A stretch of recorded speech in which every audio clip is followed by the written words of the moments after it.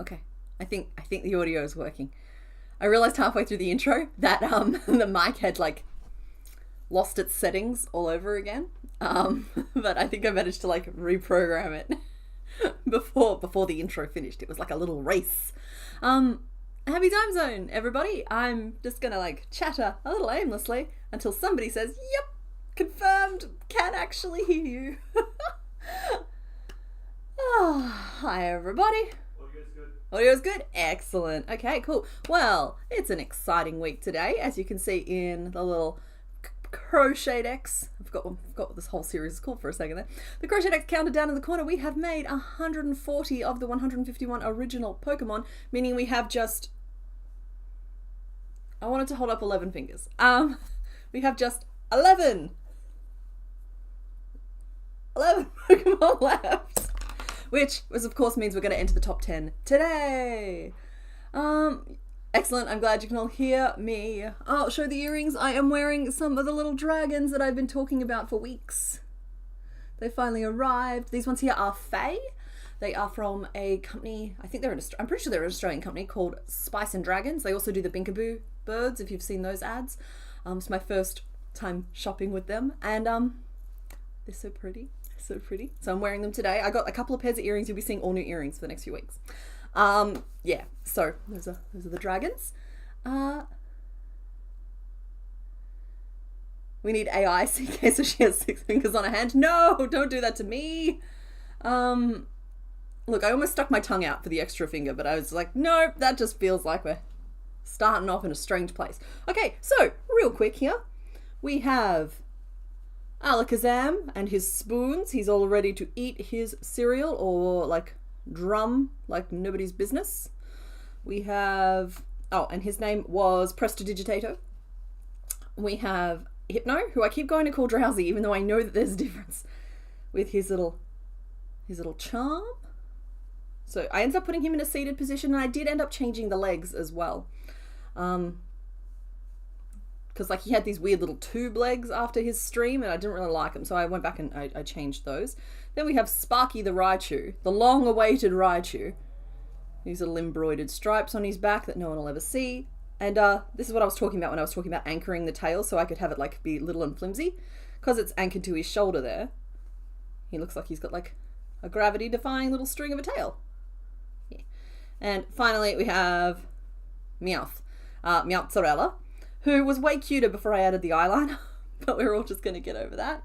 And Meowth really likes to play with Ghastly, so they've been like buddies.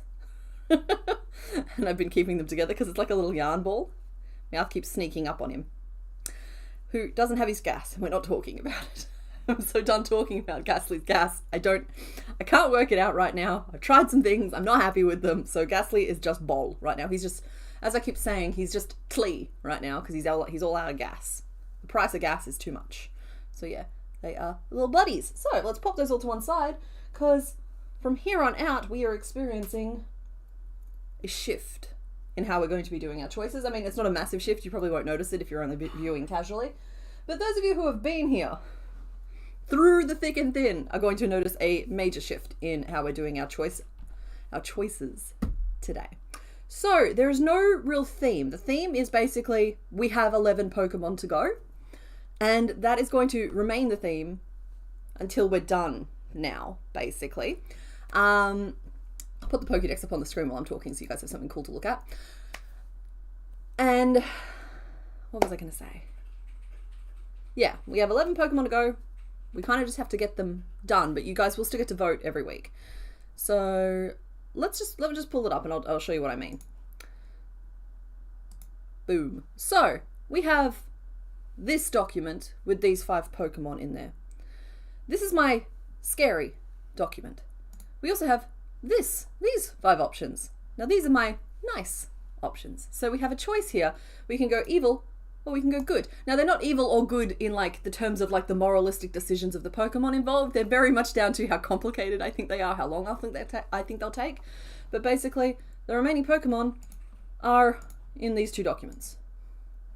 And it's going to give us some options as to how we want to do this. We might introduce a wheel later on as to which board we're going to pick from. But today we are going to start off by picking one from the scary board. And the other thing I just want to mention before we get any further is the fact that I will not be revealing what's behind every single door at the end of stream. We are going to now just like keep picking from these two boards until we're done, until the boards are all empty. That's the plan. Quote for the day, the theme is no theme. Yeah. Yeah, it's like, I've got them labeled scary and nice, but really what I mean is hard and easy. I just didn't want there to be a hard board. I just feel like it's going to take us to a weird place really quickly. So we're going with evil. So yeah, cool. That's the plan. We are going to start with the hard, evil, scary. The language will settle in for us all, I'm sure. The scary board first. So let me just get that poll started. So we're still just picking from 1, 2, 3, and 4, though of course. And guys, when I tell you that this is a scary board, I'm actually really nervous about most of the options on this board, but we got to do them. We got to do them. So 1, 2, 3, and 4. You can pick. You can pick between 1, 2, 3, and 4. Yeah, this is hard mode. Maybe this is hard mode. And then the other board could be like the speed run board. Maybe. Yeah, anyone who's been paying attention will know exactly who the remaining Pokemon are because, yeah, we've been talking about that list in... I can't remember if it's the YouTube channel or the live stream channel, but, yeah. The colours of the doors are sampled directly from the Pokemon. They are the main colour of said Pokemon. There's no tricks inherent there, so, yeah.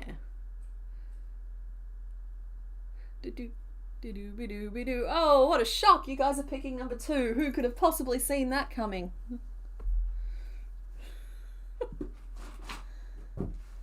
What's this? All of the colours ready to go.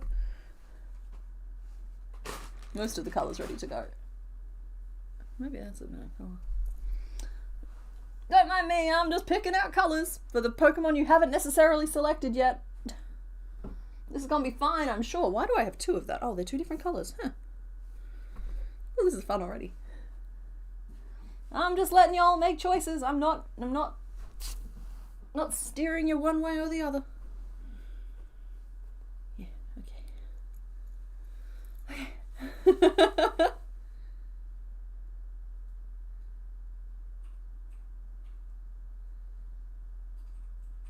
The colour gives it away. Well, yeah, but that's kind of why I haven't necessarily bothered super much with the theme because like I think top 10 is a strong enough theme anyway, and I feel like with only this many to go, anybody who knows Pokemon knows who they're picking, and anyone who doesn't know Pokemon is just injecting a nice dose of chaos into the mix.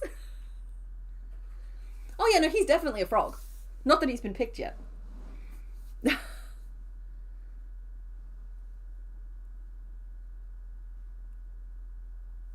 50% of all viewers, not votes, but viewers, have voted for number 2. Well, I knew as soon as this particular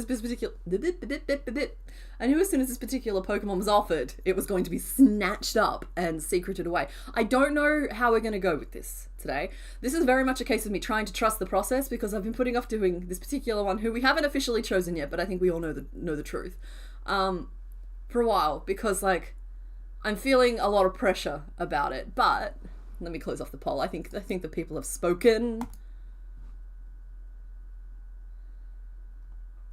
Okay, yep. Number 2 won with 67% of the vote. Then came number 3 at 15%, number 4 at 9%, and number 1 at just 7% with 104 votes. So thank you to everybody who voted. It'll be fine, I'm sure. All right, so let's just reveal what everybody knows. Oh, wouldn't it be hilarious right now if this wasn't? If I had just done like a little switcheroo. I haven't, but like it would be really funny if I was a funnier person. There we go. Everything will be fine. There's no pressure or anything, right? I'm going to try and keep this particular Pokemon to less than 3 hours. We've been trying to stick to 2 hours per Pokemon recently. I'm going to allow myself up to 3 hours for this one here, just because there's a lot of like, I'm seeing leaves, we're seeing some trunk, some petals. There's just a lot of Pokemon here. But yeah, we are going to start the day off with Venusaur. What you doing down there, buddy? Alright, let's just try not to destroy the screen while I reset everything. So Venusaur will be our 141st Pokemon, bringing us down to 10 to go. Not that we've made this one yet. I love the count updating first, though. It's like, woo, let's celebrate the fact that we've hit a milestone we have not hit yet. Okay. We're good. Alright, we're fine. I've got a lot of yarn on screen. Spoiler alert. I'm trying to grab my little sprite down the corner. Meowth is being mischievous. Oh, all that yarn. That's a happy kitty right there. Let's find you. There we go. Rawr. Okay, so I'm thinking one of these two colors for the body. This works. All right, so this one here, thought I was going to go with this one. It's showing up pretty accurately on. Honestly, they both are showing up pretty accurately on camera. I was going to go with this one here, but I actually think this one here is. That's an exact match. Bless you. Thank you. So yeah, okay. I don't think I have much of a choice there. He's lost the spots that he's lost the spots that Bulbasaur and Ivysaur have. So there's none of that, but there's that. I think is the body color. I don't know what to do about the leaves because none of the greens are ever quite right for the leaves. I'm just turning around. I think I've used this one here for the green on Bulbasaur. In fact, I know I've used this one here for the green on Bulbasaur because I can actually see Bulbasaur. He's in the far corner over there, just off camera. So I think I'll use this for the leaves as well, even though I know it's a bit of a bright shade for what we're actually looking for here. It's just none of the greens ever look quite... It's a very Christmassy green. It's not this color.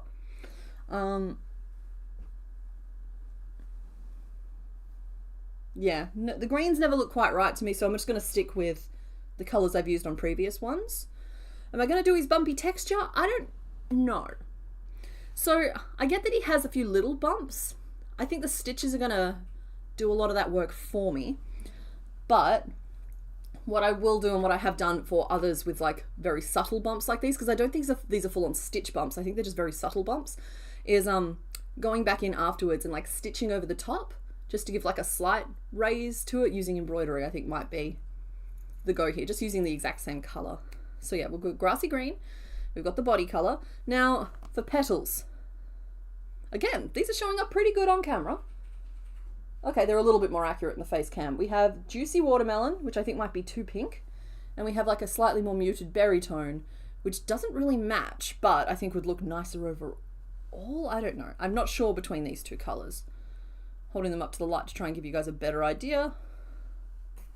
You think they're toady little warts? Yeah, I agree with that. Occasional spike stitches, maybe, but I don't think that'll have as much of an impact on the texture as we think. Oh yeah, latte for the branch for sure. You are absolutely right there. Do I have latte out at the moment? Hang on, hold on. We're rummaging. Oh, there it is. Oh, crud. I just threw my black across the room. All right, well, the black is all the way over there, but I don't think we need it for this particular Pokemon anyway. Hi. Could you pick my black yarn up? The pictures I posted, they have a nipple. Oh. Where? In the top of the crown thing. Oh, okay, yeah. That denotes female. And so if it has one of those, it's a female. If it doesn't have one, it's male. Okay. So that's a picture of a female one. Okay. Thank you.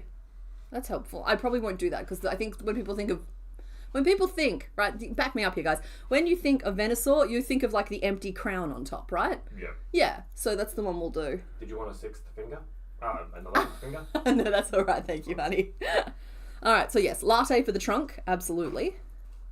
We like juicy watermelon. I'm seeing a lot of love for the juicy watermelon. Oh, berry. It's almost a coral.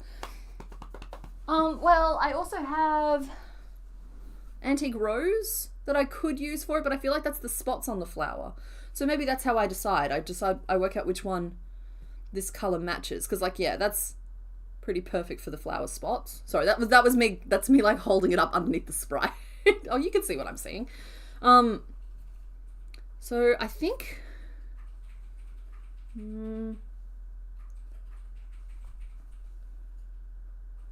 don't know if these two colors go together very nicely, actually. Hold on. We have other options. We're just gonna like take our time and make sure we get the right colors for this particular one. See, that's too pink. I don't like how pink this is because I feel like that is meant to be a dustier, whiter type of color. I have that shade of pink as well. Though I am risking yarn chicken there.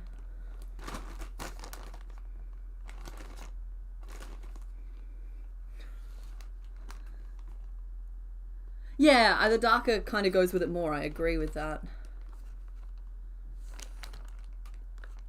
But this is more accurate to the color of the petals. So it's kind of like, if I can match the color of the spots on the petals better, I'll go with the watermelon. Otherwise, we might have to go with the berry. And it's just like, maybe it's a winter variant of Venusaur, who is grown in like a colder climate. I have a third type of pink that's entered the chat. Hold on. It's funny, saying entered the chat when you're actually on stream is ridiculous. There's also that one. For some reason they do a lot of like almost identical berry tones in this brand of yarn, and then like there's just no oranges. So I think that's too saturated. Pop that down. I think this might be a happy solution here, because this is kind of between those two. Don't get me wrong, it's really just a slightly paler tone of this berry, which I think is too intense. Getting all tangled already. Ball pink for spots, rise for petals. Oh, probably right for petals. I'm thinking that combo. Or we could do... No, I don't like that one. Yeah, I think the watermelon, even though it might match the sprite slightly better, isn't going to work for us today. So that'll be the base of our petal, even though it's a little muted. This is what the colors look like together. So it's a little muted.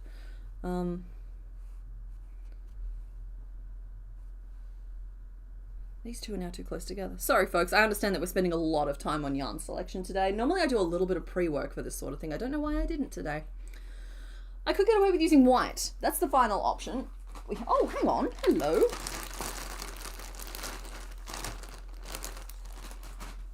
I forgot that they do... So cream is to yellow what this is to pink. So it's... Rather than white, it's becoming very overexposed under my ring light there, but let's see. It's just like a very, very pale, pale, pale pink. That could make just about any of these colours work. Oh, there we go. Solved it. I have the solution.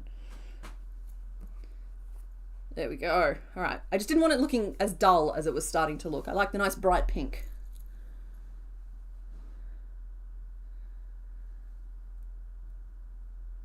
Yeah. Cool, cool, cool, cool, cool, cool. All right, awesome. Now we need yellow. Sorry, we're nearly done. Slid straight off the ball. I think pale yellow for the center crown. No toe beans. Yay. That is a great pose. I was going to be like, oh, I'm not doing an open mouth. Do I need to do an open mouth?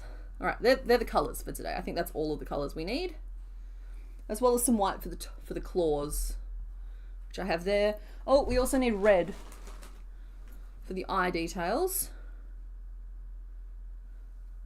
Mr. Bones, my love, that is, I think it's Mega Venusaur. I don't know, they do a lot of like weird evolved, not weird, but like unusual evolved forms. Are we doing open mouth? That is the question of the day. Jessica, we all missed last week. I unfortunately wasn't here. So, oh, on that subject, actually. So, next week, next Sunday, I am also unfortunately not available. However, I don't want to miss 2 streams in a month. So I'm going to be doing a stream on Friday at this time as well. Now, I understand that like where a Sunday can work for people, a Friday might not, but at least you guys might have a replay to watch on the Sunday. That way I just don't want to skip stream for 2 weeks, basically 2 weeks in a row. So yeah, we will be streaming on Friday. That's when the next stream will be, and then there won't be one on Sunday. Bonus stream. That's not Mega, that's Gigantamax. Alright, cool, thank you. I knew it was one of them. Alright, buddy, you want to get out off the screen there? Thank you. Well, don't be like that. It's better. Behave. Oh, hey, you want to hang out with the... oh, no, I want to draw up there. Let's hang you out. You want to hang out with the tortoise? I feel like you guys would be buddies. There we go.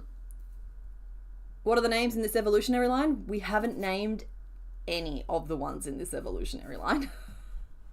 Bulbasaur was made long before this series was a thing. Ivysaur was made during our very first like stream in this like formalized stream process, and Ivysaur was the only Pokemon we got done that day, which is why I've been a bit nervous about Venusaur, honestly. Yeah, and we never named them because that wasn't part of the thing yet. Am I starting too far up? He's a big boy. Let's see. Let's reset. He's kind of a potato. And then we have a flower on top, middle of the flower, head, body,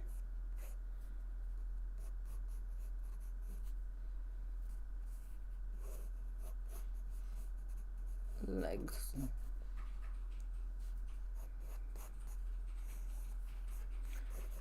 Just trying to get my proportions working for me here.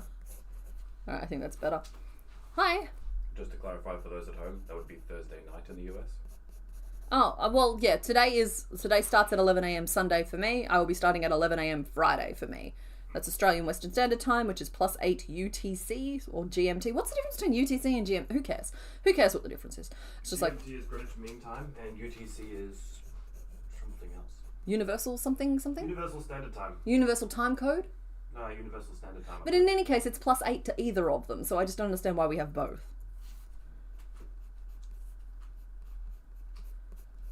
Yeah.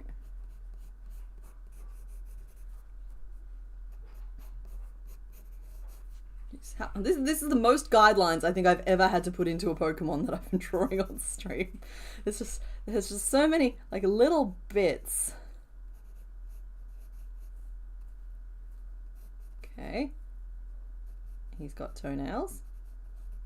Oh yes, it is important to draw the toenails before anything else. Why wouldn't it be? So many tiny teeth. You've got two little ones on the bottom there. Okay, alrighty.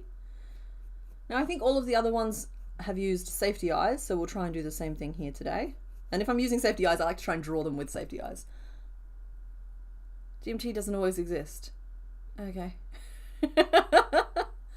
You work Friday, so you can't stay up that late. I'm sorry, Jay of all trades. I understood, but like the option is either I can do that on Friday, and if I end up moving the time, like keep your eye on the Discord, that'll be where I notify people. But like at the moment I'm planning on having it be at about the same time. Yeah, no, like it's either I do it on Friday or it's just like we don't have a stream that week, and I'd kind of rather just have a stream. You know, we're getting really close to the end of this process, and I don't want to like start fumbling the bag at this point.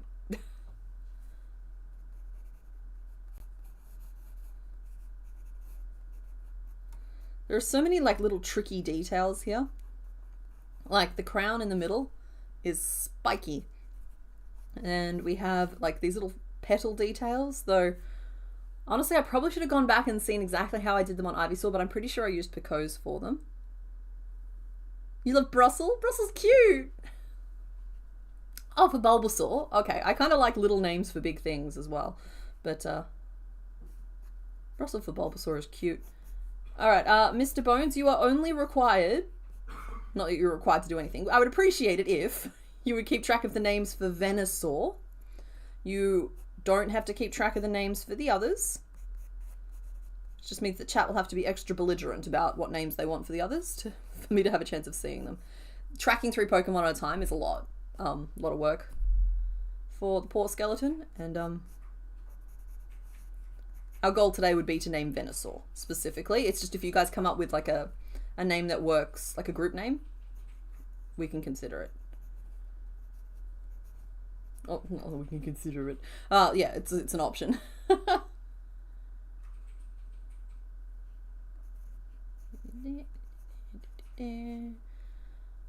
There's a frog. See, I think I've made him too long in the body. What's your leg look like? Okay, he's got like squatty legs in the back.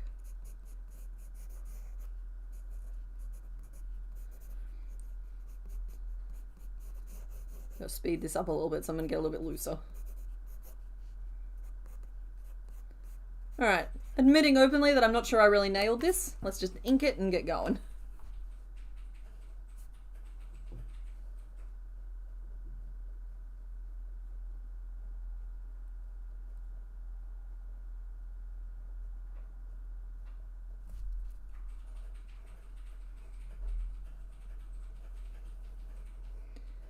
There we go.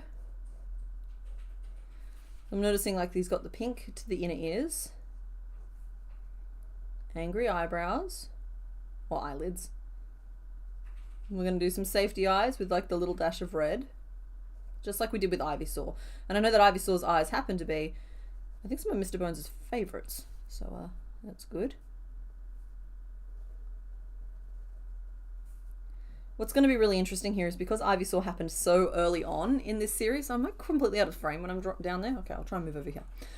Because we did Ivysaur very, very early on, like I said, it's like the first stream in this stream series. I feel like my techniques have evolved since then, because it's been, this is our, 53rd in the series, and Ivysaur was number 1. So it's been more than a year's worth of growth and development. I've definitely changed how I do mouths. So it'll be real interesting to see if, just approaching this fresh, not having revised the Ivysaur pattern, what, if anything, I do different.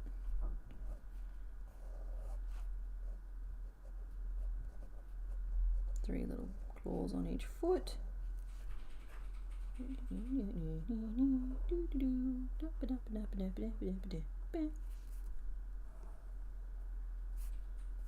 Oh. I've kind of drawn this petal behind the head. I think we all know that's going to be on top. And I've forgotten to put the extra leaves in. Because he's 4 leaves, 6 petals. I do know that much. So like he's got an extra leaf. That's why it looks wrong to me. I did wonder what had happened there. Yeah, it's just like chuck an extra leaf in here real quick. And do like a little sneaky leaf out the side here. There we go. No one will ever know. Prosthetic leaves. Yep. And he's got these little like stitched on spotties, which I have no qualms about doing, but will happen off stream over the course of many, many nights, because that sort of thing takes a really long time. But it's worth it for something like this. This is a featuremon. Oh, and we'll draw his little warties on as well. Any on the face? None on the face that I'm seeing there. Okay, there we go. I'm afraid I have to nix the name Rihanna for personal reasons. So while I do think it's a good name with the whole under the umbrella thing, I kind of have to like that one there. Sorry guys. Current name list: Watermelon, Vinny, Sir Flowerton, Milo, and Cabbage. I would love to know the origins behind some of those names.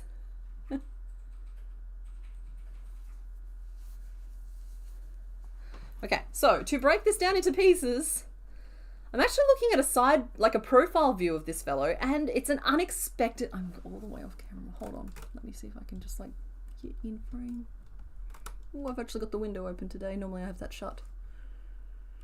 Is that better or worse? Who can say? Sorry,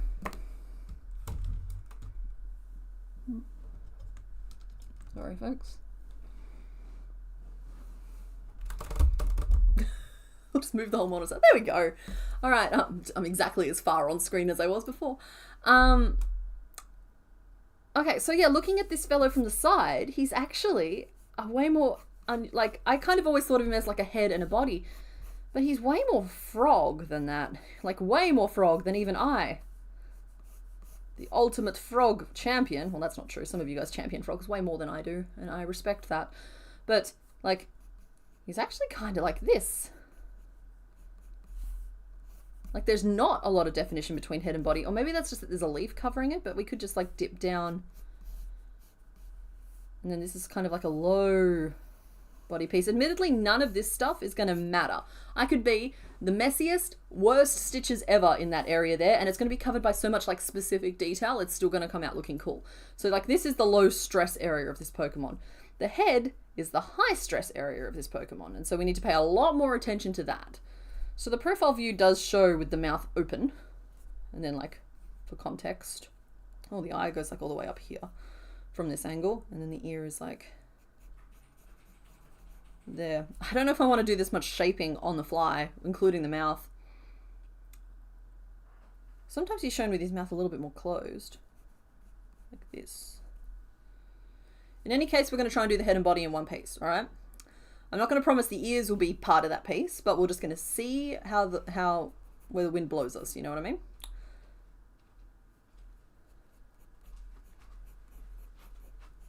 Could do a pocket mouth, but I feel like it's needlessly making this hard. The legs and that are all just kind of very easy, like easy pieces. They're kind of just like swooshes, warts on them and claws. What's up, love? I wasn't going to say this because you addressed it already once I got up, but my knees hurt, and so getting up and down is a painful process, so I thought I'd tell you anyway, even though you don't need to hear. Okay. You could do the top of the head as a separate piece, but you want to do the whole thing in one piece, so never mind. Oh no, the top of the head could absolutely be a separate piece. All you do is decapitate them like this. Yeah, and just do like the bottom jaw coming out, and then whoomph. That's not a bad idea. I like that. Because that's where all like the fine, finicky details going to be, and so you could like do that one separate. Matching up the jawbone could be interesting there, but yeah, no, that could work. Also, you're pretty. You are too. Okay, so if I chopped the top of the head off, with every intention to reattach it later. Let's see, we would need, it still needs to be the shape of the overall head, but like sloping back and away. So like this is quite literal. We could put like the tongue on top of that base. Where would I start something like that? Because I could start here at the front of the jaw, or I could start here in the middle of the back and work with this first section in pink.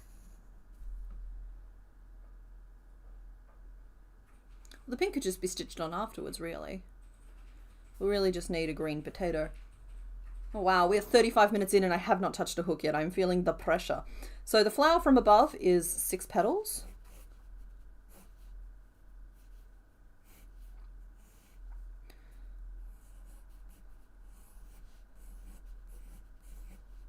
But even with the yellow center. So honestly, we'll probably create the trunk as like a stubby brown stem with the yellow crown on top.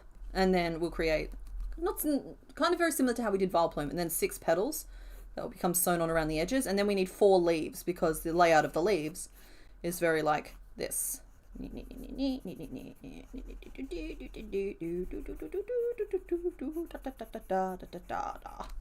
So, yeah.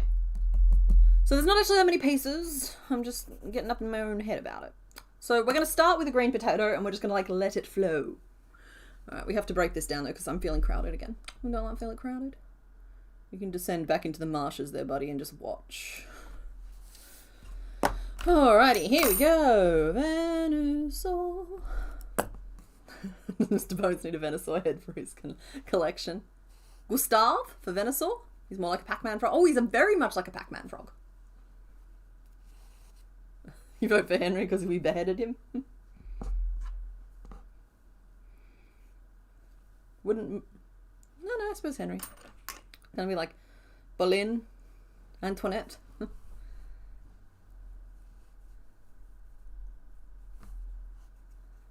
Louis. Night Breeze, thank you for hanging out. We have picked up our hook now.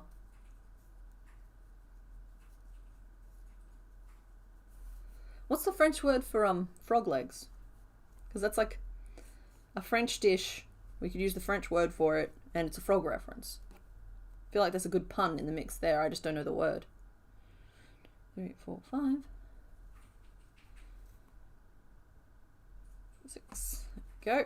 All right. Well, I've started whether I know what I'm doing or not, so that's always just a really fun ride to be on. We'll go up to 12. This fellow, I don't want to megapod him, but he's going to end up fairly chonky. He's going to be a chonky boy.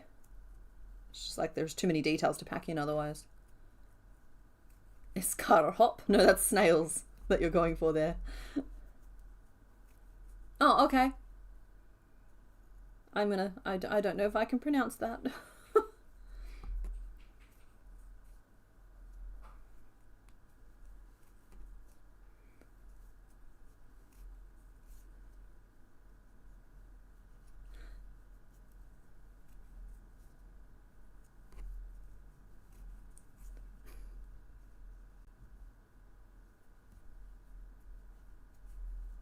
I'll let you guys discuss what the correct French is. But then I'm probably not going to be able to pronounce it anyway. 1, 2, 3, 4, 5, 6, 7, 8, 9, 10, 11. French is one of those ones that I've got like, I'm pretty willing to give most languages a go. But like, I've heard too many things about how like offended French people get if you pronounce their words wrong. I don't want to play with that. That's not a fun game to play. So it's like, I'm just going to stick with my croissants and make it so horribly bad they know I'm not really trying. All right, we got to start doing some actual shaping here though. So what's the cross section of a head that's been cut off at that angle? We need a lip, so I have to form a lip. It's not just going to happen on its own. You got to get up and do something about it, which is annoying. This whole page might end up just being for Venusaur. Don't know what I'm drawing. This makes sense to me. It's me like developing a lip, and then we also need the cheeks to be quite Sophia as well. And then the top of the head is kind of just can get like longer and longer and longer, but we might need to give it a starting point. So I have 12 stitches. And take out 5 of those, leaves me with 7, and then I have 4 spaces to use up, and 7's rough. That's not gonna be good. This is gonna be fine. Okay, maybe we start off with a 3rd increase at the top to help the forehead. We put 1 stitch in between each of them, so that uses up 1, 2, 3, 4, 5, 6, 7, 8. Leaving us with 4 stitches, and it's just 1, 1, 1, and 1. Okay, it's a bit of a rough start. We'll see how the stitches end up falling. For the sake of simplicity, I'm going to make my starting point. Where does it feel like the starting point is? I've done an extra stitch there already. What orientation do I feel this is? All right, I feel like the mouth is there, so I think that we're starting here. So that's ink 1, ink 1, ink 1. 3 repeats of an increase in a single crochet, 3 into the same stitch, single, 3, single, 3, single. Cool. And so that uses up 1, 2, 3, 4, 5, 6, 7, 8, 9, 10, 11, 12, and it will leave us with 1, 2, 3, 4, 5, 6, 7, 8, 9, 21 stitches, which is honestly a big jump. 12, cool, just checking our starting point is correct. And here we go.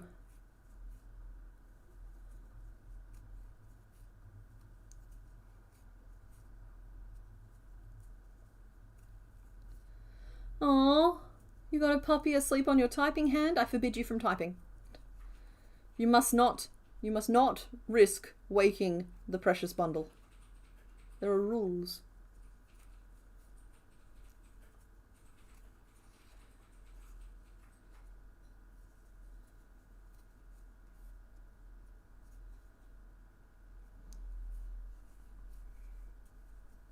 You got to pay the pet tax.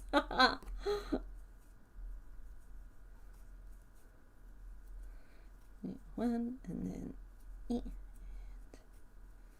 this is 2. Now please note, I know I'm doing this all in green. If I was making multiple passes at this, I would probably work out color changes to make the inside of the lower mouth in the right colors. But there's so much going on here, I don't want to hold up stream forever. So I'm just going to create a different pink piece and sew it on, and possibly have to sew on an extra lip because of it. But that actually gives me a lot more freedom to just kind of start developing and fix it in editing. Oh, it's a little chihuahua. Excuse me, I'm just gonna open up the pet tax area and just see if I can see the little puppy. But if it's not there, that's also fine. I can see Nerdity Master's kitty, which is a very good kitty. Alright, nobody harass anybody for puppy photos. We went with this one here, which I refer to as watermelon. I don't know if that's actually its formal name. Okay, cool. So that is starting to form the shape that I wanted it to form, even though I know it still looks kind of like nothing burger.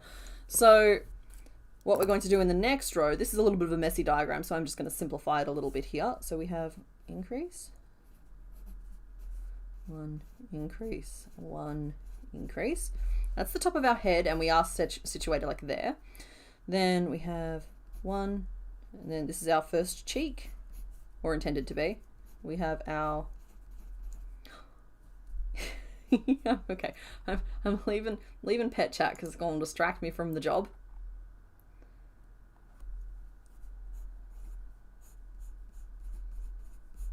Okay, so that's the current layout of my stitches and what they are. It doesn't have to make sense to anyone but me, but I'm sharing it with it because I'm sharing it with you guys because stream.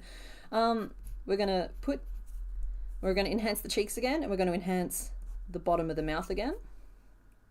But in between, I guess there's a question of how wide do I want this to go? Because I could make this extra wide now by putting extra increases on the side, but I don't know if we actually need to. I think it's going to come out fairly proportionate if I just grow them evenly. So then we have 3 in between, and then 2 back to the start. The top of the head here that has to be just 1. That has to be a single crochet to keep it balanced with the other side. And that has to be a single crochet, so that's just 2. And then we have 1, 2, 3, 4, 5, 6, 7, 8 across the top, and I do still want to put 2 increases there, but like regular increases, not like 3 increases. So we want to evenly space them. So we can go 1, 2, bump, bump, bump, bump. Or we want it broader and flatter across the top, so maybe I move them out.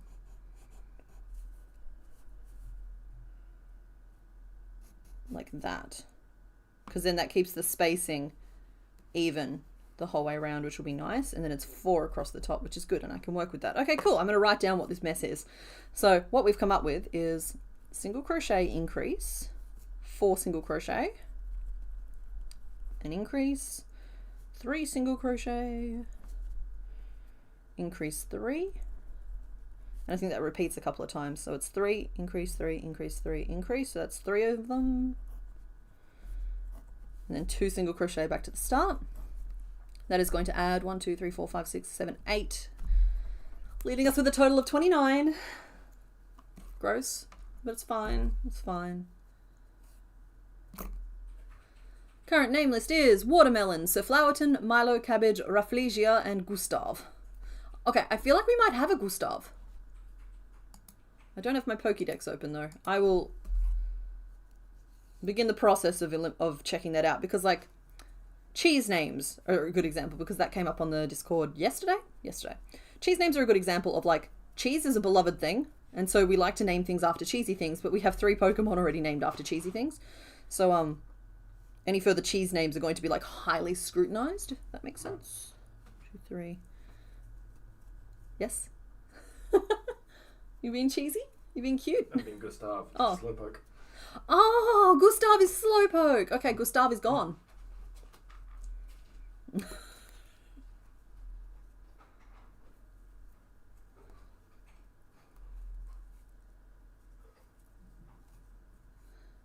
Yeah, Loot, I know it was you, but that's actually what reminded me of the example, but it's just a good example of like, a name might be great, a name might be perfect, but it has to be perfect if we've already used variations of the name somewhere else, you know? And that's why I've tried to warn you guys along the way, and it's not really been an issue yet, but about like a name that sounds good for the Pokemon we're working on, but sounds more appropriate or perfect for another Pokemon, and we can't use the same name twice. I'm going to try and be really like strict about that, which means that naming them is going to become a really fun challenge as we head past the 1,000 Pokemon mark.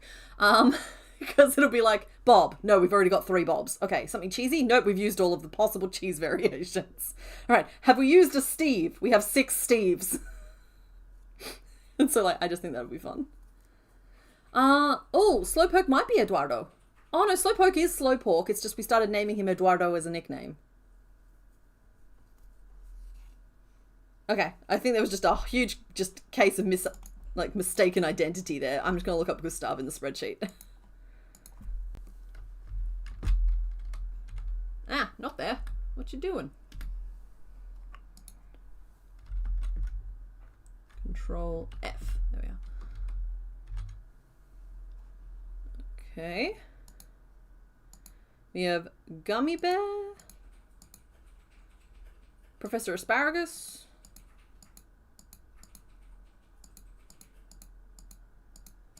And that's it. We do not have a Gustav yet. Gustav is free and clear on the board.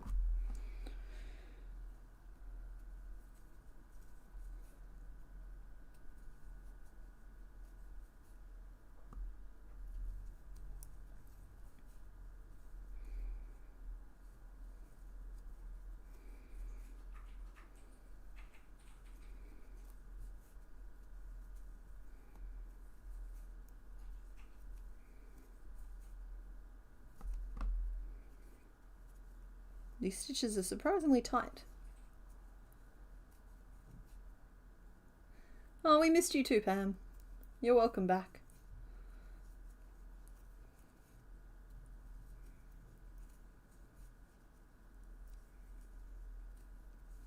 Are there plans to make random Pokemon not in generation order? I love the randomness of that run.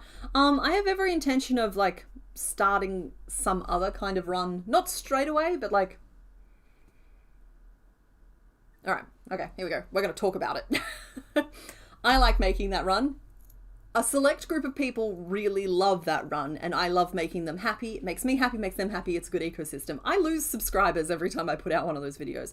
So I want to, like, my intention right now is to make a different, like a new run of some kind after we've wrapped up Soul Silver. I've already had some suggestions for ones that include gens like 5, 6, and 7 as well, which I think could be really good because, like, we'll be focusing on, like, Gen 2 here on stream and, like, chipping away at, like, maybe the run can be, like, Gens 3, 4, 5, and 6, you know what I mean? And just, like, start chipping away at those later gens a little bit out of order as well. But I have to think about where that lives and where that fits. Because, yeah, it's, yeah, I don't know. Hi, Sith Assassin. Is it because it's a long-running series? It's because it's different from my other types of content. I heard it put very well the other day. Admittedly, it was on the Try Guys podcast, the Tripod, and they were saying that, like, YouTube expects a channel to be just one show, and I have a tendency to, like, dart around and do different kinds of content. Sometimes it's big projects, sometimes it's the gaming content, sometimes it's stuff like the, oh, hang on, they're right here, like the freeform stuff. And so, like, some, like, the very crafty people don't necessarily, you know what I mean? And so, like, I don't have just one show that I do on my channel, and so, like, I hit different kinds of people. Then there's also just the people who are there for the patterns. They see a pattern they like, they'll subscribe to the channel so they can find it again. And they don't want to be served a bunch of different content necessarily that's not pattern making content, if that makes sense. So yeah, like, it was just one of those things. It's just like, I try not to let myself get too caught up in that stuff, and I'm just like, make what I want to make. But admittedly, I could, if I was running the channel a little bit more businessy, I could possibly, like, I would be growing differently. What you doing? Apple on Discord wanted to call them Brussels, broccoli, and cauliflower, and then sketched why. Oh, okay, well, shout out to Apple on Discord. These are adorable. You got a little Brussels. Yeah, it's a little broccoli and a little cauliflower. It's the same plant. Fun, yeah. In the different phases. It is the same plant, because they're all like, I think is it cruciferous? It's something like that, but like, yeah, they're all the same. They're all the same plant. You ask, is it cruciferous? Look at my face and it's just blank. I have no idea. They are perfect. Look at them. Look at them. They're darling. My boy. Might get that printed and put on the wall. That's cute. You want to keep that safe for me? They make me happy too. That tripod episode might have been, I listen to them as I fall asleep, so I'm a little bit fuzzy on what goes where. I think it was a very recent one. I think it's the one where they did the same interview after like 1 year, 5 years, and 10 years or something. It was called something along those lines. If you look up their last couple, there'll be one that jumps out as like obvious. Brassicas! That's the one. Could I maybe put the runs on this channel? As much as breaking up content is a pain, could be an option. Oh yeah, no, that's what I mean. It's like, it's absolutely an option to live somewhere else. And like, I'm not opposed to having all my stuff mixed in together, because like, at this point I feel like I found you guys, you know? I found my audience who is into the same kinds of like things I'm into, and understand that I change things up a lot. Even if you like prefer certain kinds of content or certain flavors of content, and that's all great. It keeps it interesting for me. To keep changing things up. So yeah, like I'm not, but then like, yeah, anyway, it's just a thought. I have no objection to breaking things up, but I need to make sure that I'm serving the audiences that I'm building. And that means that if I have 2 channels and I'm trying to put videos up on both, I would need to hire people. I can barely keep up with my workload at the current level.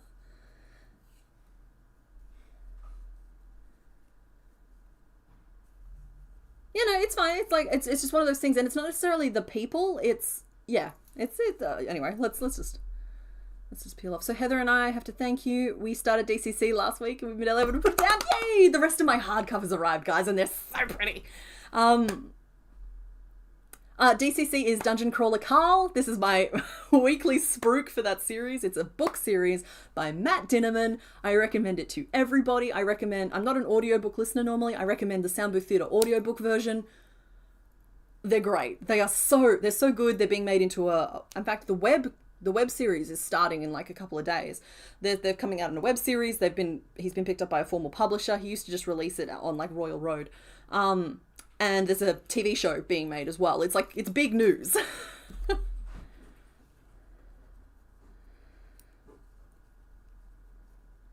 Oh, random person. Sorry, random person. I always call you random person 3 in my head, but I understand that it's actually a little face. Random person number 3. Yeah, that was adorable. Yeah, you're going to hear Dungeon Crawler Carl talked about a lot more often on a lot more platforms, but just let you know, I just want to be, I liked him before it was cool. I want the credit. Yeah, I'm wearing them, Devil in the Details. I am wearing my little purple dragon earrings. They have little purple wings. It's hard to see because they're like iridescent-y. They don't weigh very much, which is nice. I like that. Anything too heavy is painful. I would take them out to show you guys better, but they're actually kind of a pain to get in because they're like a circle and my earlobe is a funny shape. Does Carl ever get pants? You'll have to keep reading to find out. Alright, so that's the shape of our head, just to keep us moving forward, because I got very distracted there for a minute. How do I want to do this? So if this is meant to be this cross section, but I don't want to cut it there. But I have kind of cut it there, haven't I? We kind of need to keep building at the back, even though it feels really counterintuitive. Because then the head, like the face piece, can just like be the top of the head.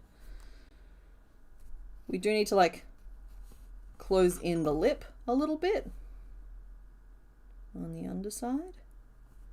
This is making him teeny tiny though. All right, we're going to grow one size further out. That's the plan, and I'm just going to use my previous row as a guide for what the next row will be and where to put increases and whatnot. 3, increase 3, single crochet, and how many would that be at the end? 1, 2, 8, 9, 10, 11, 12, 13, 14, 15, 16, 17, 2. It's still just 2 at the end. Of course it's still just 2 at the end. My goodness, I'm a bit silly sometimes. 1, 2, 3, 4, 5, 6, 7, and 8. Which brings us to 37. Still, we are determined to stick with those prime numbers today. Oh, night, Neville Drake. Thanks for hanging out.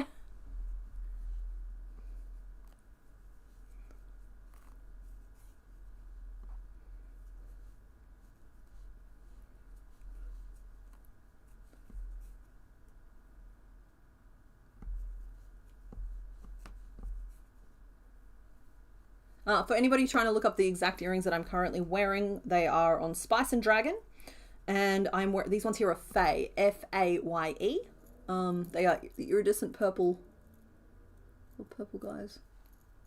I tried to wear my hair out to help them show up a little bit better. In person, they have quite a large presence, but on camera, I feel like they kind of just like get like if my hair is up and out of the way, you can't really tell necessarily. So like I tried to like bring the backdrop.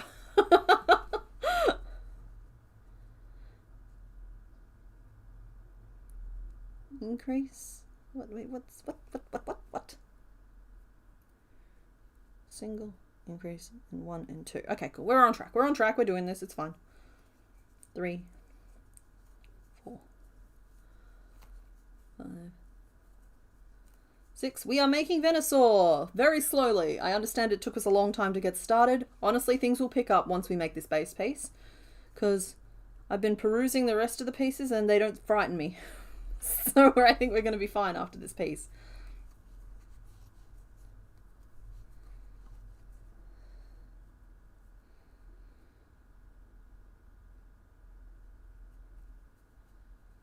Sorry guys, I keep losing count. I'm just going to be like a little quiet for a second.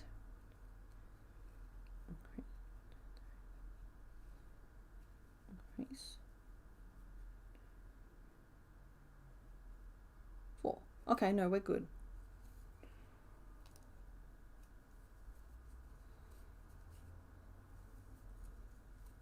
Late night shiny caught on stream. Hey, what shiny did you get?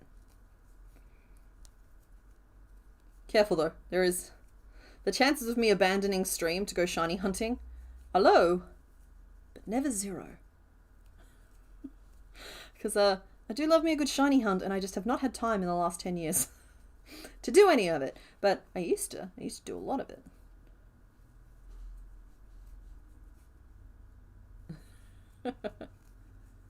What is the status on the name list? I will get an update for you in just a minute. I don't think it's moved much. So there was like Rafflesia, there was Watermelon, there was... Wow, the names that stick are interesting. I think there was like a Winston in there.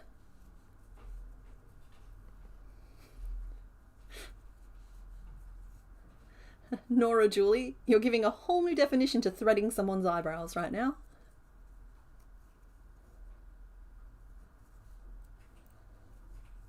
Hisuian Voltorb. Wait, is that the wooden one? Still, any shiny is a cool shiny. I have a Mime Junior shiny that I'm not... Well, actually, you know what? I ended up with like 3 Mime Junior shinies. I wanted to trade them away, I believe. But, you know, any shiny is a valid shiny. Particularly if they're full odd shinies. Not that there's any, like, pressure. We're not shiny purists around here. So Flowerton, Milo. What? Wait, okay, someone help me with Milo. I find that, like, I can, like, present the names better if I know what their jokes are. Or if there isn't a joke, that's also important. Just like, you know, the name origin. Okay, in the next row, I'm going to be, like, pulling in this lip. Hi. It's gonna sound weird, but sweet candy as a hint for Milo. Is it inappropriate for stream? Is that why you're being no, away? It's appropriate for stream. It's just I'm playing a game. I won't play a game because you're I've got so many numbers in my head. Venus de Milo. Oh. Yeah. And then Milo. I like Precious Milo. Venus. Yes. There we go.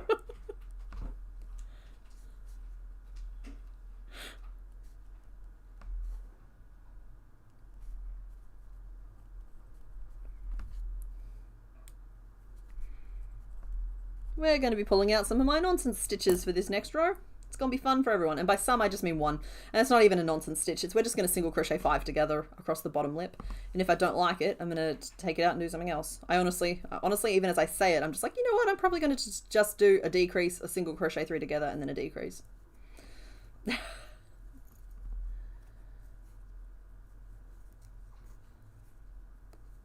Is there the beans?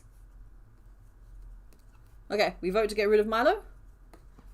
Any shiny is valid except Igglybuff, because what is that? Oh, Watermelon! That's fun because he's melon-shaped and coloured. And he's warty. He does have precious warty knees. That is important. We need to acknowledge the precious warty knees.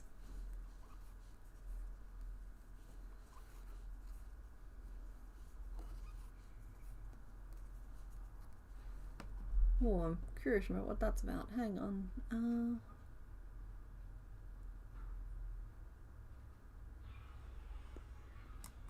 Oh, I can just make this longer. Hey! Look at that! I can see more than one comment at a time now. Well, that's quite overwhelming, actually. Coffee is Wilson. Sorry, coughing is Wilson. That is correct. Oh, Sphinx cats. Yeah, they're just like little skin wrinkles. I think that there is an inherent sweetness to a Sphinx cat that I don't necessarily see in general cats. Don't get me wrong, I'm not attacking the local moggies. Hydrate or dihydrate, everybody.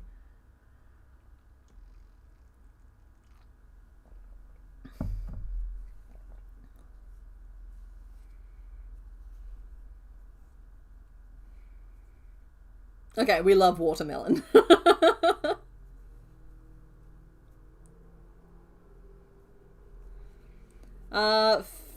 Favorite K-pop Demon Hunter song? Haven't seen it, I'm afraid. Don't get me wrong, I appreciate the cultural phenomena that it is becoming. I appreciate the love that it is getting. I have it on my to-do list. I have not yet crossed paths with it. I'm a sucker for a show with good music, and I've heard the music in this is superb, and I do like me a little bit of K-pop. Oh, bye Eliza, thanks for hanging out.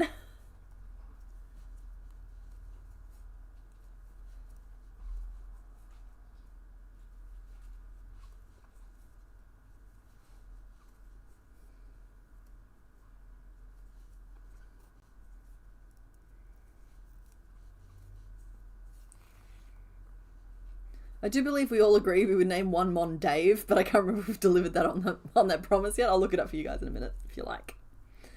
Okay, cool. So I've made, that's the little jutty outy chin, and I know this is just gonna look weird until it doesn't, and we all, myself included, have to try and trust this process because I'm feeling a type of way.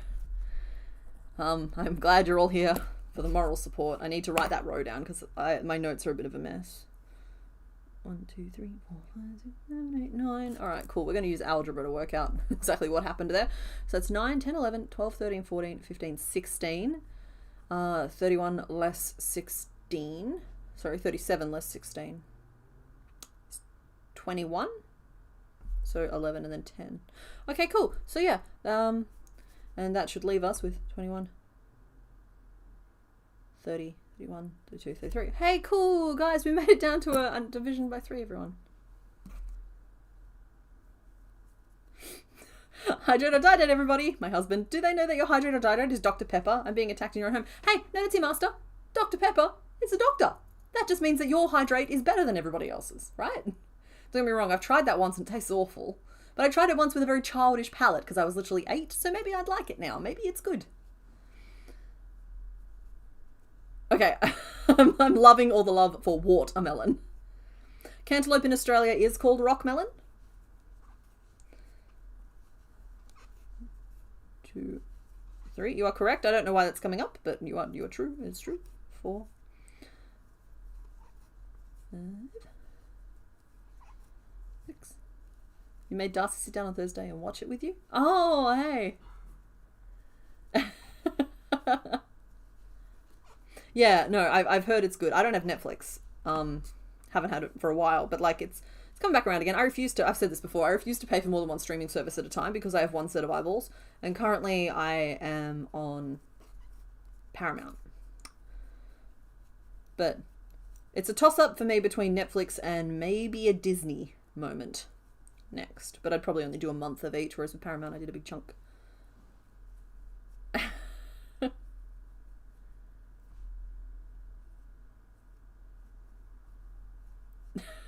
Everyone just shouting, I'm alive! 2, 3, 4, 5, 6, 7, 8, 9, 10, 11, 12, 13, 14, 15. 16. I feel like I should be closing off more of this now.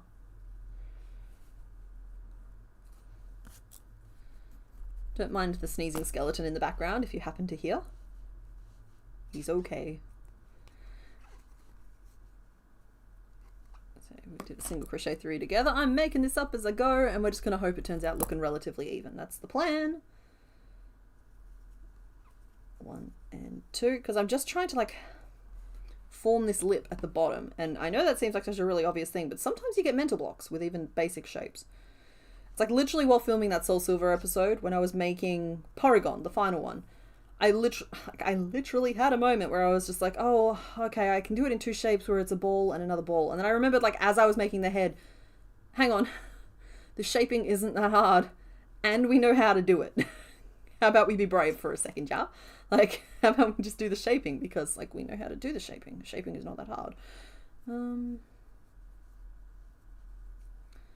trying to decide if I've pulled that in the right spot or the wrong spot, but we might have to wait and find out together.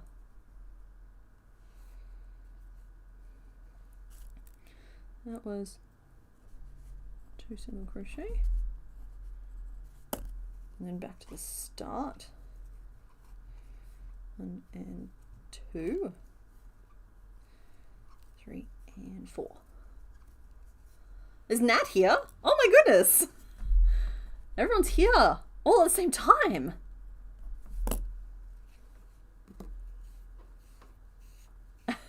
It's like a little reunion. I hope everyone's watched the Soul Silver, but even if they haven't, I'm just going to let you guys know that they're like, this is not a spoiler stream. As in, like, you are allowed to talk about what happened in Soul Silver. I intend to talk about what happened in Soul Silver if it comes up. This isn't specifically spoiler free, is what I'm trying to communicate. Speaking of K-pop Demon Hunters, had it when I watched the latest episode of Soul Silver Run and CK said soda pop, I started singing my little soda pop. Oh, okay, I'll get that joke. We summoned Nat without mentioning Caterpickle. Yeah, I know, he's still over on his shelf.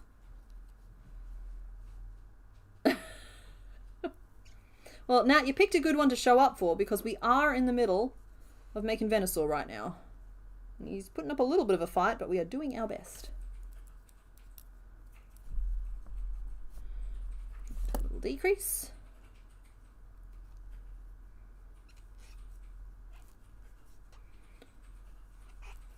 Oh, you haven't watched it yet? Sorry. I don't think it's going to become like a main plot point of today's stream. It's just one of those things where like I'm not going to be cagey about like mentioning which ones I have because guys, I've been keeping Krabby a secret. Oh, there we go. I've spoiled it already. I've been keeping Krabby a secret for over a month. All right. For over a month, I've been mentally adjusting the Crochetdex counter. Not well, but like still. And like leaving it up there as a blank space in the Pokédex and letting y'all talk about how we only have 12 left, even though I knew it was only 11. And it's been a whole thing. I'm not keeping it a secret anymore. I want to be unburdened.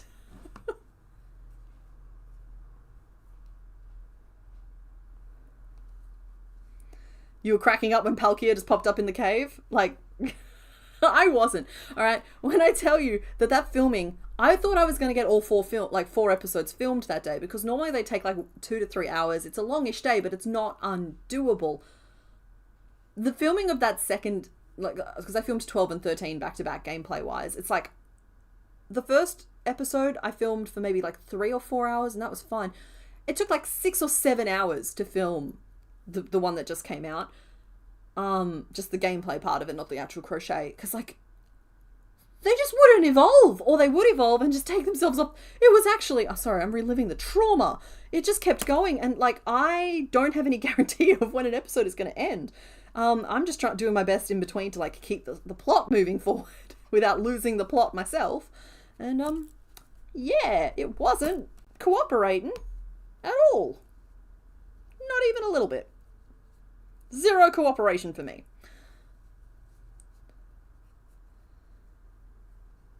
Oh, hi Mitch. Yeah, so this is a Wendy's. Sorry, that was my reaction.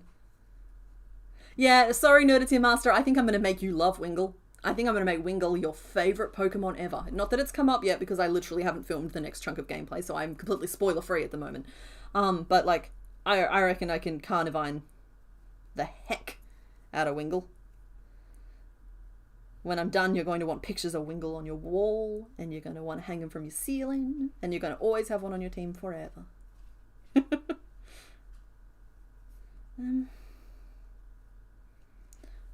What are we at? 31. I'm trying to work out how much more I want to close off the bottom jaw here. I think we need to close it off more, but I think I might need to adopt a slightly more aggressive strategy.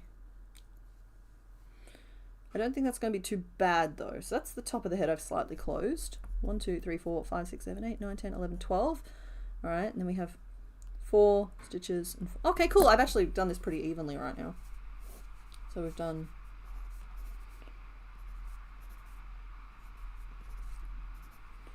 Right. Yep. And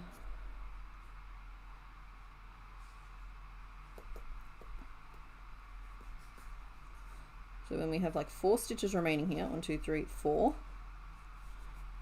We have the single crochet 3 together from the last row, 2 single crochet 3 together from the last row, 2 single crochet 3 together from the last row, and then 1, 2, 3, 4. So currently we're doing okay regarding the evenness. I want to maybe move my decreases up a notch.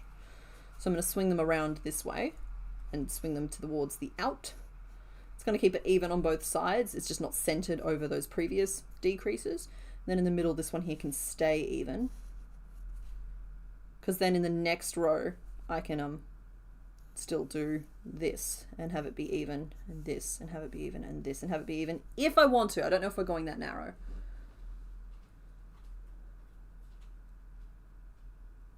I'm going to wind up needing to commission someone to make me an exact copy of my specific Wingle.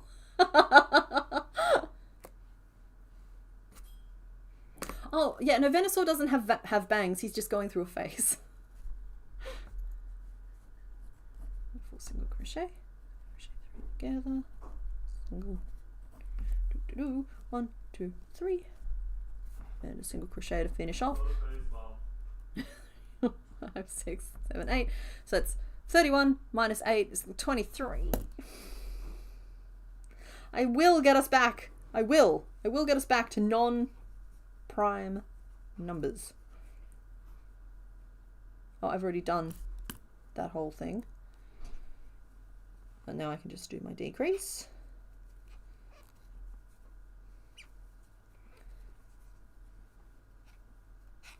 I'm actually a little worried about how this is pulling in the rest of the body, but that's a me problem, not a you problem. He's just going to look silly until we make the top of his head. And honestly, if this doesn't work, I'll just quietly make it on. Make it again off stream. Alrighty, the theme for today's video is we're in the top 11 now, and so basically we are picking from one of two things, which I'll just flash up on the screen real quick. We have our evil board and we have our good board, and we're just going to keep picking from those until we're done now, because we're in the top 10, and that just is what it is. How many Pokemon have we made? We've made this is our 141st from Gen 1, and we've made 220? This is our 220th Pokemon overall, which actually brings us to about 21% done, 22% done through all Pokemon. So we're past the 1/5 point, and we're chugging along nearly at the 1/4 mark. Which is actually kind of crazy if you think about it. 1, 2, 3, 4, 5, 6, 7, 8, 9, 15, 16, 17, 18, 19. Unless you meant today, how many Pokemon have I made today? And the answer is we've made this. Today is taking its time because I'm a little bit nervous about this particular Pokemon. It will speed up dramatically from here though, I believe. Okay, why do I only have 19 when I expected to have 23?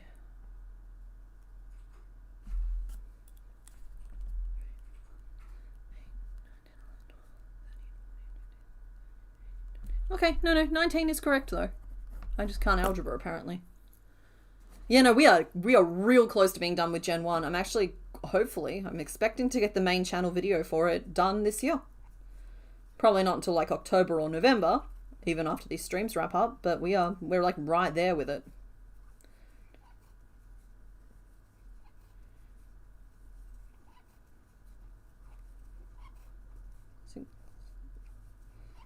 Alright, we're on to body duty now. I consider the base of the head done. I know it doesn't look like the head. Remember, we're going to have a face piece that goes over the top. This is really just the bottom jaw and the body.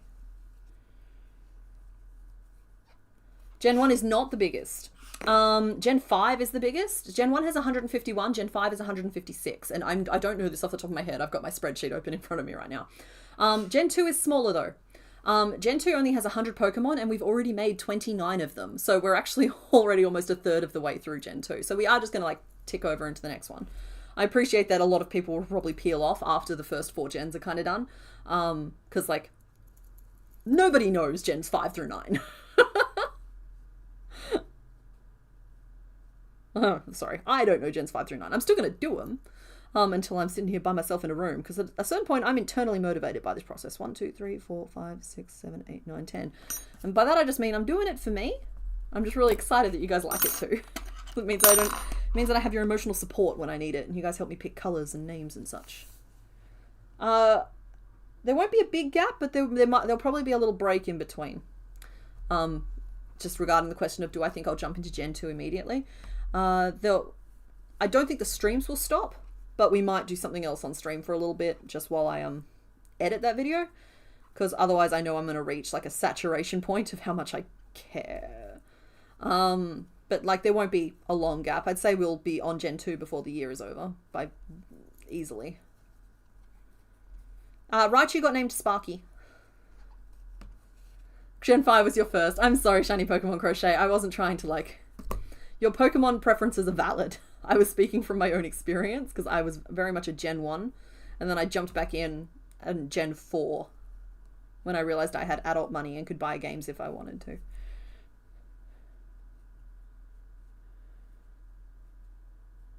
Okay, I'm just freehanding this and I need to stop. 1, 2,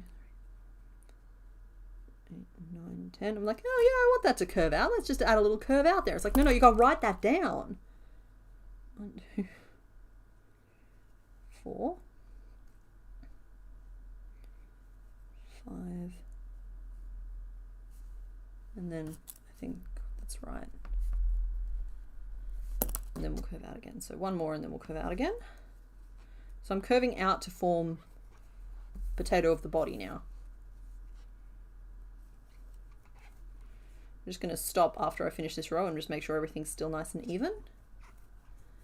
You're here for the long haul, can't wait for Drampa to be made. Yeah, well, as I mentioned before, there's a pretty good chance that once Soul Silver is done, we'll start a new run there that encompasses probably gens, it won't include Gen 1 because we'll be done, but like maybe we'll do Gen 3, 4, 5, and 6 in like the next challenge run we start, and so then we can start chipping away at 5 and 6. I'll just chuck the, hang on, I'll chuck the Pokédex up on screen.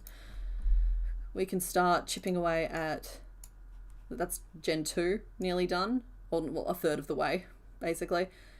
That's Gen 3, and so like the challenge would be Gen 3, 4, and then like we could start filling out a few of Gen 5 and a little bit of Gen 6 would be good, because like this feels way less intimidating to start chipping away at Gen 2 knowing that we've already made a really healthy start on it, if that makes sense. Sorry for the wiggling of it on the screen, that also drove my brain crazy. So yeah. Hi Hobie, welcome back from your lurking. Alright, let's see if this is even. So if I pinch those two, and they are not even, I can see that they're crooked there based on the bottom part of the jaw. I can either move that side down, which I think is the correct answer, even though it would be easier to move this side up.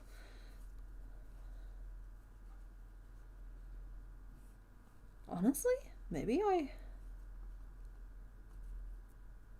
do move this side up, because I think this is a better position for it. So we'll change that to a 6 and we'll get rid of that stitch at the end. Then I only have to do frog 5.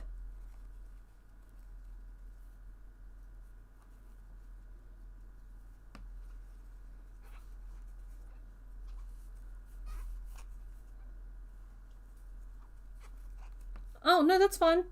You did compile a list of names. I saw that. I actually thought it was really, really helpful. I just haven't gotten there yet. And admittedly, I don't know if I can handle sharing that whole conversation. We were going to start ticking off some names that we were missing today, but maybe it'll have to wait until we take a little break between Pokemon or when we're doing the next vote on who we're going to make. Because my brain is very full currently. This isn't adding up correctly. Yeah. And I am having a little bit of a problem doing both.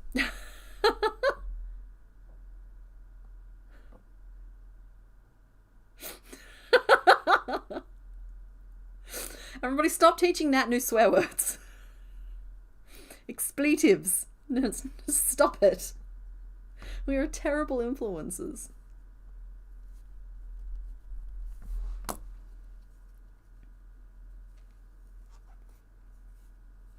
They're not in a rush, no, but it'd be nice to, like, we have, I think it was like 10? It was a lot. It was a whole bunch of Pokemon that didn't have names yet from Gen 1, and they all need to have names for me to make the video I want to make, showing them all off, and they all need to have names. I'm thinking about having the names on the poster that I'm planning on having. Even if it's just for my wall, I plan on having a poster with all their names on it, because like things like Feral Microwave, just, they're part of the memory. Like, the streams have been such a massive part of the experience of doing this that, like, I gotta have Feral Microwave immortalized for all to see.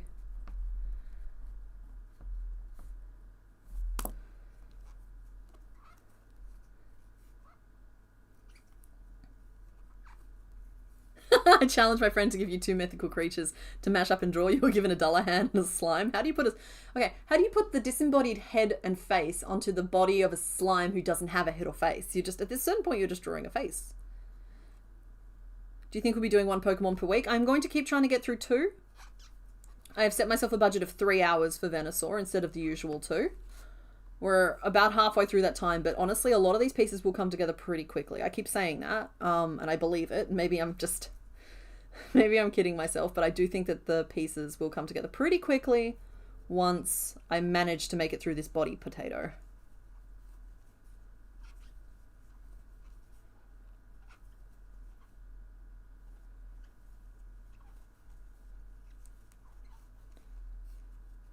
Now seems like as good a time as any to remind everybody. I announced at the start of stream, I'll say it again now, the next stream will not be on Sunday, it's going to be on Friday. And then there will not be a stream on Sunday. So, usual time is this stream. 1, 2, 3, 4, 5, 6, 7, 8. I understand that it means that some of you probably can't make it because there's a huge difference between a weekend day and a weekday. Particularly for the time frame I choose to stream in, but the other option would be just to have no stream again next week, and I don't want to do that. We'll probably only do one for the Friday, though, is my current thought. It depends on if we pick from the nice board or the nasty board. Okay, cool.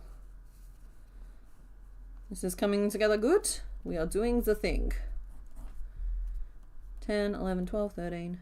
21, 22, I used the right number of stitches, and we added 4, which got us to 26. We're out of prime numbers, by the way. We did it! And after this row, we will be at a very perky little 30, which I'm very pleased with. We have thought our way out of that particular problem.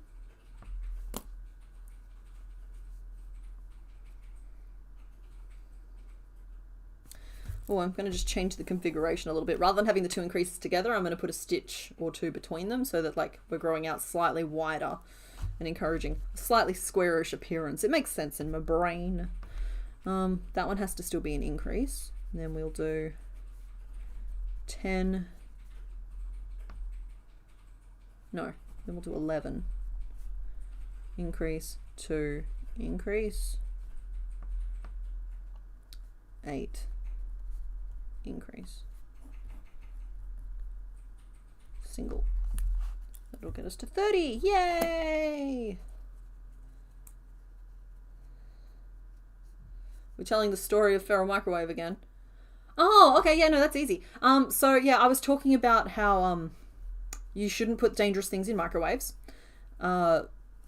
because that's dangerous. They are domestic appliances. They're not, we tend to think of appliances as domestic, as in like they cannot cause us harm, which is a fundamental mistake because a lot of the appliances in your kitchen are dangerous, which led to the conversation of like a domestic appliance leads to the suggests the existence of feral appliances. And this all happened while we were making Onyx and it kind of stuck.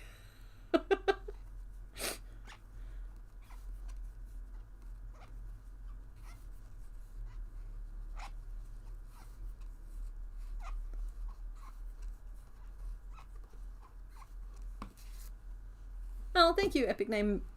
Is it Pones? Pones. I've never been sure how to say that. Sort of now seems as good as... We're amongst friends, I can ask. 3, 4, 5, 6, 7, 8, 9, 10, 11, 12. Yeah, we're feeling pretty good. I am a little bit better than Mr. Bones, who you may still hear coughing and spluttering in the background. But we're a lot better, thank you.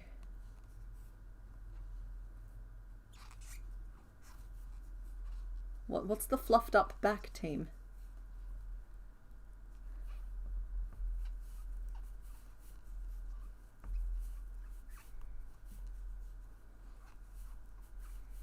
Thursday in the US. Okay, cool.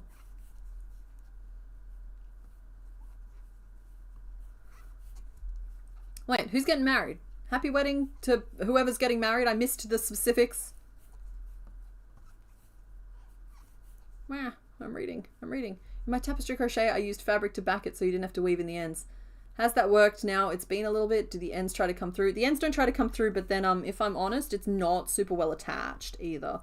It is sitting off to one side. The fabric has stayed anchored. There's no issue with the threads coming through. But I need to go back and unpick it and reattach it straight. I'm going to give you a glimpse through the curtain here. I got it to the point where I could hang it for the end of the video and didn't mention the fact that I'd hung it slightly crooked. I felt like that was need to know information. So yeah, the ends haven't come through, but it's not perfect by any stretch of the imagination. Oh, no, Jessica, thanks for hanging out. Oh, and Angry Bear Ironworks and presumably Heather as well. Everybody frog sounds a bit threatening. Well, the frog on the shirt, and when it warms up a bit, you'll see the shirts again. But like the frog, I think of as the everybody frog. So like that's kind of his name. I missed a bunch of stories from somewhere, and I feel left out, and it's fine. All right, so now we're 30 around. We are just going to potato-fy until we are happy with it. So that's just lots of rows of 30, which actually means that I can like stop and like I feel like I've got like a small trail of smoke rising from my head. I've overclocked my system.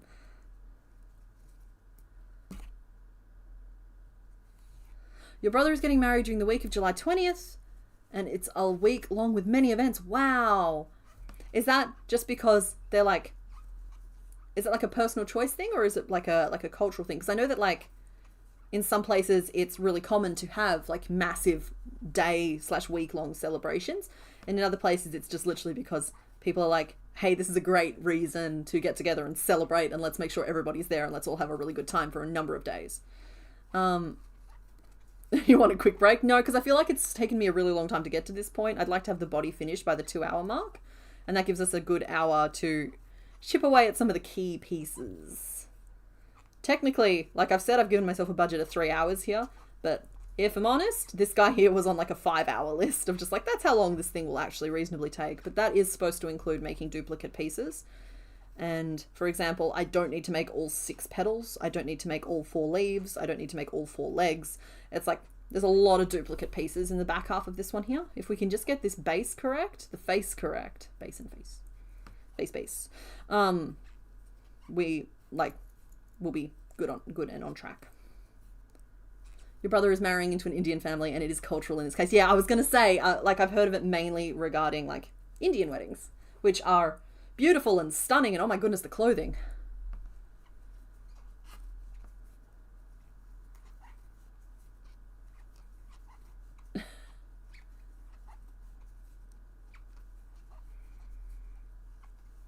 Now you understand why they're 5? Yeah.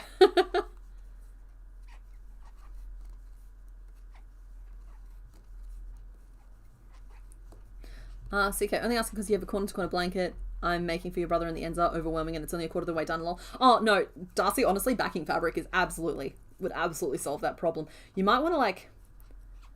Mine is literally just hanging on a wall, so I don't need to make it, like, super durable or whatever, but, like, if I was making it as, like, a blanket for use and I was using backing fabric for it, and this is purely theoretical, just so you know where this is coming from, I would... It's a hypothetical here. Say it's a granny square blanket. I know it's corner to corner, so it's different, but, like, let's say it's a granny square.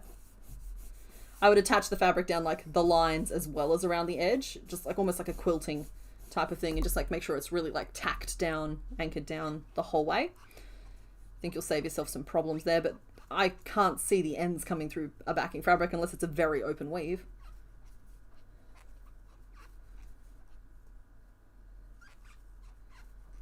A 5-day wedding would kill you, lol. Yeah, I'll admit that I'm way more a sneak off into the forest, come back married type. Yeah. So, that's, yeah, that's, a big part of that is like, I quite ironically, given the platform I'm currently sitting on, not super comfortable being the center of attention. This is fine. This is fine though. I'm apparently perfectly comfortable sitting in a room talking to myself for hours on end, so you gotta play to your strengths in life. Happy time zone, silent speaker.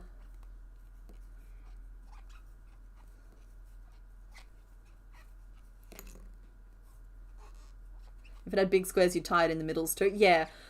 This was just like a basic example of like evenly attaching it down.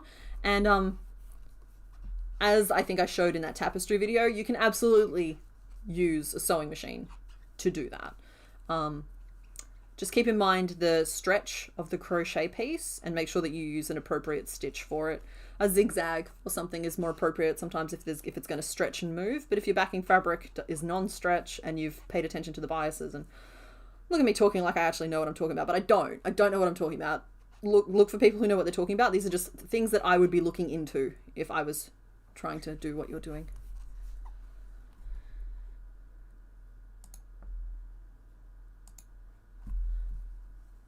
Your own wedding was low-key in comparison. It was exactly what you wanted. Hi, Shari. If CK briefly disappears into the forest, we should be suspicious of it, apparently. Yeah. Honestly, it happened. Mr. Bones and I disappeared into a hypothetical forest earlier this year. And it wasn't for wedding purposes. It was just we disappeared into the forest for a couple of days. And I was asked separately by 2 or 3 people in my life, like, did you guys, like, are you gonna... I was like, no. No, we just wanted to go to where the forest was. It wasn't a literal forest. It was a metaphorical forest, but yeah. So, like, the people in my life know. They know the kind of person I am. I think it helps here where you don't see a tangible audience per se, so you feel less like the center of attention and more like the only person using voice in a chat group. Yeah, kind of nerdy. It's that for sure, but it's also just like I don't have to use quite as much bandwidth trying to work out the conversation, as in like work out if it's my turn to speak, if I'm engaging enough, if I'm active listening enough, am I asking enough questions or too many questions? Are people even interested in this subject? It's like I don't have to worry about all of that because on stream it's always your turn to speak, and so I can just like deactivate all of my social protocols, which are like, is it my turn to speak? Is it their turn to speak? Are they not speaking enough? No. Does Australia have big forests? We call them bush over here, but I feel like a lot of you would take that the wrong way. Yes, there are significant stretches of outback here, and people don't take the dangers of them seriously.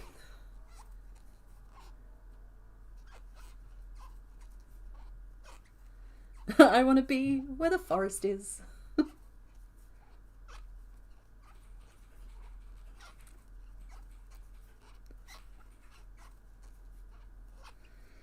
The Daintree rainforest, the Gondwanaland rainforest. Oh yeah, that's true. I'd forgotten actually, because like I'm in Western Australia, which is like the southwest corner, which tends to be very mild. But Australia stretches up into definitely like tropical rainforest type territory, like build your house on stilts type territory. We also like have a lot of desert in between. You got to keep in mind that like we have the most distributed population, I think, of any country in the world. I'm not sure where I'm pulling that fact from, so don't quote me. But like we have great, massive expanses of nothing or very, very few people. And then we have areas of density. So the big stretches of nothing tend to be quite pretty. They're like deserts and outback and bushland and tropical rainforest and spider hell and starry night skies and all those wonderful things. People don't take the dangers of them seriously. Sentences said by every park ranger equivalent in the world. Yeah, well, people, like, it's stuff like you can freeze... I don't want to talk about the many ways people can die in nature. I'm just going to redirect. I don't know where we're redirecting to, but we're not staying here. But, like, yeah, places get unexpectedly cold is all I was going there.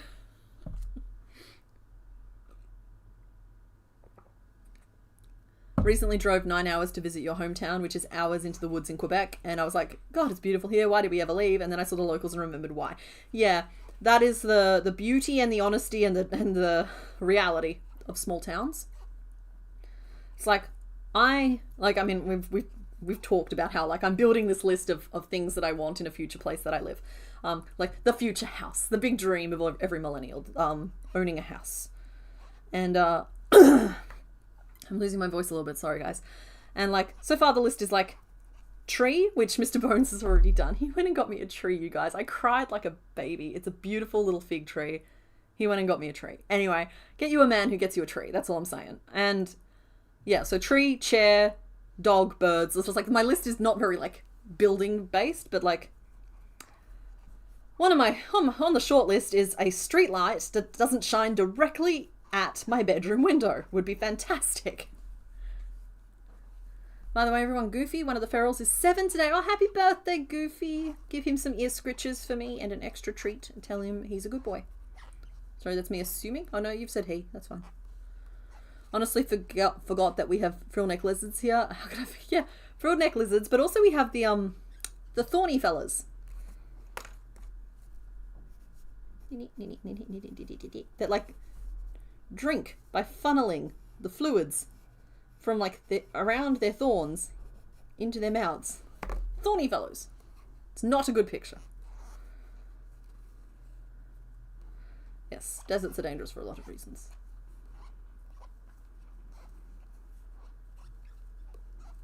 Did a little street stall yesterday and raccoons have been proven very popular. Oh, yay! They're paying for your snacks this week. Yay! Bug, bug, bug. Good job.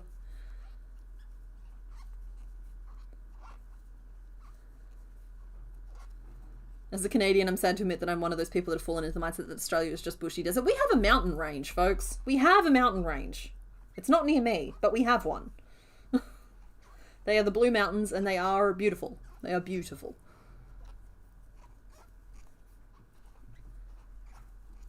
Thorny dragons. Yeah, I knew that they were... Okay, look, they're thorny something. It's just whenever I say it on stream, I say it wrong, and you'll get the giggles. And so, like, I was just, like, hedging my bets and giving a vague description. Okay. I've done many rows at this point. We've done 1, 2, 3, 4, 5, 6 rows so far, or just over 6 rows. Trying to work out where the stopping point is. I think we do 2 more rows and then we start closing off the back. I don't know if they're like in The Hobbit, but they probably, honestly, yeah, maybe. But like, yeah, they're just they're the Blue Mountains. They're the Blue Mountains.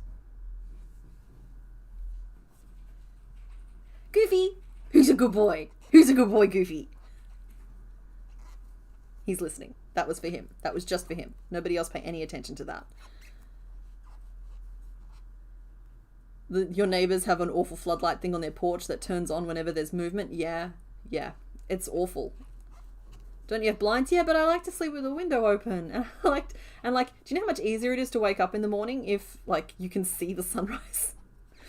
It's just like, I'm being picky here, but like, yeah, we can close the blinds, and we do. We sleep with the blinds shut, but it means that we wake up in a pitch black room, or not a pitch black room, but a really dark room, and that makes it really hard. It's like if the sun rises, you kind of very naturally wake up with the sunrise.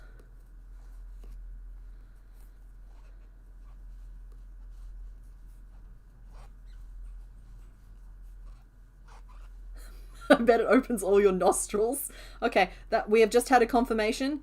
Daiquiri has more than the usual number of nostrils.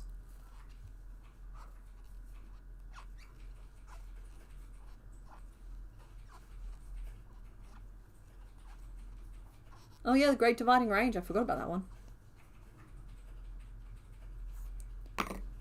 Over here we're hilly. We're pretty flat, honestly. Western Australia is pretty flat in the corner I live in anyway. Western Australia is huge, but we're pretty flat. I think that's 1 more row, so I think 1 more row after that is the number I was saying before.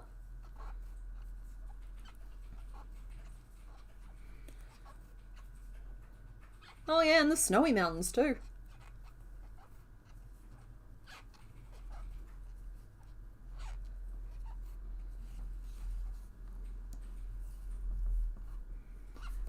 Yeah, extra nostrils. We were talking about the haze of the eucalyptus trees turns the air around the Blue Mountains kind of blue, kind of like hazy. And then Nat said, I bet that opens all your nostrils. I'm extrapolating from that sentence, and that definitely implies more than the normal 2. Yeah, you are welcome. I have gifted you an additional, at least 1 nostril. You can decide how many more you want. Okay, here we go. Answer on the do we have forests question. To put it into size, Western Australia has 78,000 square miles of forest, which is apparently the size of Nebraska. Now, most of that means nothing to me. Yes, we have trees here, is about my answer, but that's more of a thing. Night RM McFrew, thank you for hanging out. So what does Venusaur taste like? Frog's legs or a vegetable? I guess it depends on which part you're eating. I feel like the plant part probably tastes planty, and the frog part probably tastes froggy. It's kind of like if you looked at... Am I really doing this? If you looked at a person, it's just like their hair would taste different to then yeah. Nope, we're pulling out apparently. Okay,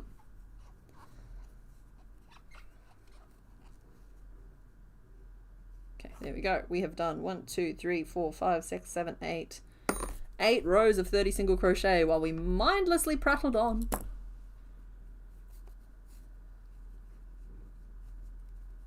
Okay.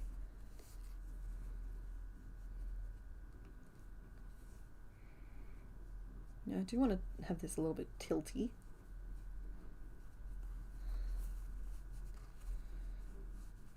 Let it be known, I'm not pretending this is perfect, but I do think that we're doing okay. He's going to be a little stubbier than originally planned, but I think we just close off the back of this now. So we're at 30 stitches, so I can close it off pretty reliably, but I'm going to keep my decreases on either side so it closes off this way rather than closing it off evenly, at least until we get down a couple of rows. So we'll start by going, what, single decrease, single decrease, single decrease.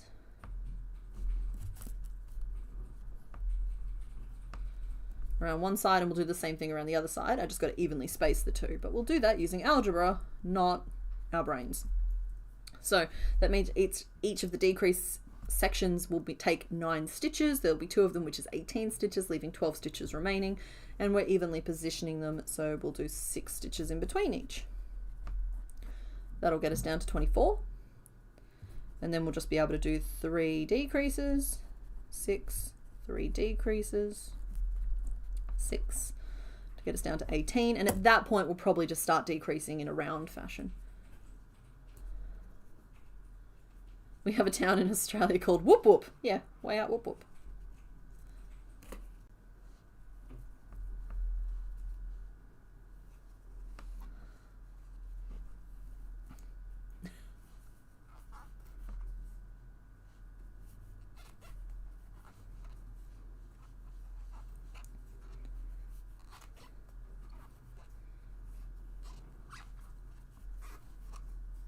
Yeah, outback of Whoop Whoop. Means the middle of nowhere.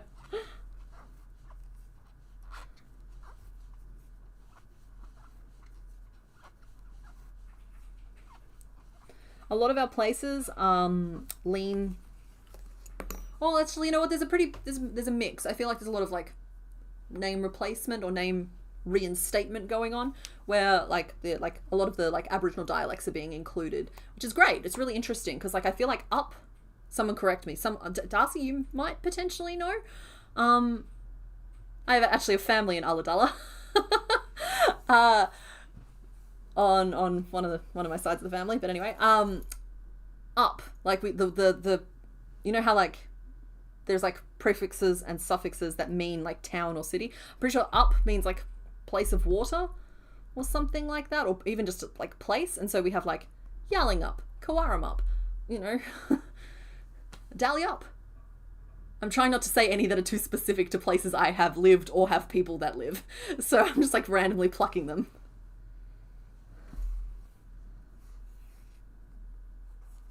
Happy time zone, Sharky's Crochet.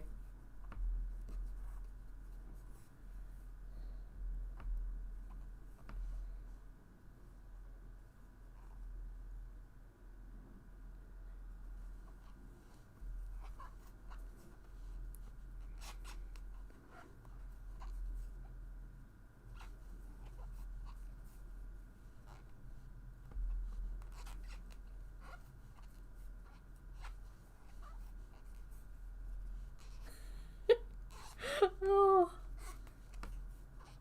That's true, nullarbor is Latin.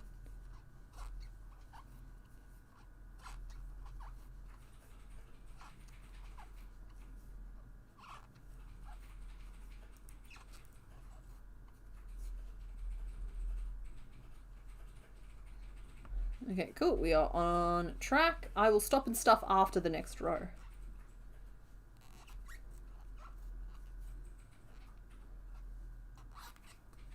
Up means place of in Aboriginal language. Thank you. Sorry to call you out like that or put pressure on you in any way, shape or form. It was just a thought that occurred.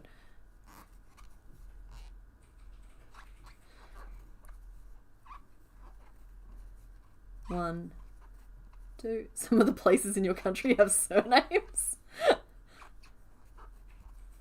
There's also a nearby town named for a lake that's named for someone's lost axe in French. Oh, I think it's in Wales. There's a place that's like literally called something like lake, or something like that. It's just like each of the lakes is in a different language. It's just like someone turned up and like, oh, it's French word lake. And then somebody, the next person turned up and they spoke a different language and they were like, oh, it's German word for lake, French word for lake. You know what I mean? That's very funny. I'm trying to remember it. I want to tell that story. Let me look it up real quick. Lake. Anyway, it is in Wales. Hey.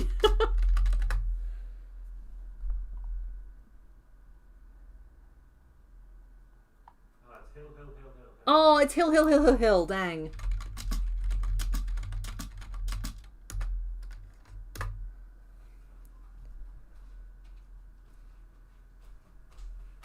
Yeah. Torpenhow Hill. Yeah, Torpenhow Hill. Because Tor Hill. Pen Hill. How Hill. Hill. So Torpenhow Hill. I love that it was Torpenhow? Yeah. No, Torpenhow. It's like the locals are just like, that's a hill. And then it's like, I see. It's How Hill. I was like, oh no, it's Penhow Hill. Yeah, Torpenhow. And then like eventually someone comes along and they go, oh, there's a hill on Torpenhow. It's a hill. We'll call it Torpenhow Hill. We'll refer to it as Torpenhow Hill. I love some of the old names. It's like the church down the road that's next to the river behind the waterfall. Yeah, well, it's how you used to give directions. Names had to be descriptive. Yeah. It also used to be like Tom Baker. Tom the Baker. That's how you find Tom. Yeah. And then eventually the town name gets turned to Arfendarfendarfendar. Arfendarfendar. You have a memory lane. I love that. You can go down memory lane. Yep, cool. The hill thing, we caught it. Yeah, forgive me, Darcy. I'm not going to read that comment out loud. I was really relieved when they changed the name of that cheese because it's actually a pretty good cheese. I think they call it cheer now. Just like a little bit of that going around. I'm glad that it got fixed up. It's like those names that translate to river. Yeah. But then like we're just as guilty of it. Like we still call them like ATM machines and PIN numbers, and here in Australia the end of high school exams used to be called TEE exams, which tertiary entrance exams. Like it was just like we love our double ups. We love our naming redundancies.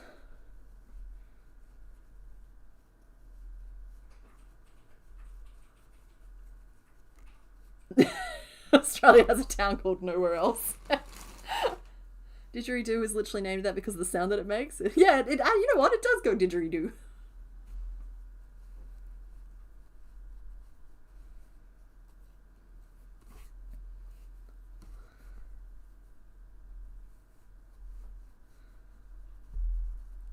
we go. In Ireland, there's a river that a podcast about place names was talking about.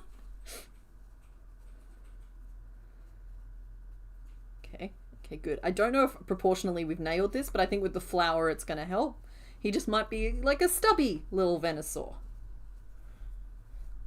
All will be well. We got to keep this ticking over. Got to keep going. He's just our little sandwich. He's a bun. Yeah, chai tea, naan bread. Perfect examples. It's just like, we want to keep the original intention, but you need a description that tells the people who are speaking a different language what it is. Because like, what is a chai? Oh, it means tea. Okay, well, we'll call it chai tea.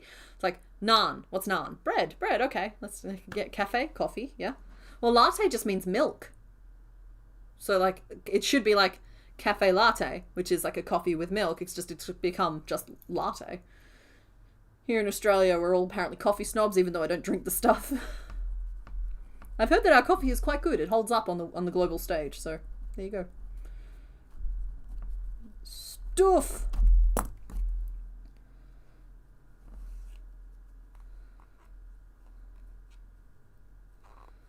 Well, harmonicas could have been named as a combination of the word ha and monica. So monica used to mean nickname. I mean, it still does. Like somebody's moniker is their nickname. So anyone named Monica is actually just called nickname. Or alias, technically, I suppose. But like a harmonica could just be like a laughing, derisive sound and then a nickname.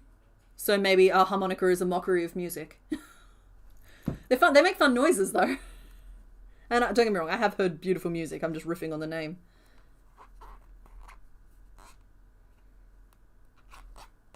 Ha! Monica.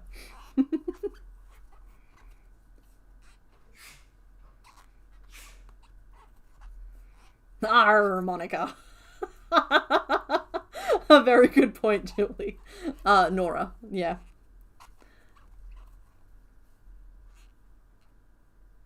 Very good, very good.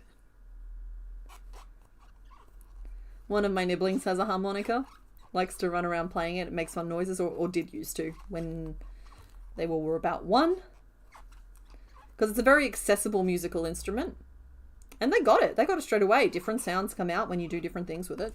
It's really interesting to watch the little brain at work.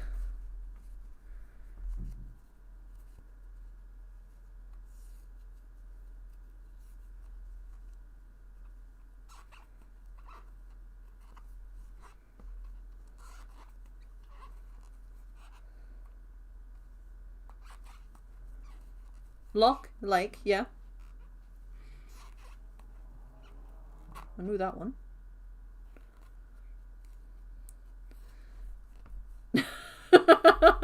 I'm sorry. I love the phonetic the little phonetic explanation next to Melbourne. Victoria established the first McCafe. I didn't know that McCafe originated in Australia. It makes sense though, I guess, in a certain kind of way.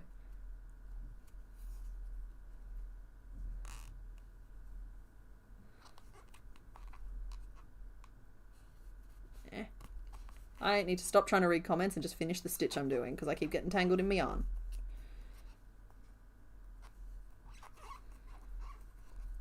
Two, three. Okay, we have done the body piece. Now, oh no. Found them. I know that like there is a certain amount of pressure to move straight into the flower, which is a fancy showpiece, but we are going to stop and we're going to make the legs and the face first. We're just going to like build our Venusaur from the ground up. Well, this yarn turned into kind of a nightmare during these final few stitches. It's like split and tangled amongst itself and all kinds of things.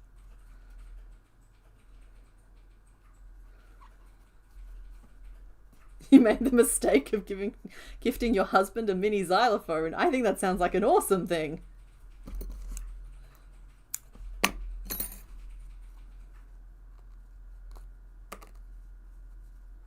Do you think this Venusaur body can be made into a frog or toad pattern later? Potentially, Loot. I do want to comb back through the Gen 1s that we've made because I feel like there are some really solid base shapes there for things. Like Arbok has been on my shortlist to develop into a cobra for a really long time and it just sort of hasn't happened yet. But yeah, this is also not a bad little frog pattern. I do want to, at some point as a gift to myself, I'd love to make Beelzebufo, who has to be like, and there is potential to just like resize something like Venusaur for that purpose. Okay. Just a couple of little sketches to reacquaint myself because I feel like it's been a minute since I drew these. So from the side it looks like this. From the front we're really just after kind of that shape. The eyes will snap on through this piece, which actually makes that a lot easier. We could try and build the ears into this piece as well if we were feeling super tricky with it, but we're just going to have to wait and see if we're feeling super tricky with it. I am sorry that I've given him this point because looking at him, it's supposed to be flat, and instead I've made him pointy. He's got a pointy chin. So we're all going to have to just learn to live with that a little bit, unfortunately. So we're going to start at the tip of the nose and we're going to work back, and this is going to be worked as a double walled piece. So it's going to end up like round that we then like flatten in, which means it's going to be kind of a weird shape because like I'm going to build like a little bit of a beak into the top of it. You'll see. I got plans.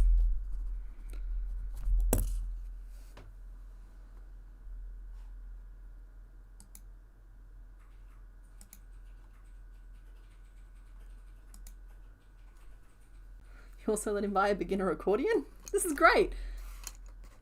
Yeah, Melbourne is Melbourne. It's not Melbourne. It's not like Bloodborne. Though, honestly, people should start calling Bloodborne Bloodburn.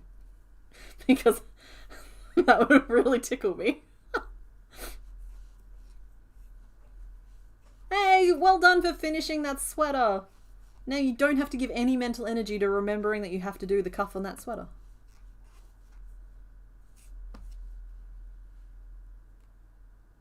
Three, 4, 5.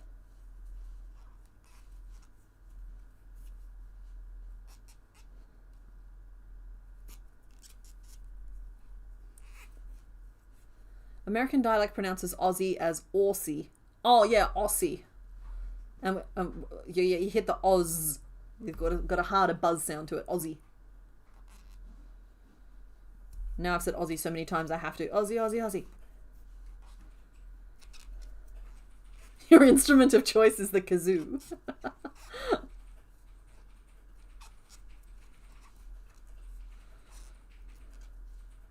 Having joints is a curse. Well,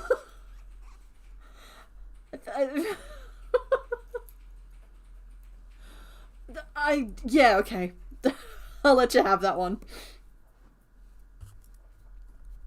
Okay, that's a little tip of the beak, and now I need to grow out sideways.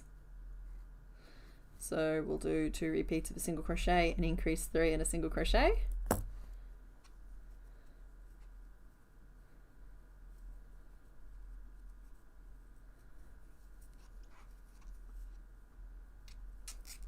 Thank you for the oys in the chat.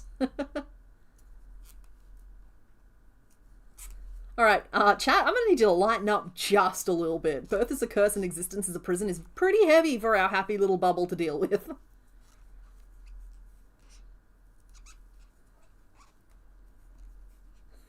If you're talking about Australia, I don't think I would survive it. If it's the actual land of Oz, as a lit student, I've not read good things.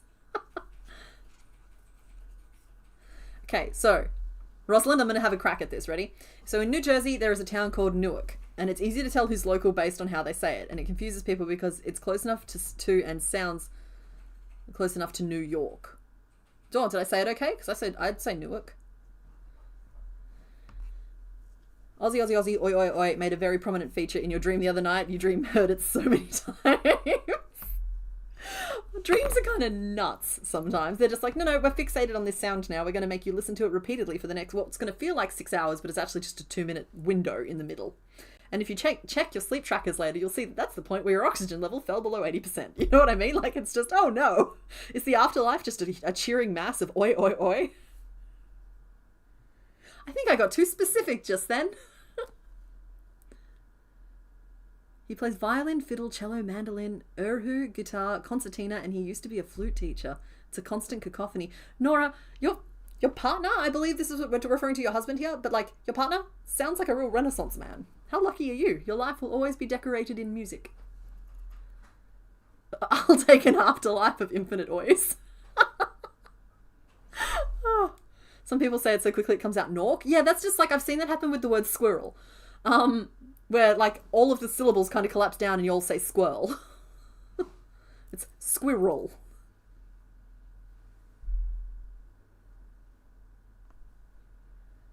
Okay, I don't know how big of an increase to make this next bit. Because I want the mouth to curve outwards, so I might actually like overclock it a little bit.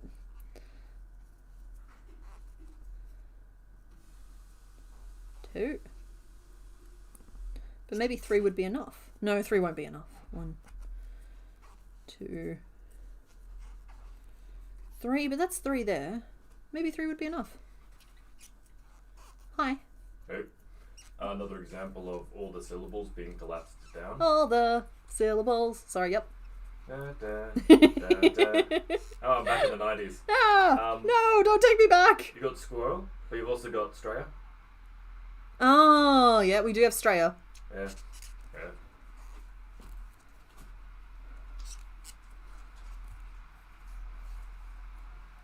Okay, alright, if we're talking about squirrel and nook, first of all, like, I don't want to really talk about pronunciation because y'all have Arkansas, which is the most deceptive spelling I've encountered in a while, and for a long time I thought Arkansas and Arkansas were different places, and I don't think that one's on me.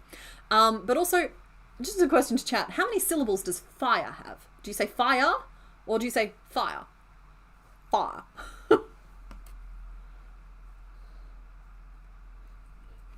Nat, I think Mr. Bones is ducked away for a second, so I'm sorry he can't help you. You might be on your own. Your baby squeaks like a mouse when she sees you? I think that's so wonderful. Oh, that's really good.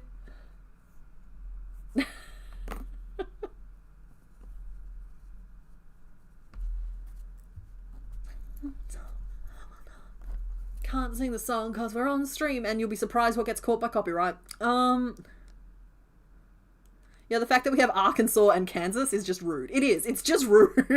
It's like I'm down for like different languages having different rules. Obviously, it's like, again, it's who cares if I'm down with it, but like I understand it. But to like be that blatant with your just violation of what is and isn't sounds.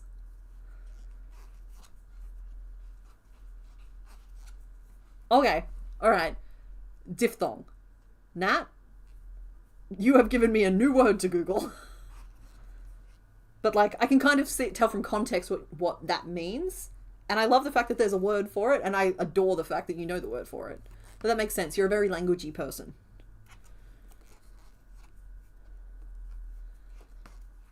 I somehow almost put 2 syllables in fire, but I squished squirrel into one. How did you put your name in the goblet of fire?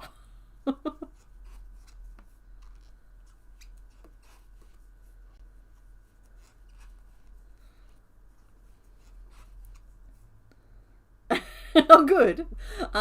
Thank you to Rosalind's husband. We might have an answer soon as to why we have Kansas and Arkansas. To anybody just listening to this, they are spelled, and not in America, they are spelled pretty close to exactly the same, but for some reason pronounced fundamentally different.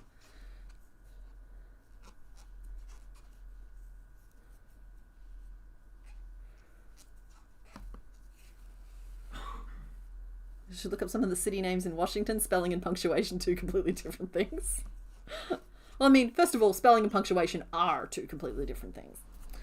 But, I don't know, the whole concept of Washington confuses me.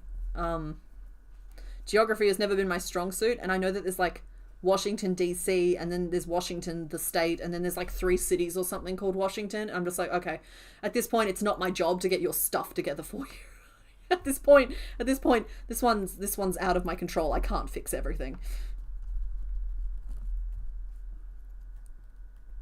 It's like a family that's named all 4 of their children Steve, and they've just made it your problem. It's just like, nope, I can't. Sorry, this one's on you. 1, 5, 6, 7, 8, 9. That's 18. Oh, Night Voss, thanks for hanging out.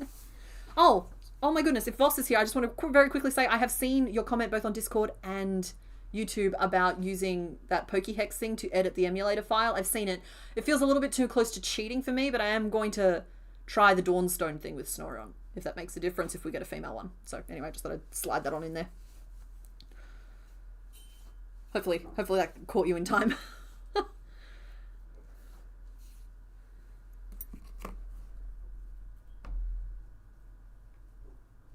Oh wait, don't tell me that there is an Arkansas, an Arkansas, and a Kansas. Because I won't believe you. You're just making fun of the poor Australian girl at that point. Okay, first of all, let's just all take a moment to appreciate how good this is looking. Because it's looking pretty good. Needs still some... We're not quite wide enough yet, but we're getting close.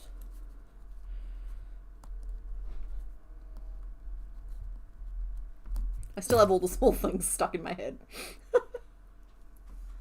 I did that to myself though. That was me. A quick search looks like they came from a similar root word from Native American Kansa tribe, but French versus English pronunciation. Okay, you know what? I accept that. That is a valid. That's valid. That happens. Okay, cool. Night Voss. Thanks for hanging out.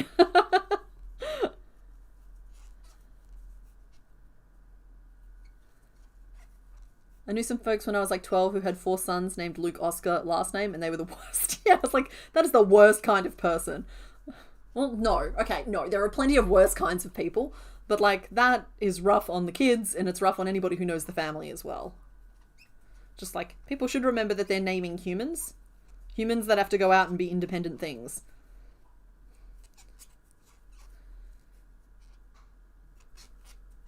Oh, I gotta go see the birthday boy.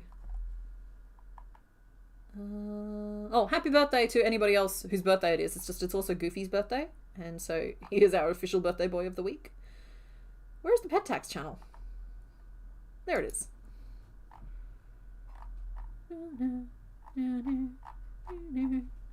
Oh, he's such a little bean. His favourite hobbies include hibernation and chasing the ball and balking real big.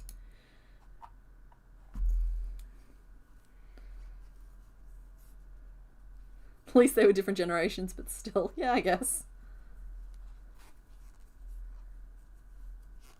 Yeah, that checks out. We francophones can't go around pronouncing all the letters, man. That'd be dull. It feels like you can be a little bit more selective about which letters you choose to include. Okay, is that wide enough now? I think we have reached a point of width. Even if I have the mouth shut, we've gotten the architecture there, which is pretty good. So I could go out one more and then, yeah, okay, I'm sorry. We are going to go one more out. This is all being done because I want it to be a fairly flat piece with just loading like increased threes or 3 stitches into the same stitch into 2 main corners on either side, and that's just giving us this slope outwards but this flat in between. For anybody wondering or trying to play along, that's 22, and this will get us to 26.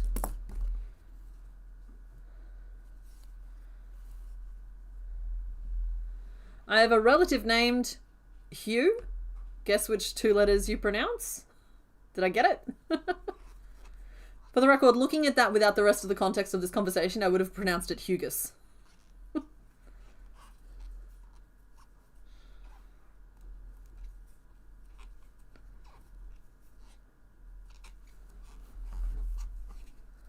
My grandfather, my father, and I have the same first, middle, and last names. Wow. If you end up having a son, you're naming him something else. Yeah. Don't get me wrong. I think that there is a niceness to family names, but I think that there's a ridiculousness to having everybody in the family be that name. It's you. Am I saying that right? Yug? Yug. Oog? Oog? I'm not really sure what the little umlauty thing is pronounced. We don't have any of those in Australia. We don't do like fancy versions of letters. We just have the regular letters.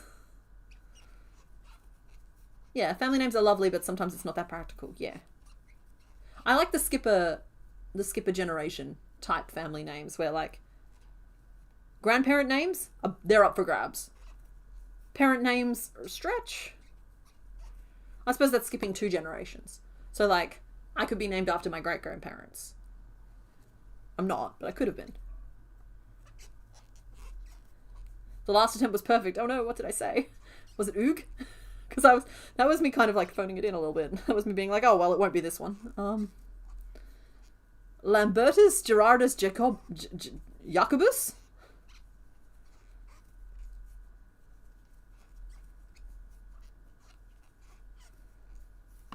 I took French and we called that thing a hat for simplicity. Yeah, that's what I mean. It's the hat. It's got its little Sunday bonnet on. Last name not included, but Crafting Chaos with Cat, with a name like that, I'm pretty sure people will find. That feels like one of those like unique kind of situations. Okay, cool. That is the right size for that. So now we need to move our increases to the top of the forehead just to keep this curving out nicely. So just like 2 regular increases, one on either side. Fairly low curve so it keeps the forehead pretty flat. I could start building the ears in at this point, but I think ears would just be easier sewn on, and we're just going to do it that way. We are choosing peace. So across the top here we have 1, 2, 3, 4, 5, 6, 7, 8, 9, 10, 11, 12, 13, 14. So we'll put our increases.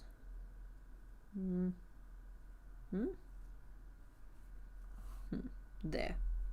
That has 1, 2, 3, 4, 5 between them. And 1, 2, 3, 4, 5, 6, 7, 8, 9, 10 before them.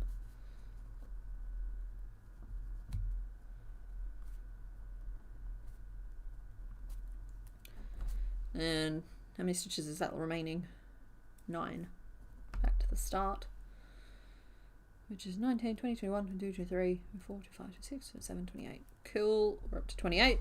Stick into nice even numbers.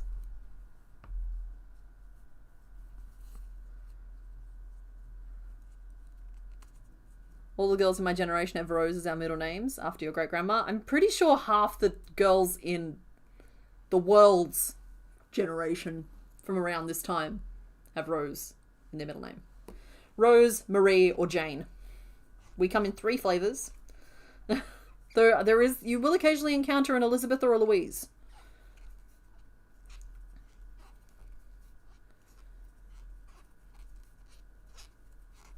Personally feel like this mashup would be wonderful to use a Cerberus pattern. I might make it 3D and just crochet a Cerberus Medusa. Alyssa, I missed the first part. Okay, there we are. You did the slime. There we are. I did the slime headless horseman. Slightly content with how it looks. Content versus content. It looks now. Now I'm moving into Medusa mixed with Cerberus. Oh, that'll work. That'll work really nicely because the head is already kind of like being split into chunks. And you could always just do a bunch of like working over a long tail and curling them into like little spirals for snakes. Snaky snakes. 1, 2, 3, 8, 9, 10.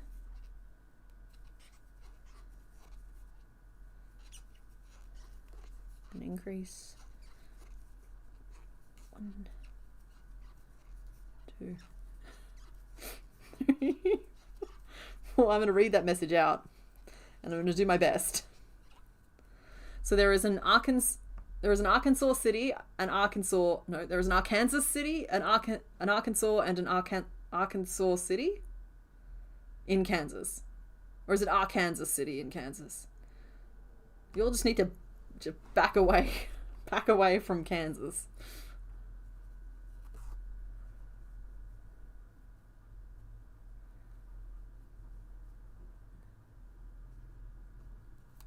Okay, this did not turn out as even as I thought it would. So we are going to change our minds. Because I definitely did 10 to start with. 1, 2, 3, 4, 5, 6, 9. Oh, I only did 9 to start with first off. There's the first mistake. 10. We're going to just recount that real quick. 6, 7, 8, 9, 10. Cool. And then we do increase. 1, 2, 3, 4, 5, and then an increase. Okay, no, then it's even. All right, so I did count it. I did write it down and conceive it correctly, but I did not execute it properly.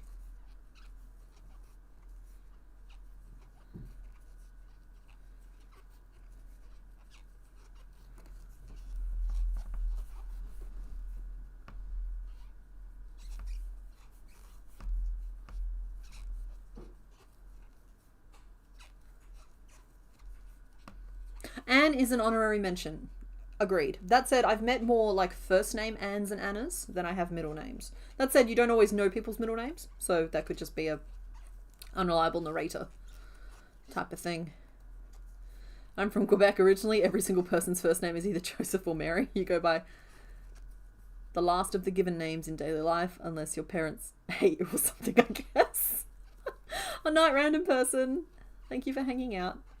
Alright, oh, we've got some name lists coming through. Right, we've got Bulbasaur is Brussel or Buddy. We have Ivysaur, who is either Broccoli, Rhubarb, Winston, or Dave.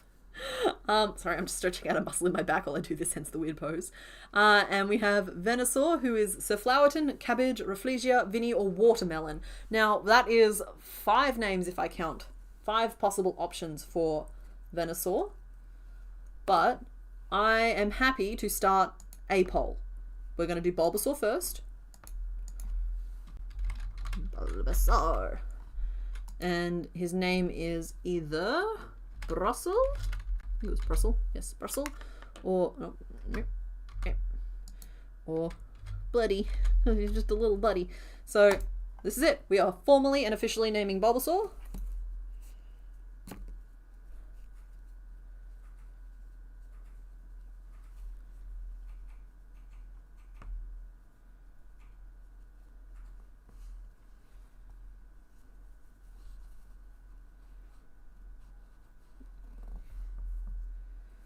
That might honestly even be enough of a face piece if I sew it on correctly. I'm annoyed at this. I'm annoyed at this chin. It fits the beak, but like I think it fundamentally changes the face shape of him. And I'm worried that it means I've let myself down. I'm going to go one more row around just to give me some really good stitches to like anchor with, but we're pretty much done with this headpiece.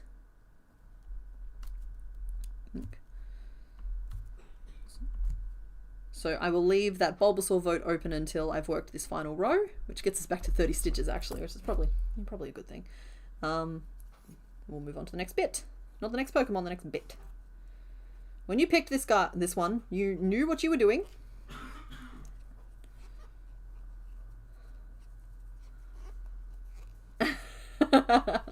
Night, Pam. You were named after a nurse on a country practice called Darcy.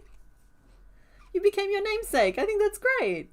Though there is like that thing out there that you do become, like a name is actually really important because you become the kind of name that you have. Like if your name means like strong and just, you become like a strong and just person. It's one of those things where you become the thing people tell you are, and people tell you your name the most often. So, yeah. There's a lot of importance behind the names we are given.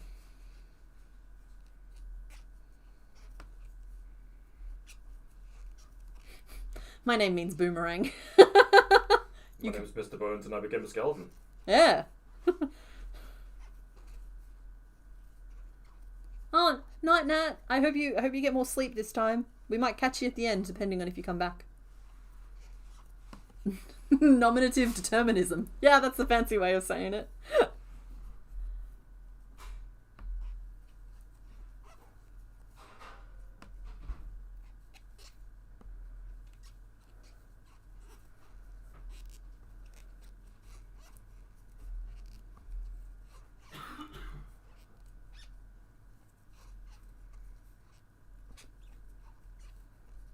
Your name means pure and you're a little gremlin. I think you are a pure joy, noted here, master.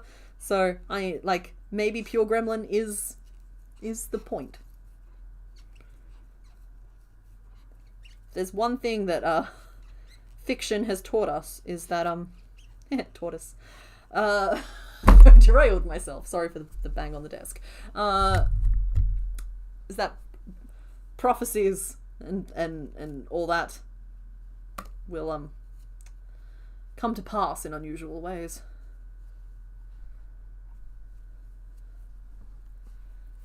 Your name means birth in Latin. Huh. Oh, in particular, Jesus' birth. Needless to say, I'm not becoming Jesus. Yes, valid. My name. Aw, Graham Squirrel. We do not be mean to ourselves here.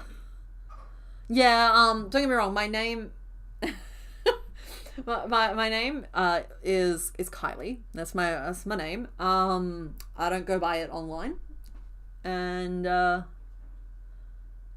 it means boomerang. It means a bunch of, depending on which like origin you look up, it means different things. But like growing up, that was the name definition I got. Pretty sure my mum picked it up out of a romance novel. It might have been like the Clan of the Cave Bear, one of those ones there.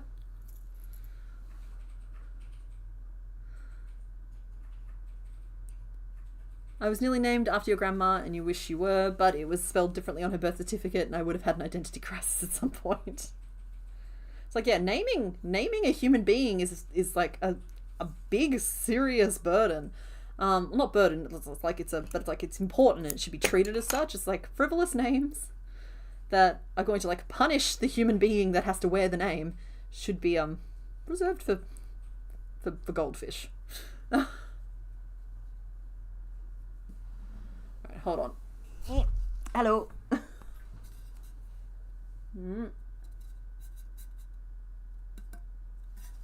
we go.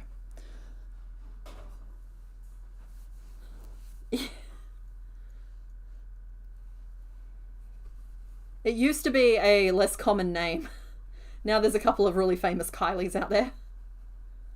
But I don't know. I feel weird about my name. That's all.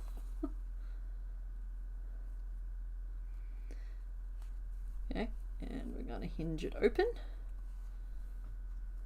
So I just pinned it in the corners, and now I'm just gonna like pin the loops back to the head. I'm gonna sew it on using the front loops. It's the easy way to sew. Might anchor these slightly further down so that it fixes the shape of that jaw a bit. And we need like an inner mouthpiece there.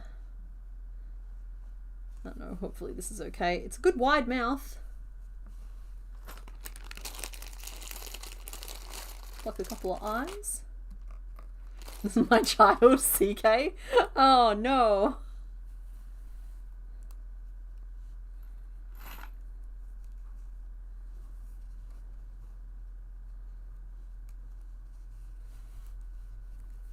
And obviously these eyes will get fancied up a whole lot.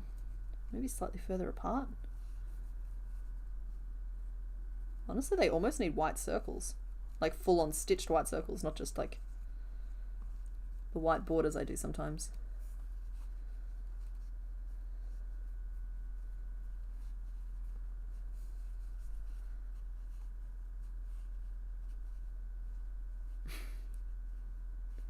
My daughter introduces me to her friend saying her name is spelled weird. I'm like, oh yeah, the 2 P's, right? No, it's Sapphire. I'm like, oh, come on. Oh.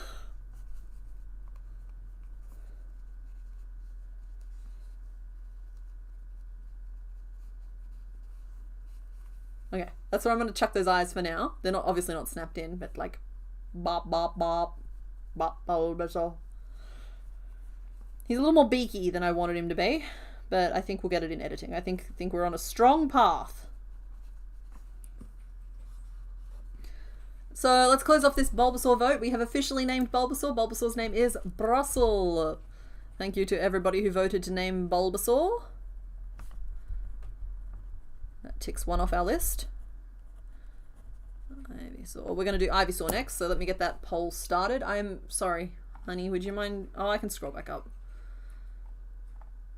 Y'all are chatty today, which is a very good thing. There we go, I've got it. So Broccoli, Rhubarb, Winston, and Dave are the options for Ivysaur.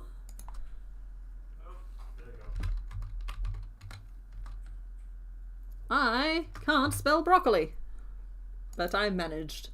Rhubarbra. Winston. Winston always felt like a little fluffy creature to me, but I'll take it. And Dave. And this is Ivysaur's name poll. Whatever, there's a typo, you all know what I mean.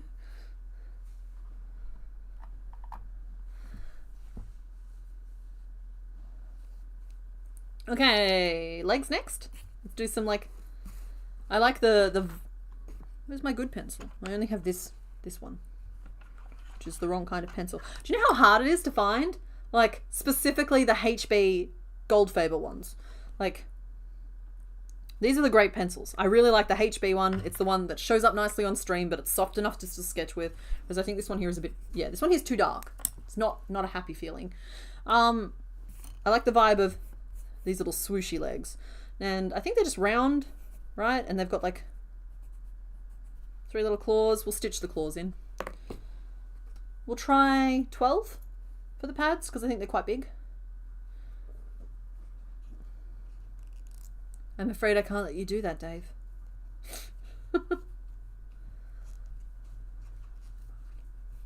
Night Devil in the details. Thank you for hanging out.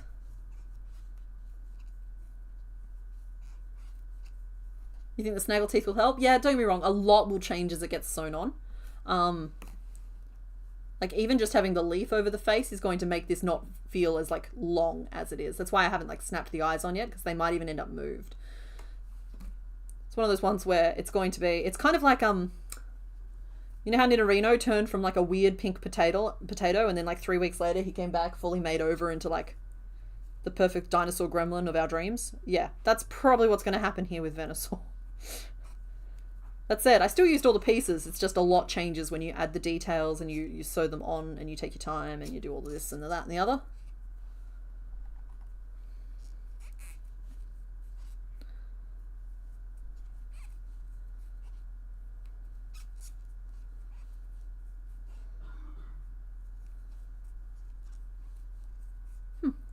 Darcy is an Irish name that means black-haired, dark, descendant of the dark, and of Arcee.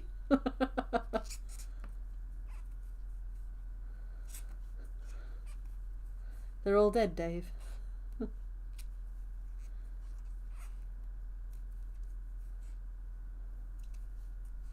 I will continue to nominate Dave until the promise is delivered. That's good. Purple Dolphin Studios. Names need advocates.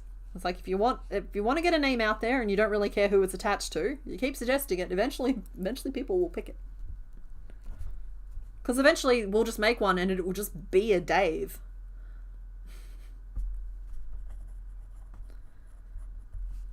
It won't be able to help itself. Okay, we're at 2.5 hours. So I need to pick up the pace a little bit. 1, 2, 3, 4, 5, 6, 7, 8, 9, 10, 11. One more increase, and then we got to start adding some toenails. I need my white for that. Oh! Oh no, what's unraveling? I'm making a mess. Ah, the majestic space duck. Okay, here we go. The claws.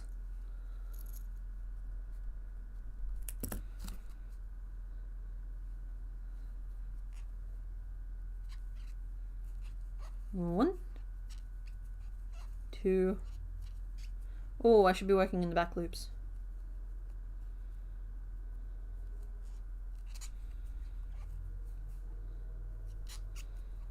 One,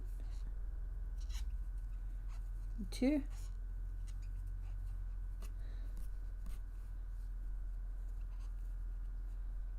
three,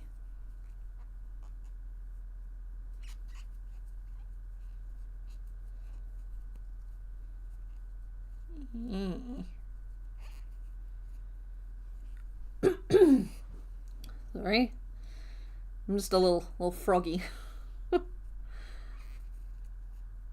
It's nothing that should stop us from making progress.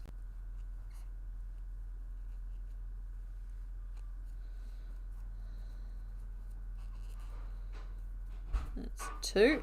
I think it's just 3 per foot. In case that sound got you excited, Huh? don't be. Oh. I put a tray in the oven without anything on it. Oh. On purpose? No, so I'm going to fix that. Oh, honey. I'm standing outside thinking, wait, how many did I put in? I don't think I put in any. Mr. Bones is trying to cook lunch, and he's doing a very good job. Oh, Comfortable Dog from Centaur World was great. I didn't get him at first, but when he circled back around, suddenly I got it. Oh, they're 2 really close options. You're halfway through book 4 of Dungeon Crawler Carl? Excellent. I'm closing off the Ivysaur poll because I just want to get a look at these results. Apparently, yeah, okay. So, currently it's Broccoli at 39%, Rhubarb at 38%, Dave at 13%, Winston at 8%. So I will relaunch that poll with just Broccoli and Rhubarb.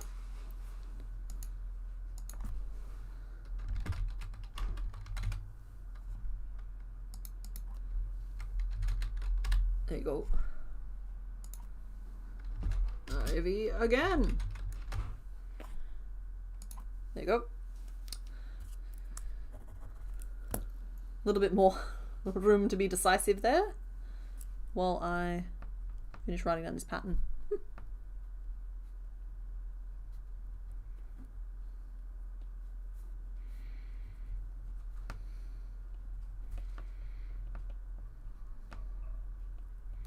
It's 1, 2, 3, 4, 5, 6, 7, 8, and then so it's 4.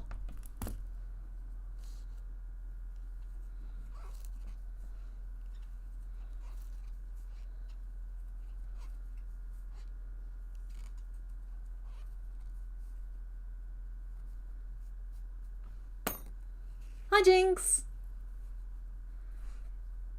Those claws look about the right size. If anything, they look slightly too big. I'm tempted to go back and just change them to doubles. Maybe I will. Just go back and change them to doubles real quick. I've grown too like quick to launch straight to the trebles on claws. Okay. Take 2 seconds to fix.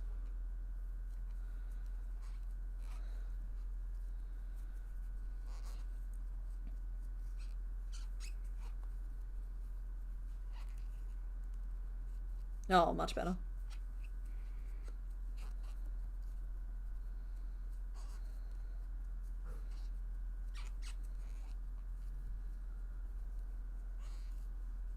This is Venusaur, why?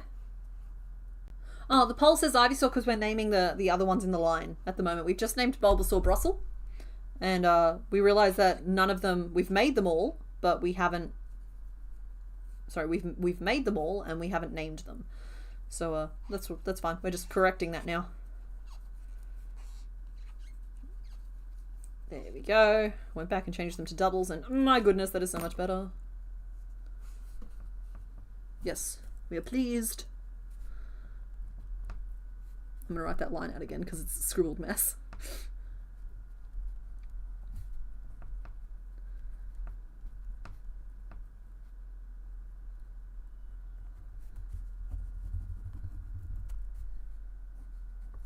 Cool. Alright, so we're 12 around, so we'll do...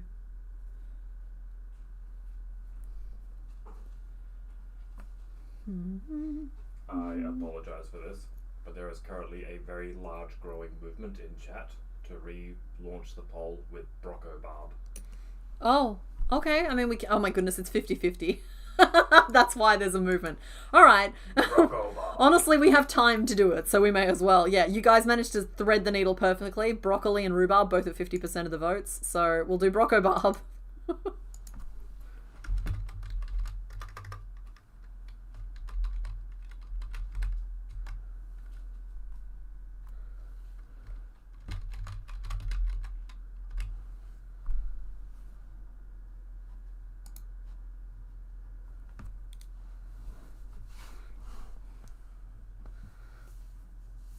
The second one I should have made it as Rukali, but Broccobarb works.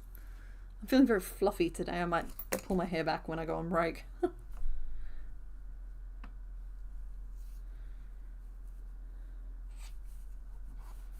1, 2. What is this voice? We're gonna stop.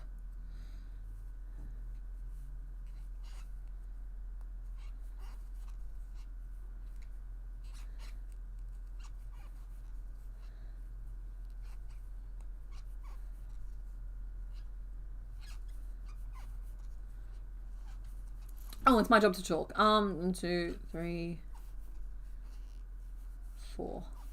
Here we go. So I did some decreases across the front, just to give it a little bit more of the foot look, tucking it in a little bit.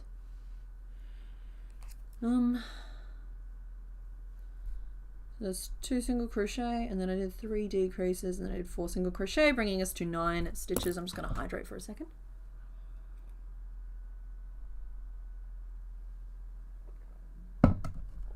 No, it was just Broccobarb.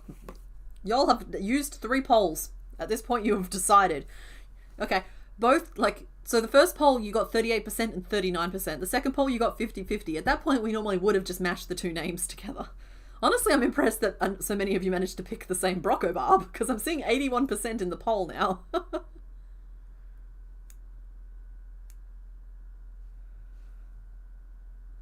Oh no, Broccobarb is losing to Broccobarb.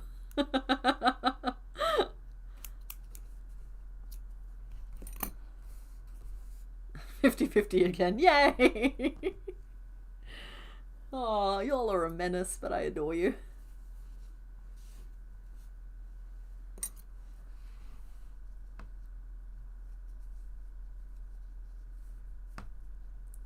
Right, and we're making a little leg.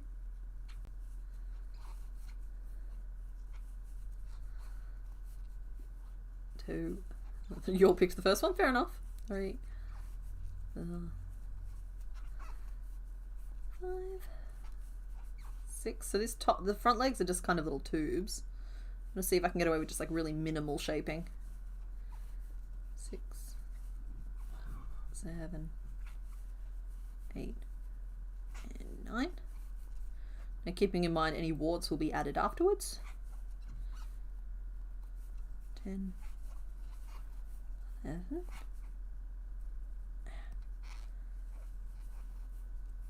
12, 13, 14, 15, 16, 17.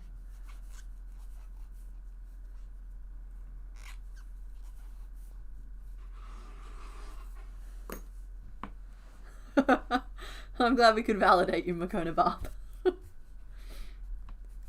I felt that Brocco Barb and Rhubarb were different enough from Makona Barb and Barbara that I didn't like. Normally I try and put like a stop on things if I feel like names are too similar to people who are actually here without their express permission. But I felt that those were different enough. So I'm glad you like it though.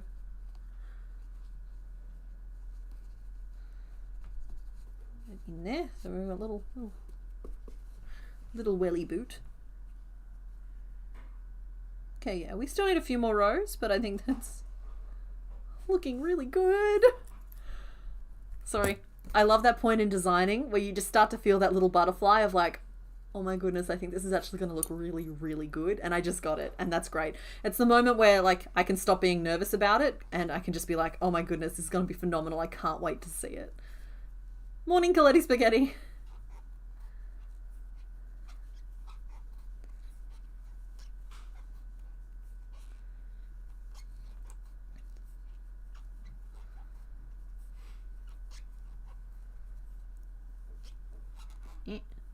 Nine.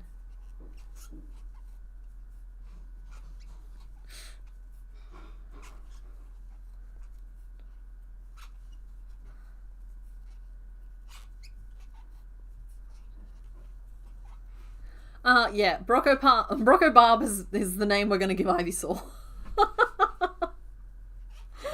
We have not named Venusaur yet. It's just we realised we hadn't named Bulbasaur or Ivysaur yet. Look, okay, it was a far more democratic process than it currently looks.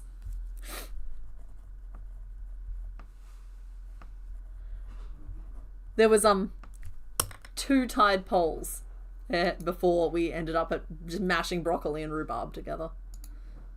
My goodness, can you imagine a broccoli rhubarb pie? Excuse me.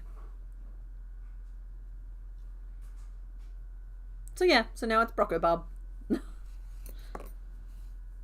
And that poll came in at Brocco Barb 77% versus Brocco Barb 22%, so Brocco Barb is the name. Thank you to everybody who voted. I won't be doing the name for Venusaur until we've made a few more of the pieces, even though we are coming up on the 3-hour mark. I'm sorry this guy's taking so long. I kind of expected it, but I was hoping I would be a little bit braver when it came to get started. We were 40 minutes in before we got started though, so I'm allocating an extra half hour because I don't want to take away from the actual crochet time. So 3.5 hours, we'll just swap to a different Pokemon, okay? That's in about an hour from now.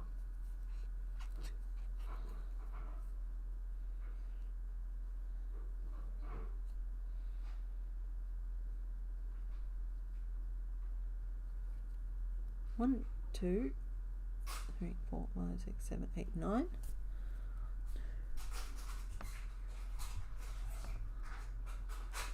Okay, so that's 5 rows of 9 there. I think that's about right. We'll close off the top properly. I'm really only stuffing the bottom part of the foot, but I'm stuffing it quite firmly, and then I'm leaving the body, the upper leg part a little bit more empty so I can curve it around the body a little bit more. I don't think you can avoid tasting broccoli. I think broccoli is a thing. Okay, so you have that brain thing where I can imagine the broccoli rhubarb pie and it can taste it in your mouth and it feels grainy. What have you done? Yeah, no. And like imagine if it had like a cheddar crust as well. It's just awful. It's the most revolting thing. I have bad breath even just thinking about it.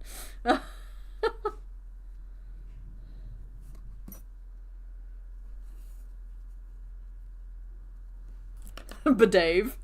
We can't call Venusaur Bedave.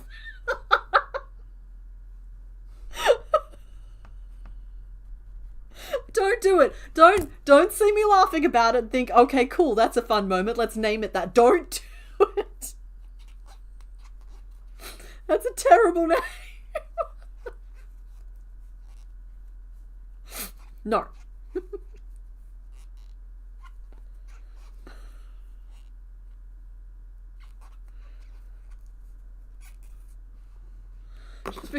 just because we're laughing and having a good time does not mean it's a good name. I understand that I have only one option to head this particular name off at the pass, and that is to not put it in the poll, so it's just going to come up.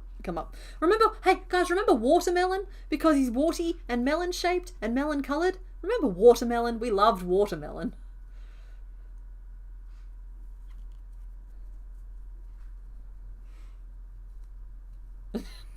You're sold. It's time to name somebody Dave.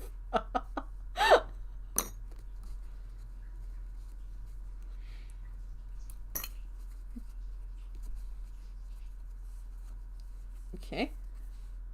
Dee-doom. One little leggy. Come here, Tori.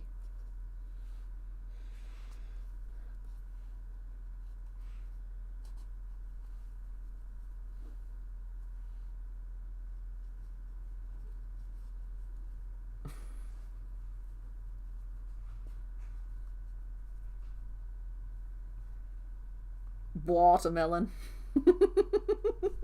Darcy's hit the weird part of the stream a couple of hours before the rest of us, but that's okay. We love and support her. Badoof the Badave. Oh, Badoof the Badave the Badoof. Watermelon. I keep saying it like a frog. Watermelon.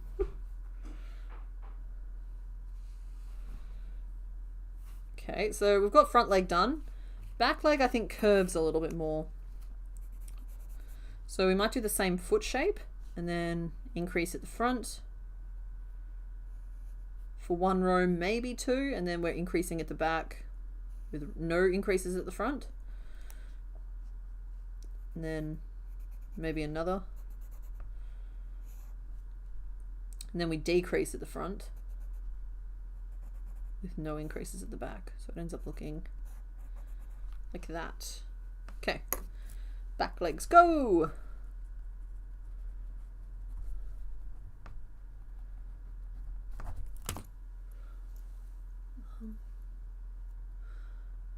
I don't know if Badoof is Gen 2 actually. I can look it up for you guys real quick if you want though. Badoof. There he is. No, Badoof is Gen 4. He is number 399. So it might be a little while. But I am willing to put Badave next to Badoof right now. It's just we might have to, and so then if he comes up in the crochet, the Soul Silver run, he's got a name, and if he comes up on a stream way in the future, it's a voting option.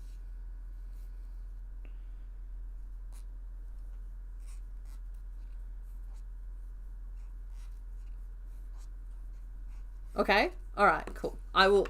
That's a good compromise, folks. So we're not calling Venusaur Badoof, though I would never just like veto that. And if we didn't come up with the solution, I was going to allow it. Sorry, we're not going to call the Venusaur Badave, but I will put Badave into Badoof. There we go. It's there. Badoof. Yeah. He could absolutely come up in the Soul Silver run. The Soul Silver run is Gens 1, 2, 3, and 4. It's just the Soul Silver run is being a little bit of a... Sorry, I'm having to resist all of the Australian words I want to use right now. It's being a little bit of a cranky pants, obnoxious McGee. There we go. I fixed it. I made it safe for stream. That is not what I'm calling it when the cameras are off. But yeah, there's like we're not done with it yet. We haven't done the Elite Four, and there's a whole lot of post-game content as well, touring around getting the other badges. And I'm just going to like read the room as to whether or not we want to keep it going after the Elite Four, or if we want to just call the Elite Four done. You've added Badave to your future name list. Good. Badave having his name bestowed. Watermelon. I'm trying to think if there's any kind of melons that start with B, because like cantaloupe starts with a C. 8, 9, 10, 11. Alright, I'm making a back leg at the moment for anybody who kind of got lost in the sauce just then. There's a cantaloupe that starts with B. Yeah? Brockmelon. Brockmelon!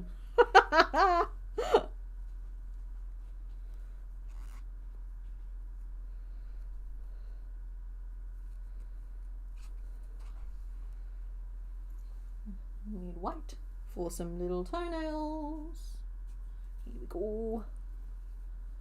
Yeah, Darcy, basically. Or Daiquiri, it's basically. Butternut squash, not a melon, but it starts with B. Noted Tier Master, Dragonite's name is Butternut. So, you'd have to... it's going to take some convincing to get me to call a second one Butternut. Otherwise, a very good name. Like, don't get me wrong here. Very excellent name. Bidet is a bathroom appliance for cleaning your parts. It is.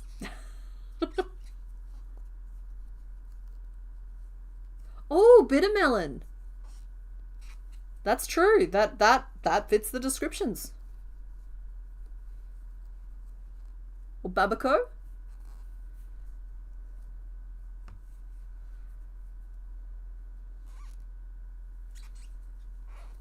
One, two, three, four. We'll free ourselves from the white. I think that's a wrap on the white for now, though I might make like whites of his eyes. Oh, hold on one second. I'm just going to like chop and change a little bit just to try something out so I can put the white away.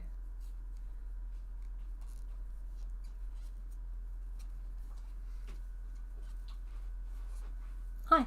Hey. You're wearing so many layers. I'm cold. Yeah. Should we save Bidet for Blastoise? No. Okay. Because Blastoise has a name, and Blastoise actually got given 2 names, and then we had to argue about them. But Give him a third. What? Give him a third. No, and a Bidoof in Gen 4 being called Bidet is actually a wonderful thing that's happened. Perfect, yeah. So I've actually literally put it in the spreadsheet. Gen 4, Bidoof, Bidet. Skeleton verified. I was just eyeing off your desktop image. It's a rock, okay? Microsoft picks them for me. It doesn't have any vulnerable spots. It doesn't have any vulnerable spots.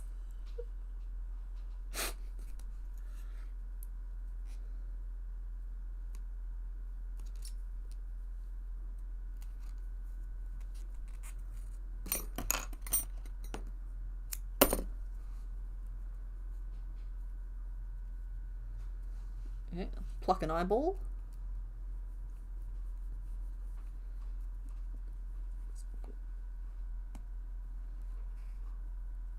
Okay, no. If I put it through the middle, he just looks really alarmed.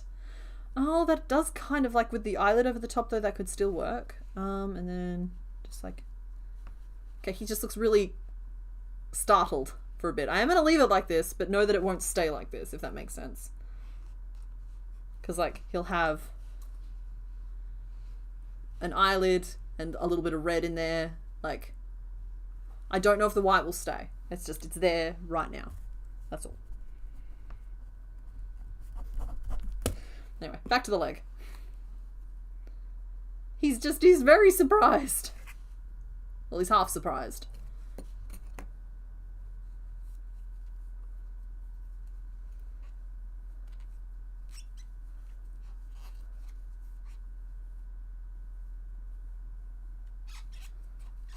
Two. We do the decreases. Again, reminder, we're working on the back leg. I think I've said that like 4 times now. I feel like there is a break coming up. 2, 3, 4, but we're not quite there yet. I don't feel satisfied with how many parts we've made yet, so we're going to just keep, not before break or anything, but like before we change Pokemon.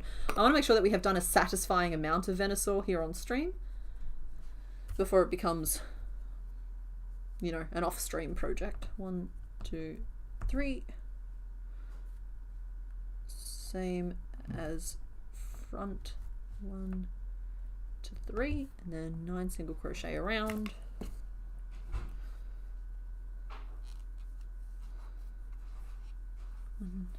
Yeah, he said, ooh.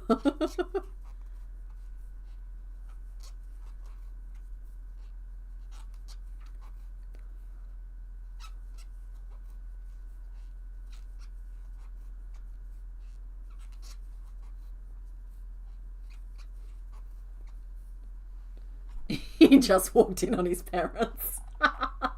Alright, so just as a reminder, because I see it's coming up a little bit, Blastoise has been named Aramis Spritz, and that's because Squirtle and Wartortle were Arthros and Porthos, and so Aramis made it the Three Musketurtles, but then we really liked the name Spritz during stream, and so we ended up mashing them together into Aramis Spritz. So, like, yeah, it was genuinely surprising to find out we somehow not named Bulbasaur or Ivysaur either. That's just not something that's happening. We do have a handful of Pokemon that need to be named. We are chipping away at that where it makes sense right now. There's like a whole list that's been curated on the stream channel, but I've gotten distracted because y'all picked Venusaur.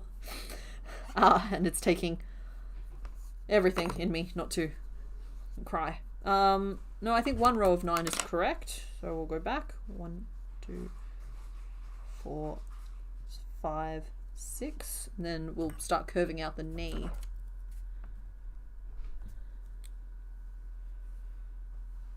With 3 increases.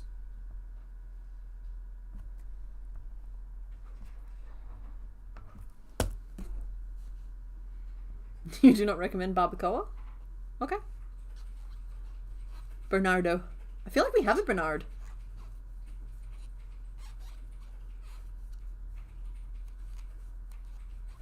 Blastoise's name totally sounds like a fancy drink. I did think that. Think you need to frog again because I've worked in one of the other colours instead of leaving it for after. Oh, I'm sorry. I know you're struggling with that doll at the moment. Is the list on one of the Discord channels? It was in the live stream channel before stream started today. Daiquiri very kindly had compiled a list and all of the ongoing name suggestions. It's a conversation I intended to have today and still will if an appropriate lull comes up. Yeah, Bernard. Oh, yes. Bernard and Embork. Bernard is Growlithe.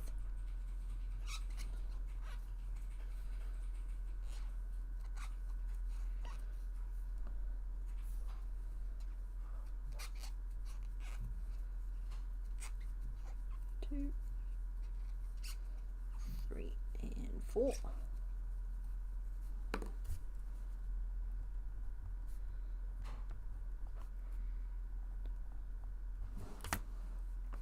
I will ask that if anyone here is especially good at guessing what each colour is on the final 9 Pokemon, that they do not tell everyone the answer. Individual guesses are fine, however. Huh?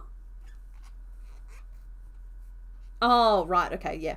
So, just to rehash, we're kind of going a little bit themeless for the rest of this run. I'm going to flash them up on screen again in a second. Instead, we have 2 different boards. We have a board of difficult Pokemon and a board of easier Pokemon. So they look a little bit like this. So that's the easy, quote-unquote, easy board and the difficult board. And I will not be doing reveals the same way as I have for every other stream. I did mention that at the start as a disclaimer and a warning because I want to just use these boards now for the next couple of streams. And like once we're down to like 5, I might revisit them, but for now, like they're going to stay the way they are. Just because I feel like anybody who gets itchy-brained by not having closure can pretty easily find and work it out, if that makes sense. But in the meantime, let's not ruin the game for the folks who are just having a bit of fun with it. And yeah, we'll just use these boards now until we're done is the intention.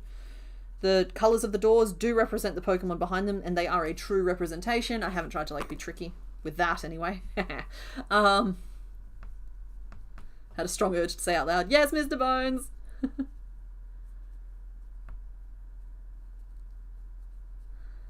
Besides, there are plenty of people who are just playing because they like certain colours. And I love that. That makes it, that adds a little bit of chaos into the mix, and I appreciate that because it's no fun for me coming in knowing exactly who's going to be picked every time. Not that I had these colours ready to go or anything. Having the 2 boards split like that also helps me control, like, we're doing Venusaur today. Okay, cool. So we'll probably pick one from the nice board next.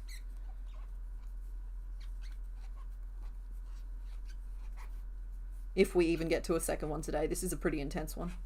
I intend to pick one. I intend to, but we'll see. Sometimes there is value in just like putting the extra hours into one that I know is important. And Venusaur always felt very important. Gyarados is another one that feels important. He'll probably get a stream all to himself. that little squatty enough leg? Oh, I curved it forward and then I forgot to curve it back. Am I kind of getting away with it? No, that's very haunchy. I needed to curve it back. Oops-a-doops. Shaping matters.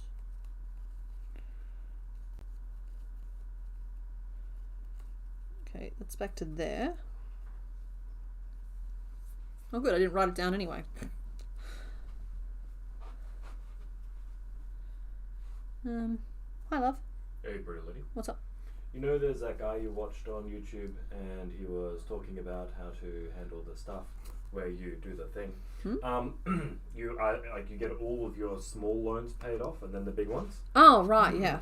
The avalanche versus snowball method of avalanche. We are not becoming a finance channel. Nobody worry about that. What's up? I was thinking next, when we do Gen 2, whatever, instead of doing the snowball method, which we kind of did with Gen 1, we do the avalanche method.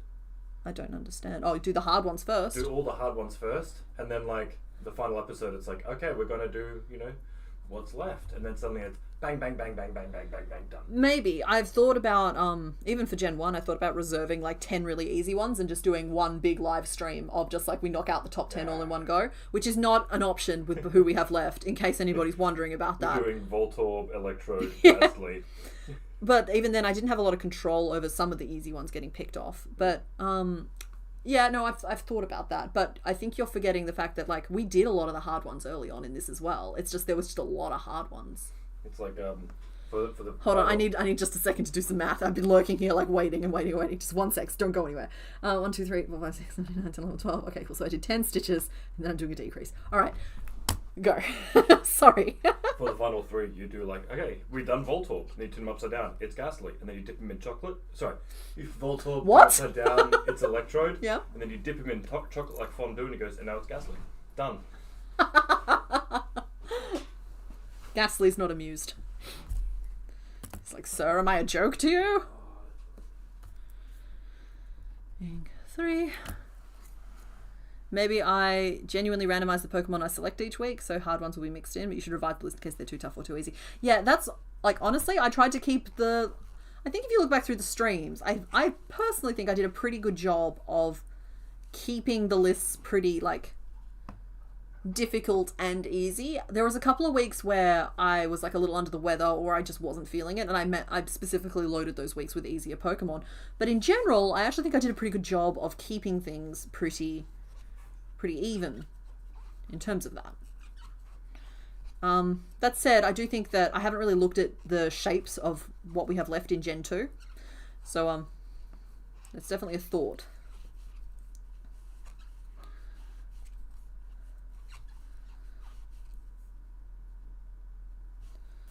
Three, and then 10 around, which leaves us with 13. And we'll go single crochet, ink 3, and then we have to do some decreases. Maybe you can continue to do the hard and easy board so you can continue to get harder ones done. Maybe, but like, this is only a thing if I feel like I was avoiding the harder ones, and I don't think I was. I will do what I did this time. What I did with these ones here is I actually broke them down into 5 different categories. There was the easy ones, which I thought that could be done, like they were the easy ones for various reasons. So easy doesn't necessarily just mean the ball shape ones. It means shapes that I'm really familiar with, or ones that had really obvious approaches. Then there were things like, then I had the medium ones, which were slightly more complex, so I needed slightly more details. Then there were like the hard ones, and then the extremely hard, and then I just had like a separate section for the people who I wasn't looking forward to making, and I sprinkled those through pretty liberally, and I encouraged you guys to pick them, and we got them done, and we did all of the people are done at this point, except for maybe Kadabra. Like there's a couple out there that's still kind of people-y, but like the people ones we got through. They were going to be the biggest hurdle between me and getting this done, and we did them. It's like, yeah, I don't know. We can definitely change up the game though if you guys are tired of it. We've played it a lot in Gen 1. There's probably better ways to approach it.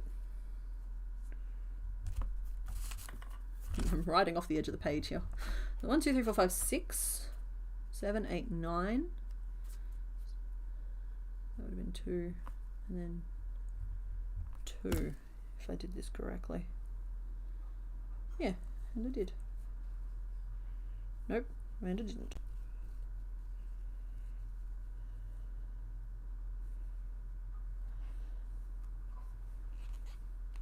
There we go. 1, 2. Yeah, Mewtwo is very peoply, but he's of enough significance that I'm kind of forgiving it. I don't think Gen 2 is as peoply. I think Gen 2 is a little bit more like creaturey. I kind of compare it to like the first season of a show versus like the 5th season of a show. The first season of a show tends to be like lovingly crafted by somebody who was a passion project for the writing of it, that is. Pieced together over years, and then like by the time you get to season 5 you've got a couple of derivative storylines and it's all just watered down a lot. It's like, that's kind of how I think about the designs of Pokemon. Oh, Night Makota Bob, thank you for hanging out. Boring Color Brigade, you'll find a new purpose defending boring colored Pokemon no matter the method. Yeah. Gen 2 out of the baby Pokemon too, that's true, and at least they're easy.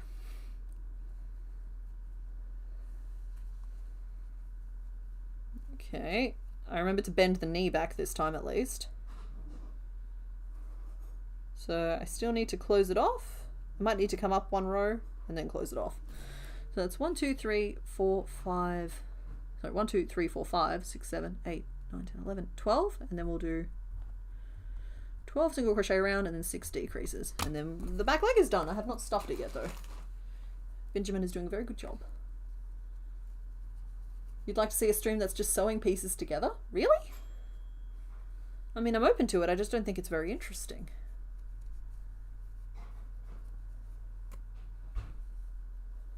We could go with brassica. We were talking about Brussels sprouts and cauliflower and broccoli all being... Because, like, Bulbasaur is Brussels, which is a Brussels sprout. Ivysaur has broccoli referenced. And so, like, a brassica is the type of vegetable those all are.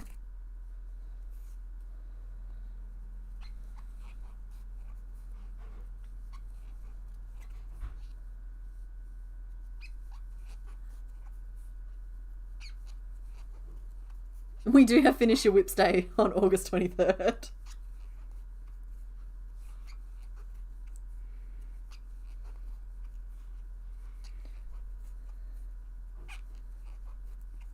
Always need to improve at sewing. You're so picky you redo things too much. Yeah. I genuinely believe... Sorry, one of the videos that I'm currently working on the script for is literally if you hate... Like, I talked about it before. It's the 10 crochet tips that won't change your life. I think 10 is the number I've arrived at, though I might go with 7 or something catchier. And it's literally just like the basic pieces of advice I repeat as often as I remember to repeat them.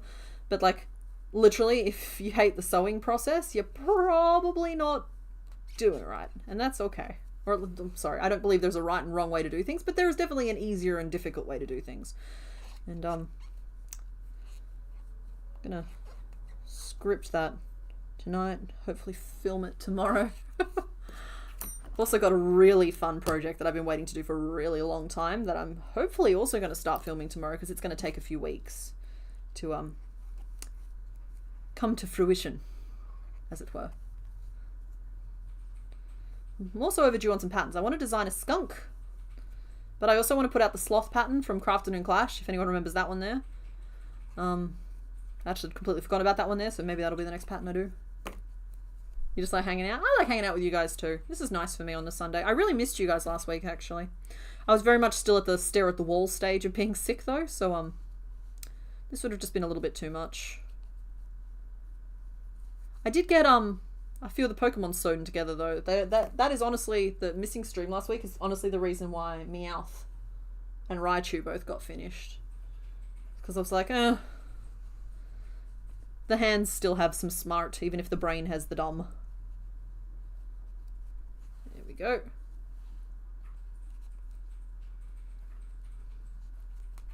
It's a very good Beelzebufo shape right now.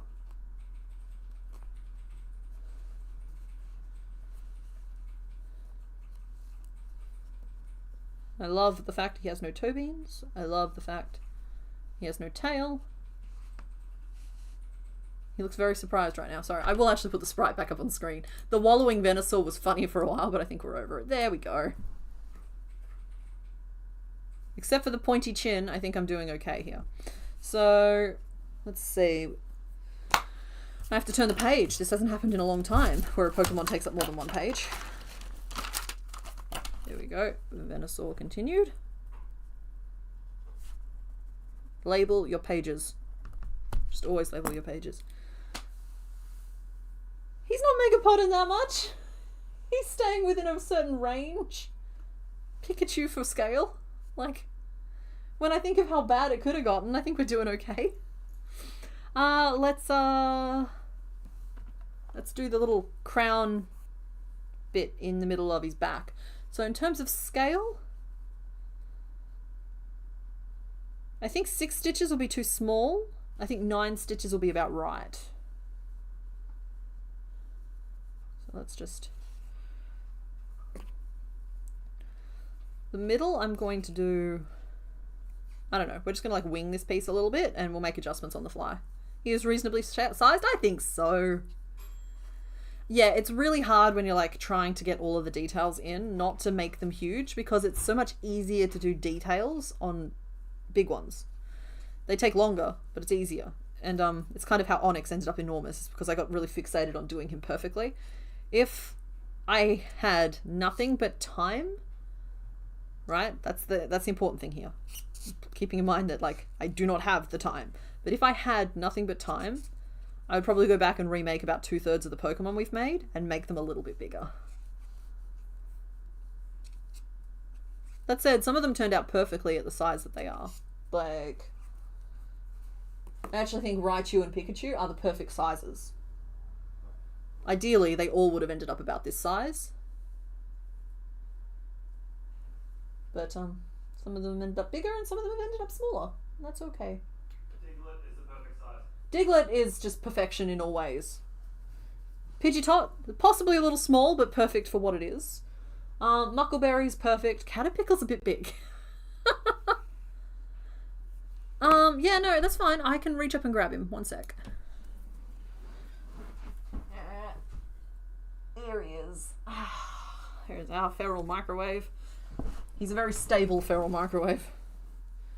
Sorry, I got yarn falling everywhere. Oh, hello.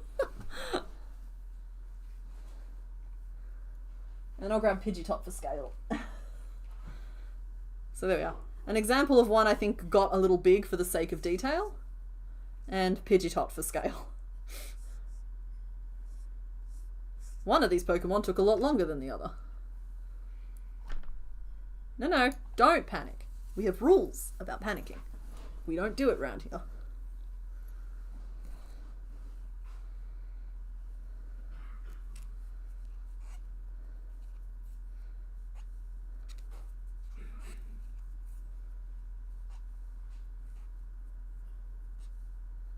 Sorry, did you get a good enough look? I actually don't know. He's got weights in a lot of his like bottom rocks. Food is just cooling off now. Okay, cool. I'll give it another few minutes. So that means that he can be pretty plonked down. Anyway, he's genuinely one of my favorites just because of that fact. I don't know how Steelix or honestly any of the other Snaky boys are ever going to live up to it. But yeah, he's pretty good. He was fantastic, in fact, up until we realized that he only blinks his pupils, and then we all ended up in a bit of a crisis.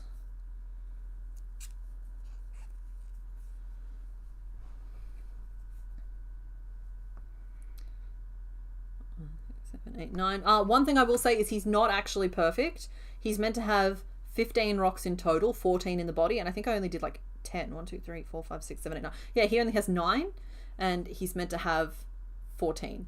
But I figured you guys would forgive me that, and I was very open about the fact that we cut out a couple of rocks at the time for the sake of it looking proportionally correct. Okay, there's the little circle. I think that's a good size around. I'm going to call this the stem.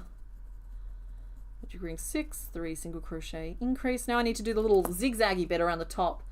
And like, to me it makes sense to do that in the picot in the front. Oops.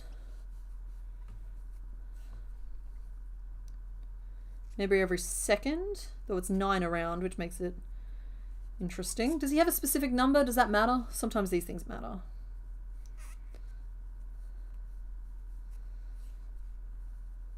So this is leaving the back loops free, and then I'll make the rest of the tube in the back loops.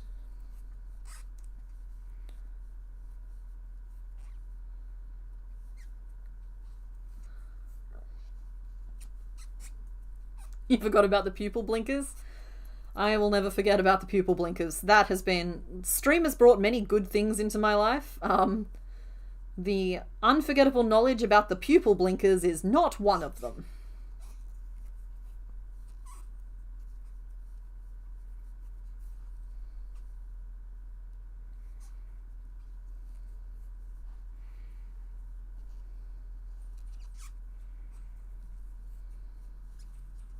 You always have to check now. Yeah, you're our designated pupil investigator. There's a knot in my yarn. No, there's not. Yeah, there is. Come on. Well, you got yourself all wrapped around, didn't you? There we go. Fixed it.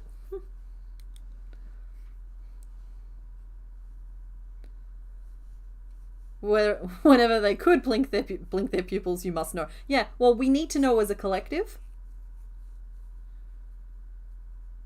Okay, I think that's coming out. Yeah, I think this is good. I think I'm awesome. Ah, look at us go! Mr. Bones, when you get the chance, I would love to see what the Venusaur name list is currently looking like.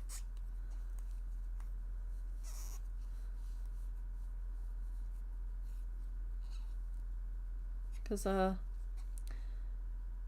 we will need to name this little frog. Because, like, I know that he's looking really unfinished, but if you think about it, we really only have, like, there's ears, and there's petals, and there's leaves. So there's, like, we're actually pretty close to finishing. 1, 2, 3, 4, 5, 6, 7, 8. Because I found that... Oh, okay. Thank you. Okay, awesome.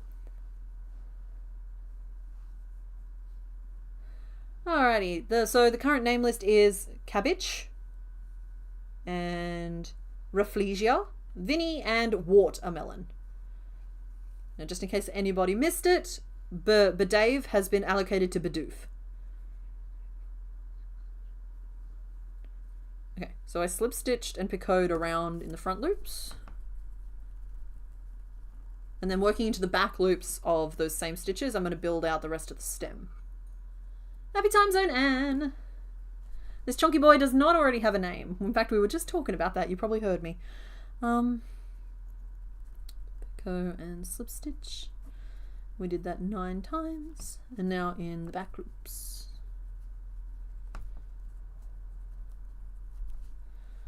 We are going to work... Do I swap to brown now? Or do I do yellow for one more row? Yellow for one more row. I have an idea.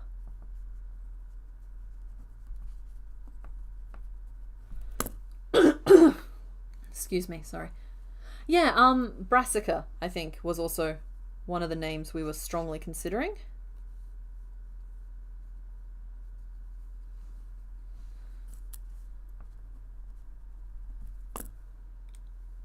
Bartamelon.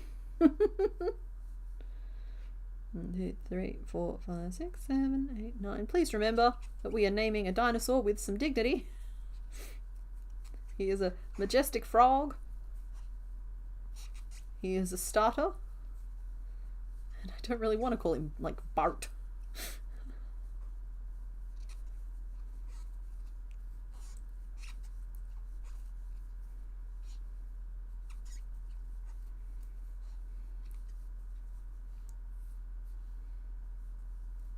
Quick skim over Gen 2, you think the worst Pokemon might be Feraligatr? Oh, yeah, I can see that.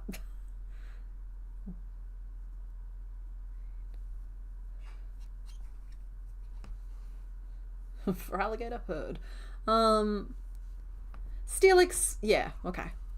Steelix, I feel like no one's going to mind. It's one of those things where, like, there are some Pokemon out there that I know I can get away with flubbing. That's not to say I set out to flub them. It's just like I know that no one's paying a great deal of attention. Whereas, like, if I mess up something like a Venusaur, there's a lot of pressure there. Or Venusaur. Sorry, not Venusaur. So, yeah. It's just one of those things where some of them are higher pressure even if they're not harder in terms of shape. For alligator, ticks all of the like difficulty prerequisites. He's got a lot of details. He's got an open mouth. He's a lot packed in design-wise, and then he's also a starter, which makes it, just ups the pressure a little bit. He was your first chosen starter? Oh, I love that. Yeah, I always had a soft spot for Venusaur, even though like we all knew that if we picked Charmander, we had a tactical advantage, right? Also Dragon. But like, I don't know. Venusaur just was always, again, I've talked about how Nidoking and Nidoqueen always felt particularly Pokemon-y to me, whereas some of them just feel like animals or other things, like Charmander and that line just feels like dragons. But Bulbasaur, the Bulbasaur line always felt very Pokemon-y to me as well, which is, I say that as a good thing.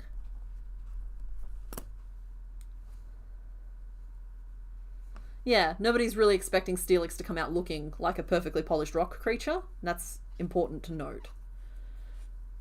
Okay, so this stem has to be long enough to have the petals sewn to it, to have the leaves assembled around it, and to lift us off the back just a little bit without being too much longer than that. I know that in some of the pictures of him, including the sprite in the bottom corner here, it's quite a significant trunk. But I'm not going to try and make this gravity defying as well as everything else. Deal? Deal.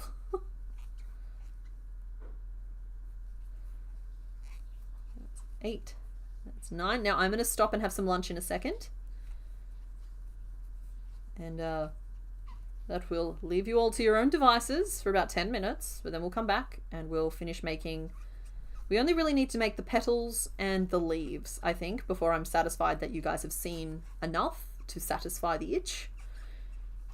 And then we'll pick a second Pokemon, because I would like to do, I'd like to do 2 today. Now that we've hit 11, I don't want to slow down. I want to like, let's get this done, you know? You have done the hair! Congratulations. I saw a fun shirt the other day. It says, I do not think, therefore I do not am. And I relate to this shirt.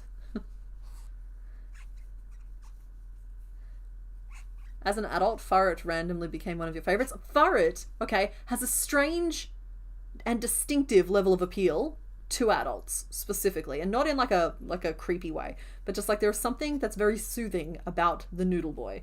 I get it. I do.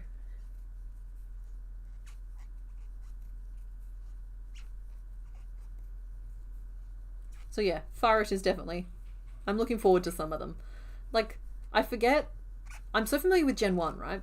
But I kind of forget who's in Gen 2, 3, and 4, and that's why I really like the Soul Silver run, because then I'll occasionally see something like Huntail and just be like, I forgot this thing existed and I love him. Look at the Muppet face. Look at the Muppet face. Furret is good. Nice shapes. Yeah. Very friend-shaped is Furret.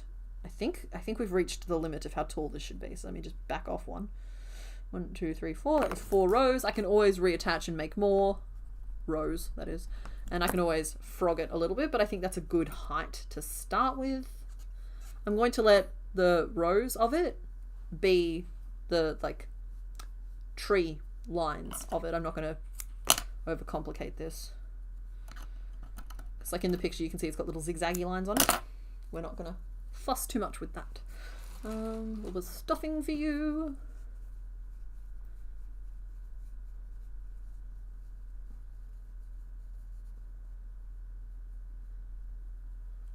Alright, Daiquiri, I'm gonna level with you. I have been pretty open about the fact that the base pattern for that furry cat is not okay. It looks bad and silly. I don't remember if it looks like a certain kind of, stoppage, but it wouldn't surprise me. And, I would just encourage you to get to the fluffiness as quickly as possible. Honestly, if the fluffy result wasn't so good, I probably would have removed that video from YouTube by now. Oh my goodness, Savvy Banani, what are you doing? Congratulations on only 10 Gen 1 Pokemon remaining. Thanks for doing these streams. I really look forward to them. Thank you so much. I really love you guys as well. thank you for the donation. I don't get many of those, but that's not, yeah, I always spoil yourselves first, but I am grateful. I don't get enough of them to actually have a keyed up response ready to go for this, but thank you very much. We're gonna give you some likes, a little heart. I don't know what else I can do with that, but thank you very much. I just want you all to know that I look forward to them as well. Sorry. Just sorry to get distracted for a second, but it's Venusaur in autumn. Ah! He has alopecia, and it's okay. He's beautiful. I'm gonna go eat some lunch on that note. Yeah, I'm gonna go get some lunch. I'm gonna be away for about 10 minutes, then we'll come back and we'll finish making the rest of the plant to go on the back of our fella here. I will leave the nice screen up on the screen so you guys can start like plotting a little bit. But we're not quite ready to make that vote yet. So let's see. Oh, hang on. That's just a lot going on all in one screen. There we go. All right, cool. All right, guys, I'll see you in a little bit.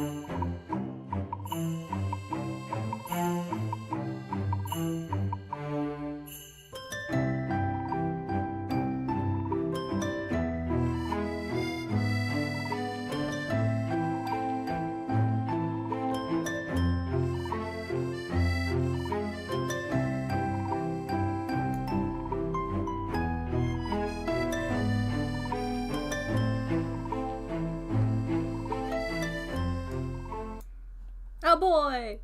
All hail. LeChonk wants to thank everybody for their kind well wishes. Sorry. Sometimes I get back a little early, but we have to stop and wait for LeChonk because it's not fair if we skip him. He's already bringing up the rear. Venusaur shenanigans? What do you mean? He's sitting exactly where he was. Alright, let's just minimize that. I hope you guys had some fun plotting that. Here is our toad. Let us make, I think, petals. Petals next? Oh no, let's do leaves next. Leaves would be good. So they need to be about, let's see, let's draw them to scale.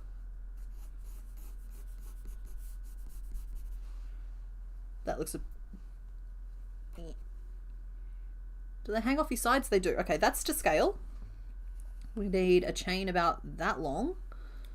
And then looking at them, it looks like they've got ruffly edges, but they're not consistently ruffly edges. They're jaggedy.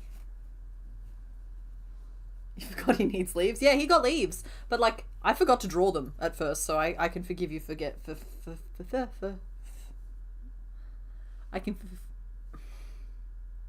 I can forgive you. Sorry, folks. I can forgive you for forgetting them. I was getting caught in a loop.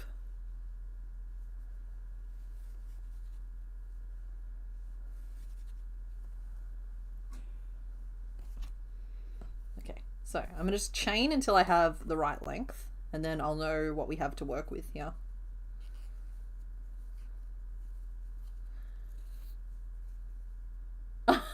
I can forgive you, don't be mean.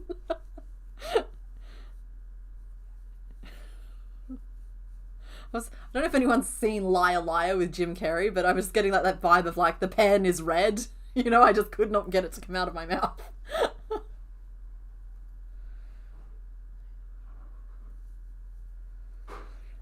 Well, nobody really wants to smell like our boy because our boy is based on, I think it's called like a, you guys have picked the name Rafflesia in the mix there, and so I'm assuming that's the name of the plant. It's Raff something.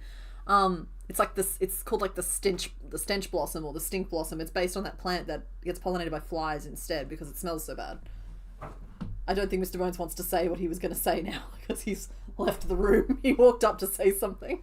Nora Julie said one, and it was Le Beau, L'Impression, Le Champ. And it sounds like a perfume ad. Parfum Le Champ. And everyone will love you. He had the salami in his hands from the fridge. Okay, cool, finish off, that's the stem. So we have the leaf going here. Sorry, I just need to catch my notes back up a little bit. We chained 1, 2, 3, 4, 5, 6, 7, 8. And we can still do a turning chain. So we'll chain 9. But 8 is the right length. Starting from there. It might even be just slightly too long. We will deal with that. So it's 9 to turn. And we should start at the base. So 1, 2, 3, 4, 5, 6, 7, 8. I've drawn it. I've not spaced my circles properly. Dang. That's annoying.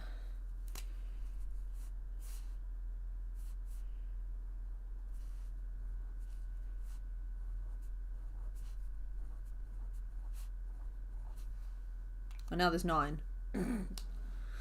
Okay, well, there's 9. Let's just cut the leaf off there. There, problem solved. So we want, that's at least a double treble? At least a double treble. Like a regular treble's here. That's almost like a quadruple treble. Treble, treble, treble, treble. Treble, treble. That's true, LeChonk does evolve into Oid Cologne. Corpse flower. Yeah, the Rafflesia. That's what I thought. Like, I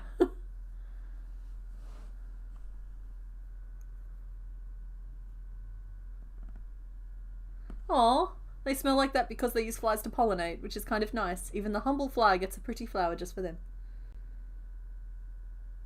I wonder if Alpin tries to mimic Venusaur's flower to deceive prey and predator. Well, maybe there's a Venusaur sneakily... Oh, not a Venusaur. Maybe there's like a a Vileplume like sneakily hiding. And this is just Vileplume's hat. Anyway, back to our previously scheduled programming.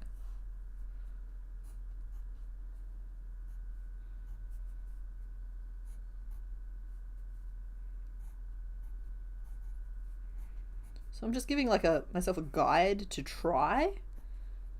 A lot of this probably will end up changing, but like it gives me some idea as to like how to get things like the tip of the leaf looking a certain way, and even then I have to remember to put a picot between each of these stitches, so there might be a little trial and error at play here.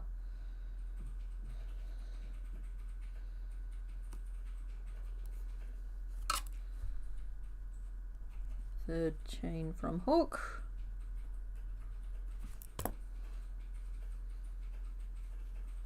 And we'll start with the double.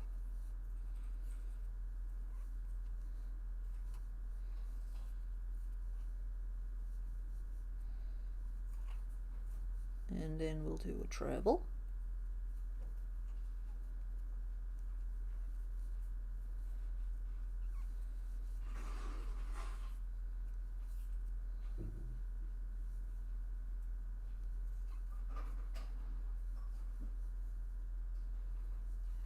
Treble. I actually think trebles are going to get the job done, because with like the little jagged bits it kind of adds some extra width. Double, picot, treble, picot, treble, picot.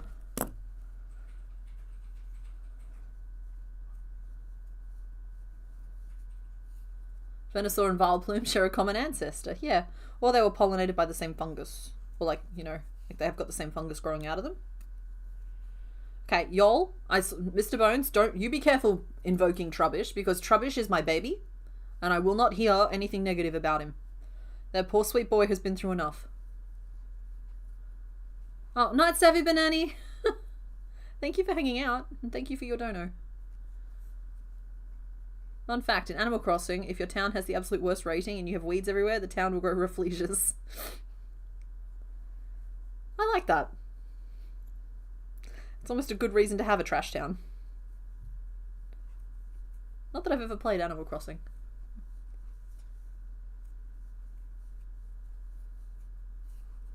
Okay, the idea that Trubbish is a plant and uses raccoons to pollinate is actually amazing.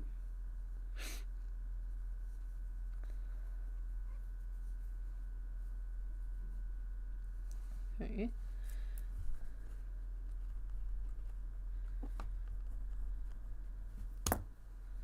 It's a lot of writing.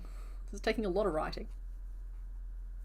Have we seen the Natural Geographic like Pokemon videos? It's so funny. I haven't seen, like, I've seen little clips of them, like little moments, but only in passing, and I've never really like watched them. I appreciate them in theory though. I like the fact that they exist.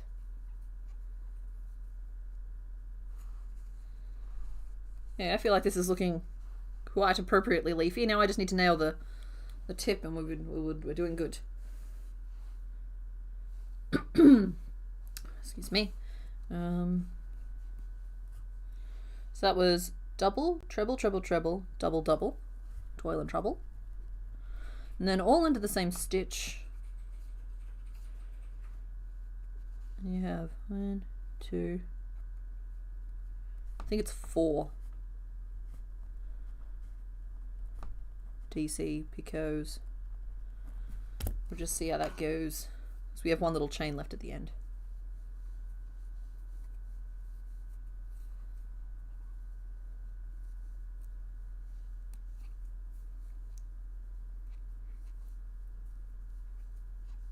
Yeah, the itchiness of bug bites isn't really fair, because, like, on the one hand, I genuinely wouldn't mind, mosquito-wise, where we're situated. They're not, like, a major health risk. But, like, if they wanted just a little snack, I got plenty of blood. But, like, I do not enjoy the fact that they make me itch afterwards.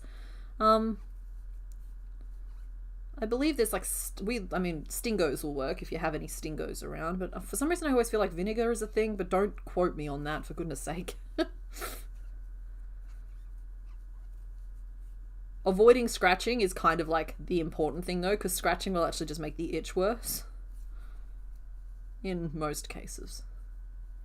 Yeah, inside of a banana peel. I've heard that one there. Calamine lotion if you have some.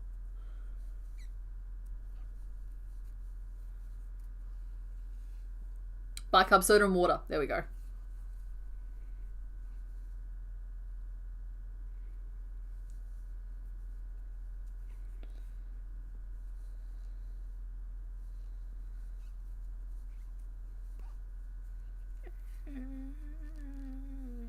Okay, that's that. Now we kind of just need to mirror it on the other side. I don't think my leaf is pointy enough, and I'm not sure what to do about it.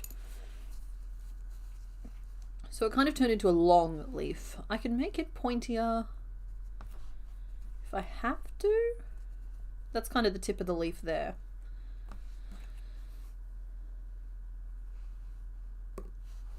I might like it not pointy. They're meant to be pointy though. Do we mind? Do we mind if they're not super pointy? Random person, go to bed. You can catch the rest of this in the replay. We are taking a long time today. You are not imagining things.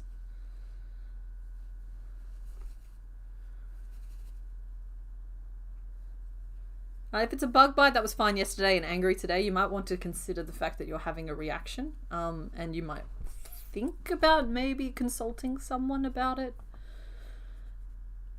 I don't like giving medical advice. Too much room for error, but like, yeah, if you're having an allergic reaction to it, that's a problem. But then like I'm thinking about it through the lens of here, if a bite doesn't just like vanish overnight, it might be something like a spider that you need to get looked at.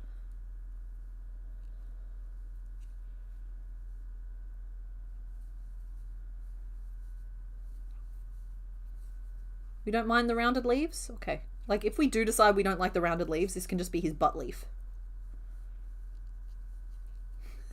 And then I saw his face.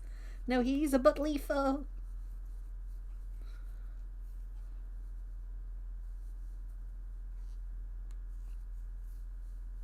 Well, tea tree oil is good for a great many things. Like, yeah, tea tree oil is good. It's potent, but it's good.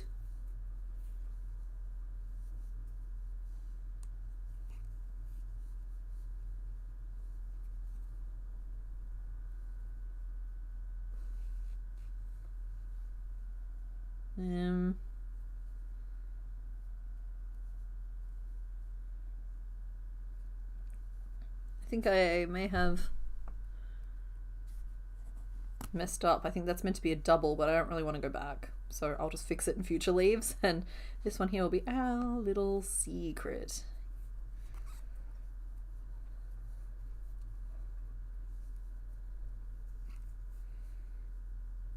I think we're back to the start. We are! Yay! Just a little double there. And we'll chain 2 just to keep it balanced, because we started with a chain 2 there. And we'll slip stitch into the same stitch to finish off. Leaving all of our ends neatly tucked at one end, not the tip. Which made this slightly harder to make, but oh, I've accidentally worked over the top of it all the way down there anyway. Of course I did. Dang these good habits. So there is my leaf, if you can believe it. I actually really like the veininess. And then that will go... We can like shorten it by like curling it up a little bit, give it some life.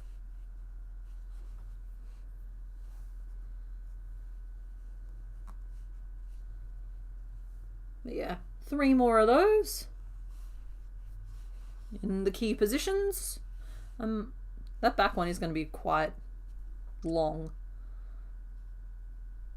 I might do a shorter version for the other 3, just by shortening it. Good job, brain. Good job. I'm helping. Chain 2 and slip stitch into end. Because yeah, making them a little bit shorter I don't think will hurt, but I can always, like I said, just curve them up the stem a little bit. It makes them a little bit more leafy. That's a nice leaf. Thank you very much.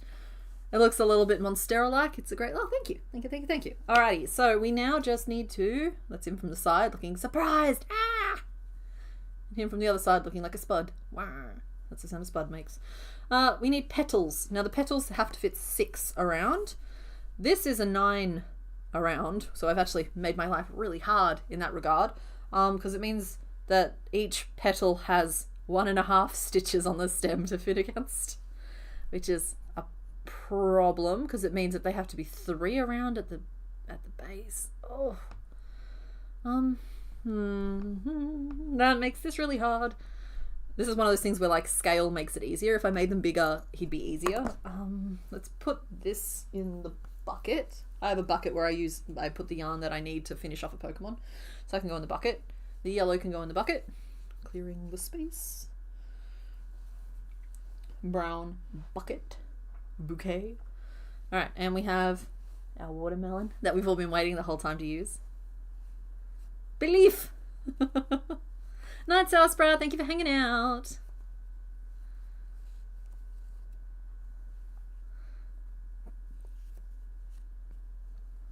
Okay, so how do I want to do this? I could probably get away with using 4. It's just me. I won't map it out directly behind him. I want to do it where you can see. So this is the guide. We need 6 around, because the middle bit is 9. I can kind of squish them together a little bit. So it's like that. So we know this can be a maximum of 4 stitches around, so that when it's folded in half it's 2. I could possibly get away with 6 if it's like got some thickness to it. So that's good. I can work with 6. And then it needs to spread out and form the petal. And there is a little bit of like mathy type stuff that I'm not going to bother doing that could be done to make this easier, but I'm not going to do it, and we're just going to wing it. So yeah, I'm going to start at the end of the petal, and kind of how I worked up the face, we're going to work increases along the edge to create like a flat piece. I'm just going to see how that goes. You're alright, you're allowed to get distracted. I'm the only one who's not allowed to get distracted.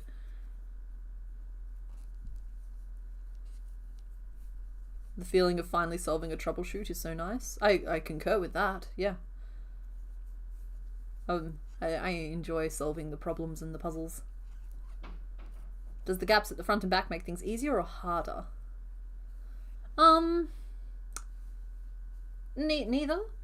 I'm going to just evenly space mine and let them fall where they may. I'm going to make sure that like I've got them like one falling, like pointing to either side of the head. Just like I'm going to make sure that of the 4 leaves, I've got one out either side and one out the front and the back. But I'm probably not going to leave like a gap because I do think that they are meant to be evenly distributed. I just think that this particular one down here with the gap is just running super fast, so his petals are blowing in the wind.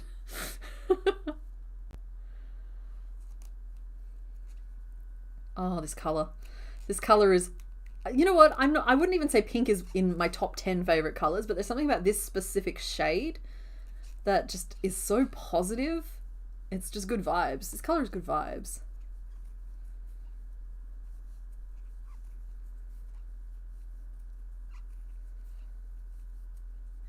How did I do Valplume's petals? All the other ones that have petals the same way. Just made them as chunky bits. Double walled. Made them so like, but the thing to note is that Valplume had a bigger middle. This is a thinner middle. Changes all the proportions. All right, night Kylie, thank you for hanging out. Happy time zone to you as well. I could do 3 lots of 2 petals, 2 lots of 3 petals, or 6 individual. I'm going to do individual petals. Sorry, I didn't realize that was the question. 2, 3, 4, 5, 6, 7, 8, 9, 10. Petal. The trick is making it so that they don't grow overly wide, so that they do fit into a circle with the proportion of still stemming back to base, you know, because they look big and square, but we have to make them more tapered than that to fit them in, because we have to stick with 3-dimensional problems. It's like you can get away with just about any, like, see, like, look at the fun little like swoosh that we have here, right? Just the attitude that comes with drawing a foot like that. But then in real life, it's a little bit stumpier and clumpier because, like, we are limited by our medium. But we're also freed by the limitations of our medium. So there's upsides and downsides. We're making a male Venusaur. Please note we don't have the blobby bit in the middle.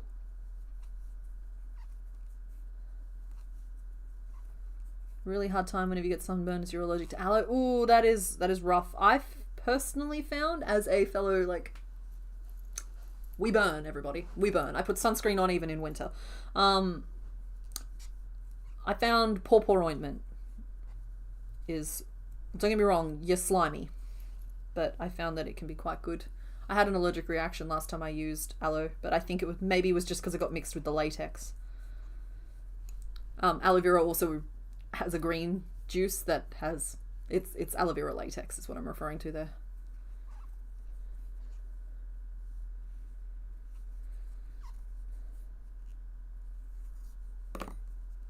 Hey, Lunala, welcome.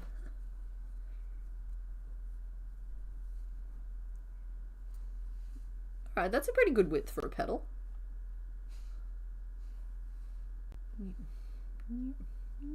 Might be a little thin, a little on the shrimpy side. Gotta actually write it down. 2 single crochet, 3, 2 single crochet. It's so funny to me how, like, no, it makes sense from a design perspective, but when I'm working on a particular Pokemon, how often I have to, like, use the same approach for the pieces of that Pokemon, but it makes sense because when you're designing something, it tends to have an aesthetic. You're allergic to sunscreen. That is rough. Is that both mineral and chemical sunscreens? Because they are different things. You would know. You would know. It's not my business. That's awful.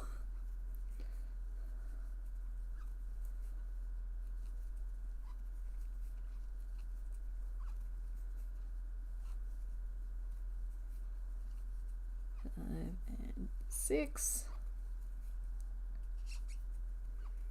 Okay, I've apparently decided I've gone rogue. My hands went rogue and made them a little bit wider. So here we all are.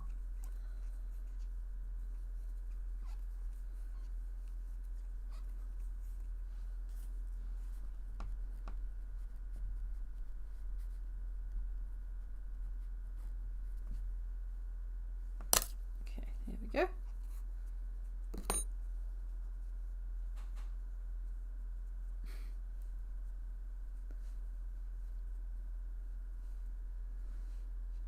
Okay, good. And now if I just like gently taper them back, we might be in business. So this is currently 18 around, which is just a good stable number to use because then I can do 2 decreases on either side. I might do 1 row of single crochet first, but then I can go to 16, to 14, to 12, 10, 8, 6. And that should do it. That should do it nicely. Yeah.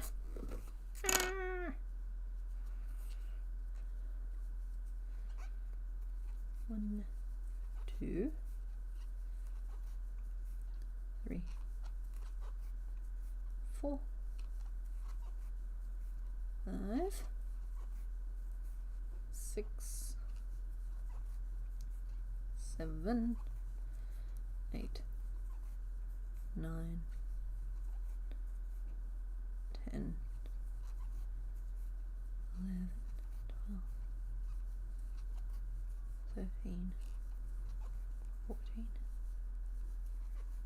15, 16, 17, 18. Yeah, it sounds like you're living that very sensitive skin life, which I am on that particular spectrum. I'm probably not as far down that particular path as you are though. But yeah, no, anything with fragrance, just count me out. Plus I'm extremely dry, so it's like you gotta just it's all about looking for the moisture ingredients.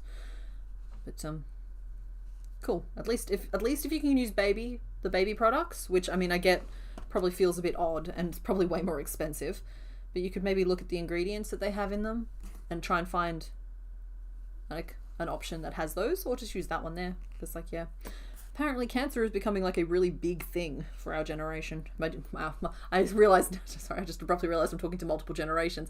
I have this tendency to think, just assume you're all within the same like age sphere as me. But I know that's not true. But like my generation apparently is getting all kinds of awful cancers in high numbers. And that is probably just an alarmist headline I read. But still, sunscreen, everybody, if you can. and it doesn't cause you undue harm. 1, 2, 3, 4. Particularly if you're in Australia, even though the hole in our ozone layer has apparently been healing itself, which is just wonderful news. 6, 7, 8, 9. There we go. 2 of those.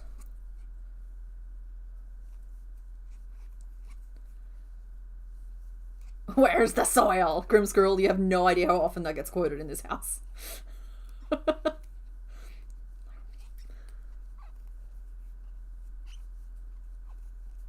Yeah, I assume everyone's my age until proven otherwise. Exactly. Please do not start stating names in chat just to protect our junior members. It's an online safety thing.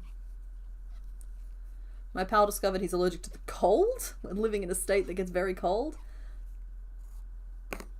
Huh, okay. So he has a histamine reaction to a lower temperature. That's interesting because histamine tends to be caused by inflammation, which I suppose can be... Sorry, I've just... Redirect. Redirect. Let's just talk about something else.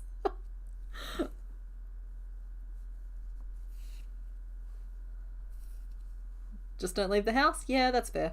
There's also hats. Oh, garlic is a rough allergy to have. Admittedly, my least favourite one is one that I only identified about 18 months ago, and it's wheat. That's a rough one.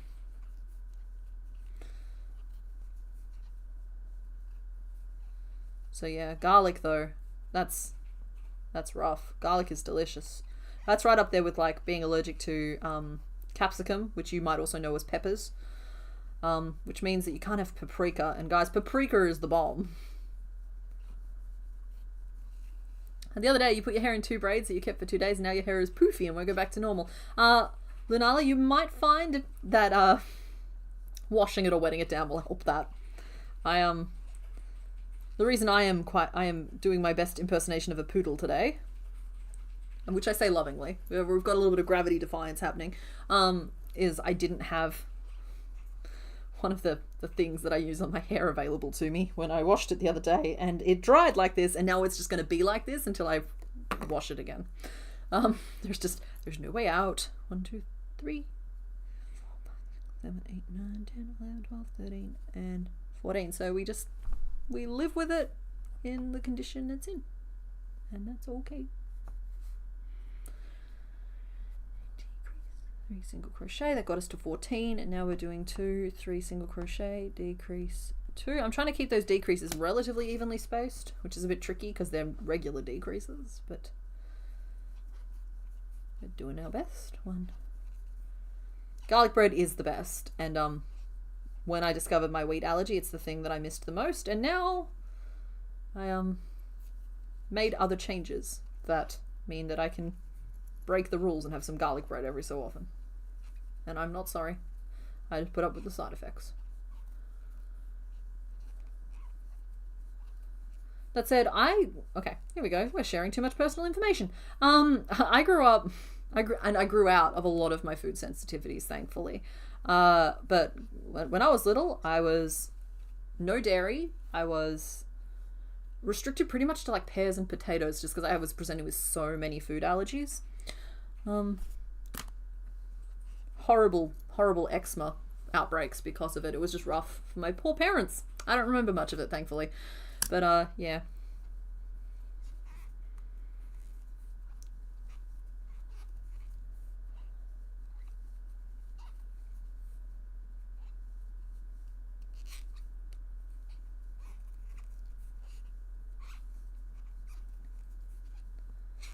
Happy time zone. Yep, Venusaur is our first for today, as Mr. Bones said. He's a complicated fella.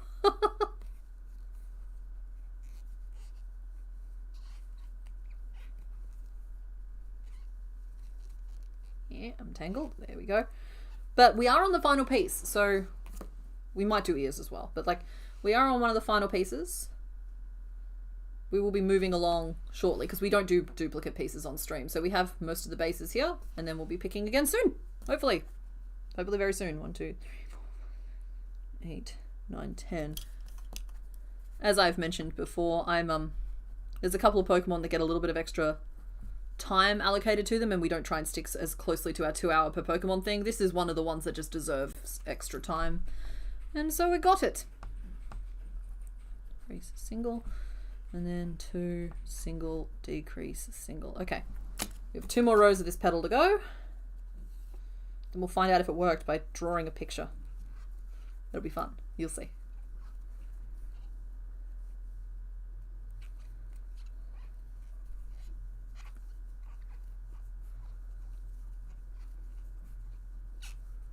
Have we named the boy yet? We have not. The nameless last I heard?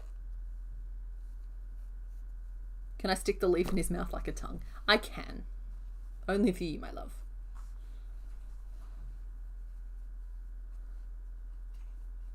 It just looks like he's snacking. Yum, yum, yum.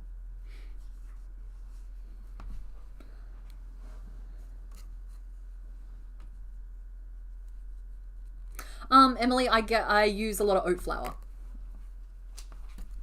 I find it a pretty good straight swap. Sorry, I said leaf, and I realised afterwards I meant petal. I'm sorry. Oh. Let's put that back. She's little hat. Doesn't sit as nice anymore. Oh, you want like this. Blah. Blah.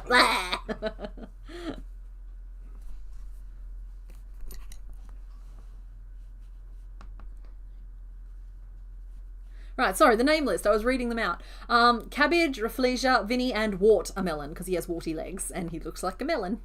And Bedave is Bidoof. We've already decided on that one there. 1, 2, 3, 4. I think I have to do a row of 8 just to help ease this transition a little bit. 1. No, I don't. I should just have the courage of my convictions.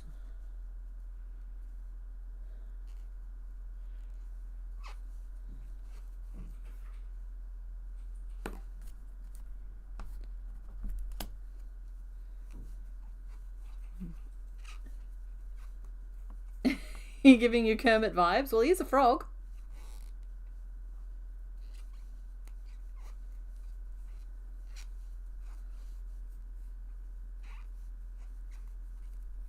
Big black. Yeah.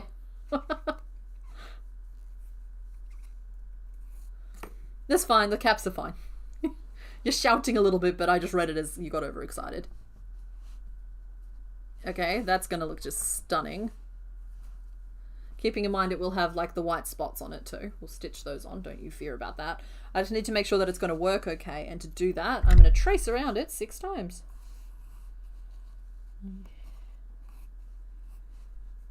Really only need to do the middle.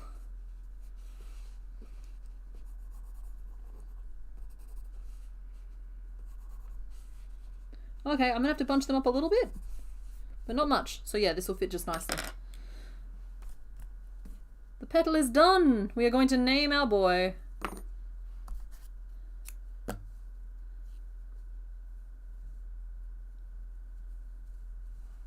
And I'll just pin that on there.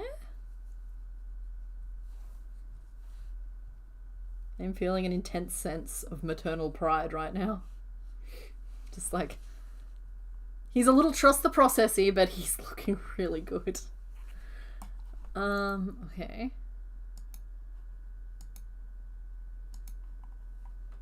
Okay, Cabbage is one of the names.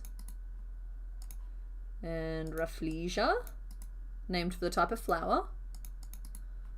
Paste. And option. I don't remember where Vinny came from, but it's cute.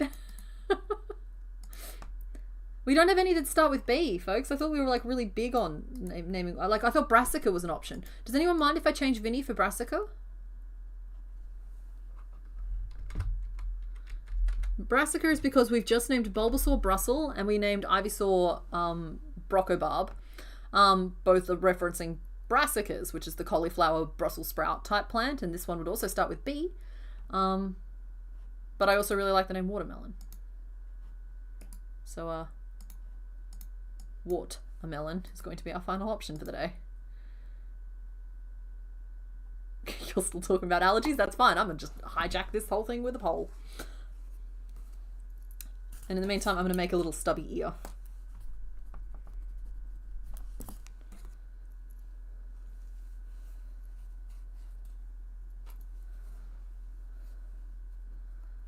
Did we see the Pokemon from last stream? We did, but I'm happy to show them again. We got Meowth, and we got Raichu. So Meowth was named Meowtzarella, and Raichu was named Sparky. I'm particularly fond of his little stripes. So they're from last stream. Yeah, we got those all done. Sorry, last stream as in like the stream 2 weeks ago.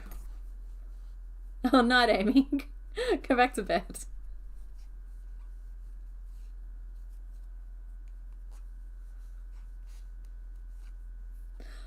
Yeah, I agree that being excitable is a good trait. I think that particularly my generation and anybody else who might relate to this statement, we were kind of like, we grew up in a time when it wasn't cool to like things.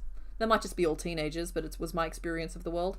And it's just like there is a very pure joy in liking something and sharing how much you like something with other people.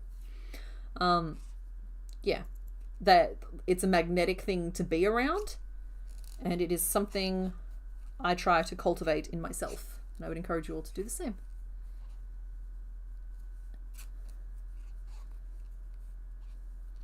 Sparky is adorable. Thank you.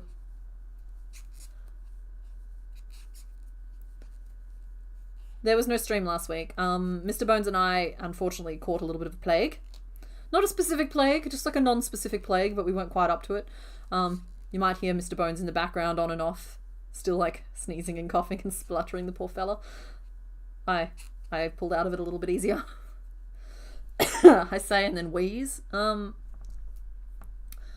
sorry for worrying you. I just like, yeah, it was weird. And then Thursday came around and I would have sworn point blank that it was Wednesday until I hopped into the Discord just to be like, oh, I wonder what everyone's up to. And they were all like, oh, goody, it's Thursday. I'm just like, no, it isn't. And I checked and then it was. And I was like, oh, no.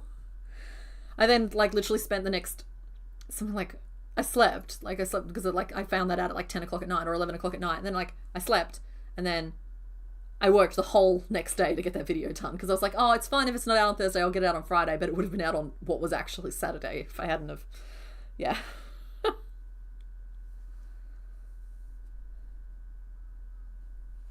Anyway, it was just like a little bit of like time travel in the mix. Not streaming throws me off a lot, in a lot of ways. I don't get my social contact, and I need my social contact, and I don't get to like firmly establish the before Sunday and after Sunday, which is my like, has become kind of the bookend of my week. It's like between finishing the week's video and stream is bonus time. It's time for me to plan content. It's time for me to finish Pokemon. It's time for me to catch up on paperwork. It's time for me to sometimes I get a couple of hours off in there. After Sunday, we're back into production mode for the next week's video. We got to get filming. If it's not filmed by the end of Monday, we're probably under a little bit of stress, that kind of thing. So, oh yeah, checking the Discord is the best way to stay informed on things. It's where I tend to do updates just because the community tab on YouTube is so useless at letting people actually know anything. And then like it'll randomly let everybody know the piece of information weeks later or months later. So it's not really for notifying people. Oh, speaking of notifying people, because we've got a whole new batch now. I said this at the start of stream and I'm saying it again now. The next stream is going to be on Friday. Mr. Bones and I are going to be unavailable for the Sunday stream. I'm being non-specific about it for security reasons. But like, we're going to be not available for the Sunday stream. And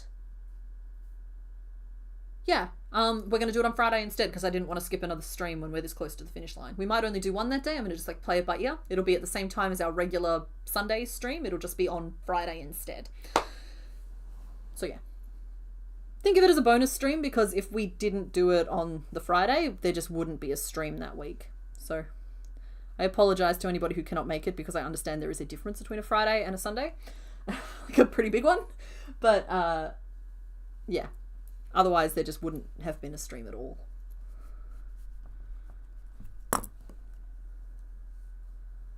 I'm not running away in the forest. Well, I mean, I am, but not in the way you're suggesting.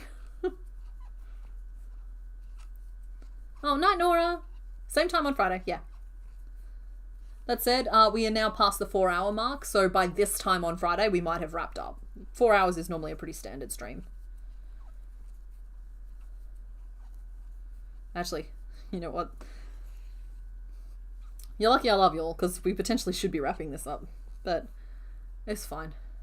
We'll pick another one. It'll be good. Okay.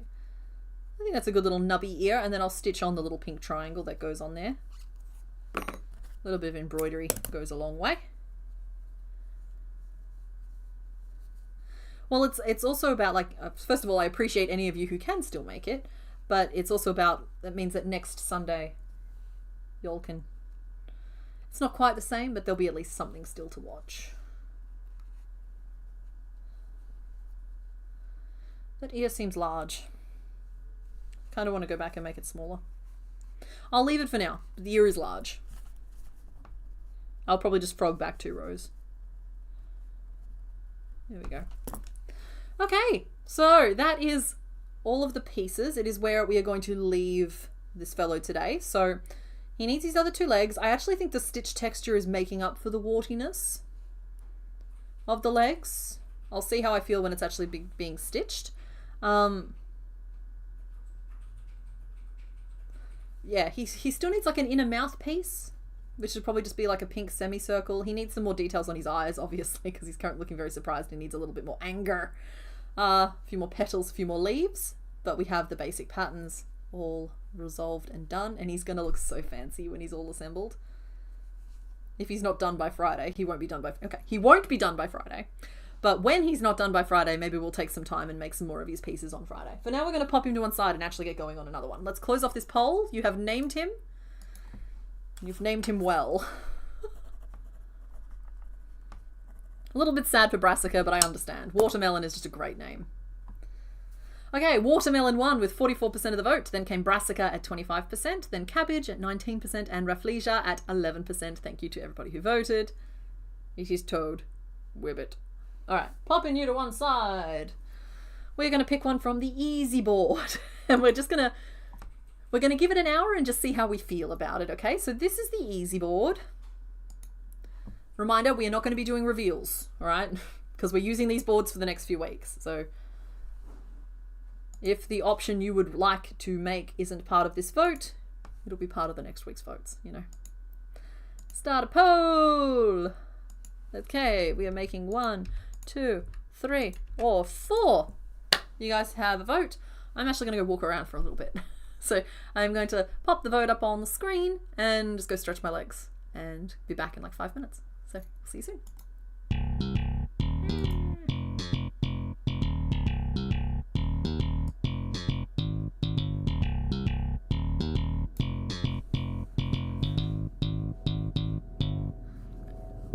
Did start the poll. I have not turned the mic off.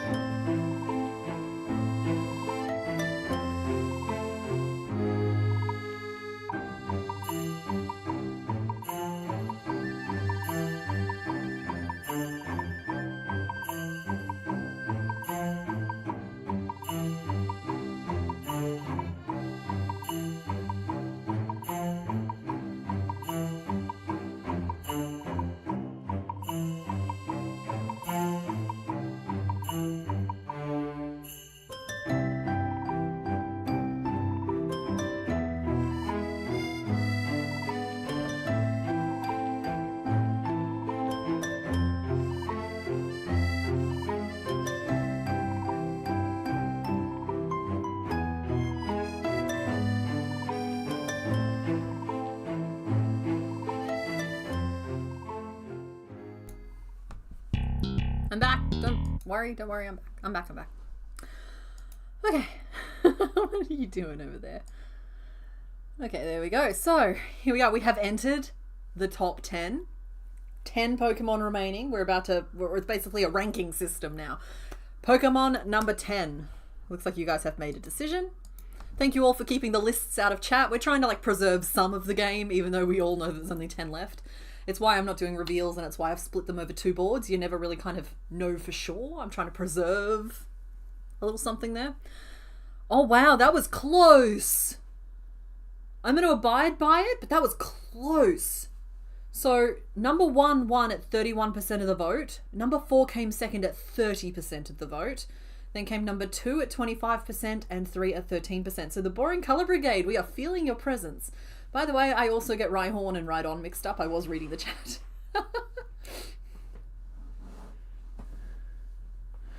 Yeah. Boring Colour Brigade was so close to a coup. It's 1 vote. It's 1 vote difference. I said no reveals. That's right. That's because we're using these boards for the rest of these Pokemon. And so, we used Venusaur today. No reveals. No reveals. I did mention it a couple of times through. Give me a second. Sorry, I keep losing my words. I've mentioned it a couple of times today. I appreciate the fact that I also believe in closure, but we're coming up to the pointy end of this now, and I do think that anyone super motivated to work out who's behind each of the doors, there's only really one option that makes sense for behind each of the doors, and so I'm kind of it makes more sense to keep the same boards for the next few weeks, and I'm sorry about that. But yeah, okay, so you guys picked, let's see, it was the nice board, and you picked number 1. Here it is. I don't think anyone is going to be surprised to find something's a little bit fishy here. I tried so hard. When I saw the way the vote was going, I tried so hard to find Goldine. But, I couldn't. I don't know where she is right now. Well, sorry, I know where she is. She's in the bag, but the bag is big and full of terrors. So I couldn't find Goldine to have Goldine out on the screen, and I'm sorry about that. But I did find Bulbasaur. And I'm going to show you Bulbasaur and Venusaur next to one another in a second. We are making the Codfather. Fish! Exactly.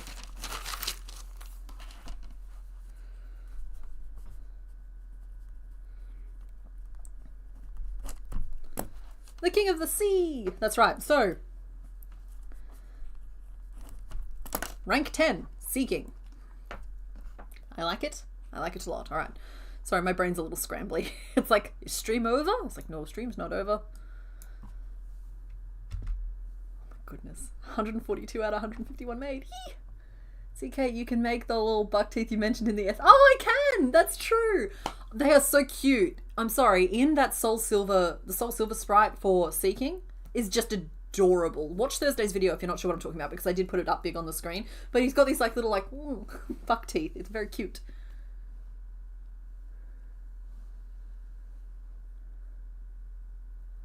Night, Viara. Thank you for hanging out. Buck teeth, exactly. All right, so we need some yarn to do this. We're going to need... Somehow I've managed to throw the black across the room again. I don't know how that keeps happening. Let's minimize you. I'm sorry. I'm going to like wrangle this energy back under control. I realize that I'm a little bit like pointy at the right now. We need a little bit more boba. Bright.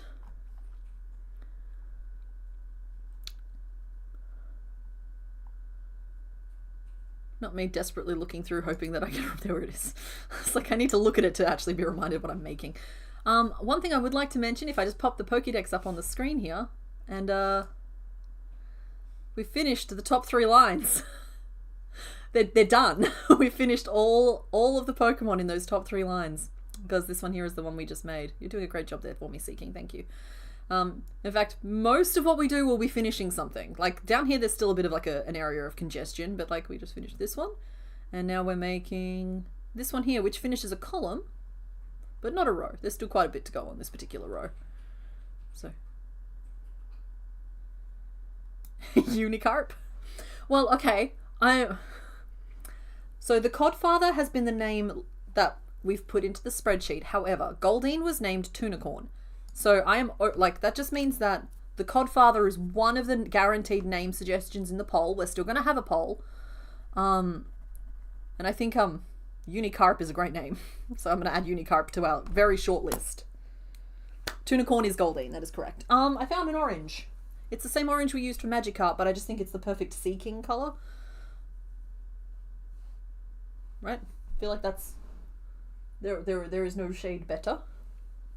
And I have white. And over here somewhere I have black.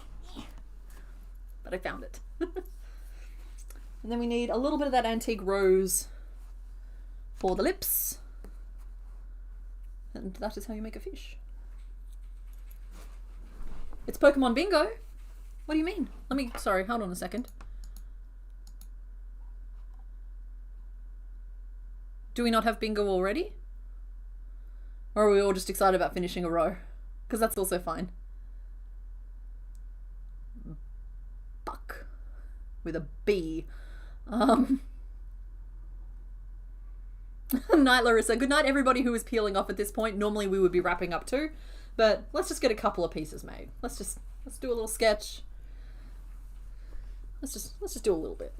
A little bit of more of it. So that we can say we've entered the top 10. Oh, the bingos. Exactly.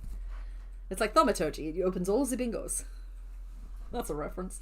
Alrighty, I better go back to the live stream chat so I can get some reference images here. Oh, beautiful. Thank you to everybody. Mr. Barnes, that's upsetting. Okay, he's a fish. I'm gonna just draw him here. He's a ball. Adorable. But I do have to work out how I'm gonna do all of those markings. You know what? I might actually look up the Seeking Soul Silver sprite because I'd rather use that as a reference. It's not something I normally do, but He's just so cute in that Soul Silver Sprite. Is that it? Yeah, that's it.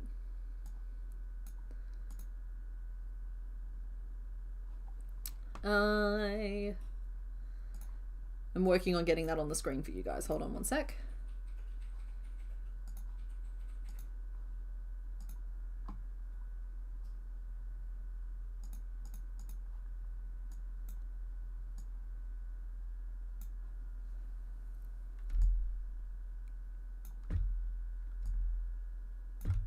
There we go. We're just going for a slightly more pixelated version today.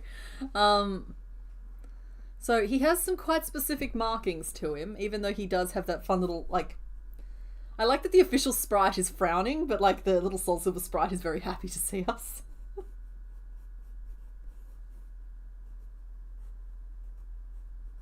So I'm going to try and capture some of that joy. The biggest problem is going to be these big tiger stripes, because they kind of suit colour work, you know? But that's a lot of extra effort for this time on a Sunday.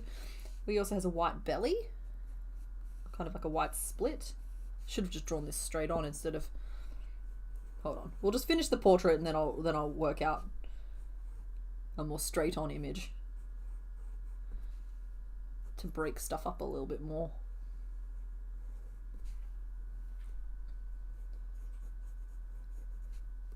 Got his little hairpiece. He's got some flippery fins.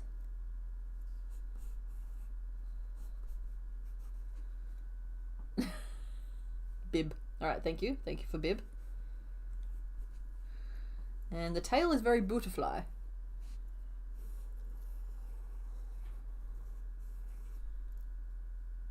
But I think that's...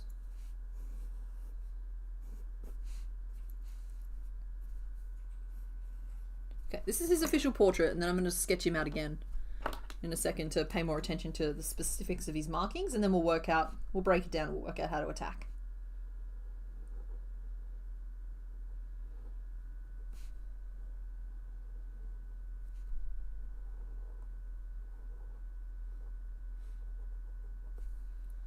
Am I doing this right? I think I'm doing this right.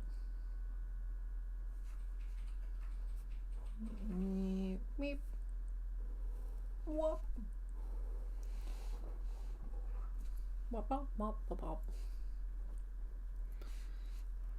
The little black flecks on his tail are going to be annoying.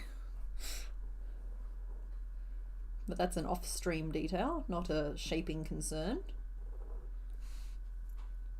Got these little freckles everywhere, which is so easy to add with a pen and so difficult to add in crochet.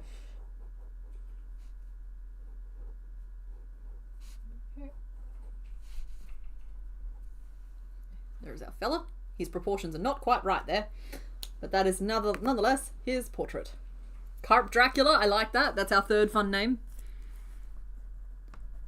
I'm determined to make it a fun pun because it has to match the energy of Tunicorn. But we have 3 good options there. Sorry, I just realized I had chat closed down while I did that. Okay, so looking at it from the side, let's just map out some of these colors, because like this is the body, and that's all I'm really worried about right now, the body part of it. And then we also need the body from above, because he's pretty... oh no, he's a little bit more narrow. He's fish shaped. He's not just ball. Okay, so that's from above with his fin, so I don't forget. And we might do it from the front as well. Mr. Bones has helpfully provided these reference images. I find it easier to metabolize them if I draw them out though. Okay, cool. So from the side, from the top is the one that I have open.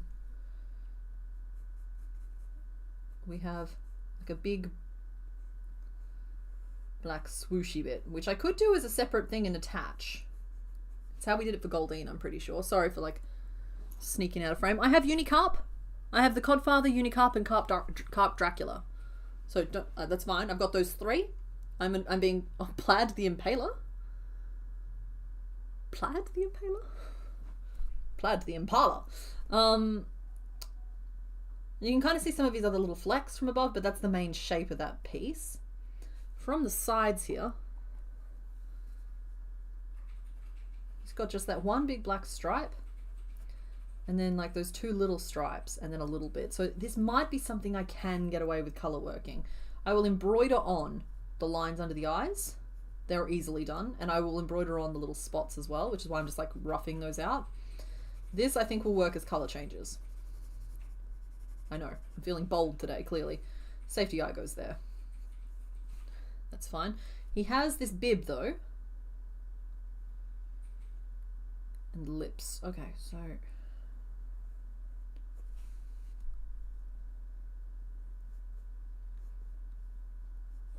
the lips are in the middle of the head. We're doing closed mouth because frankly I've worked hard enough today. Eyes go there, and eyes go there, and the bib sticks out from the sides of the mouth and kind of goes up and in. So that might be a separate piece that we sew on, and the mouth might be a magic ring that we do and so on, and then I can embroider teeth over the top. So we can layer up this face, but I think I can get away with doing this black stripe as part of it.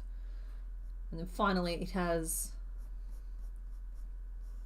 this rather well behaved white swoosh at the back. Again, I could sew that on, but I think instead I might work these two as color changes and that as a sew on, maybe. I'm worried that that'll look too disjointed and I should try and do them all the same way. Maybe the white pieces get sewn on. I can get a pretty nice, I know myself, I can get a good seam. So we'll do the black, the big black splotch on top as color work, but the white splotches will be sewn on. Agreed. And the lips will be embroidered as well. So we're going to start now. Orange. I'm gonna make a fishy.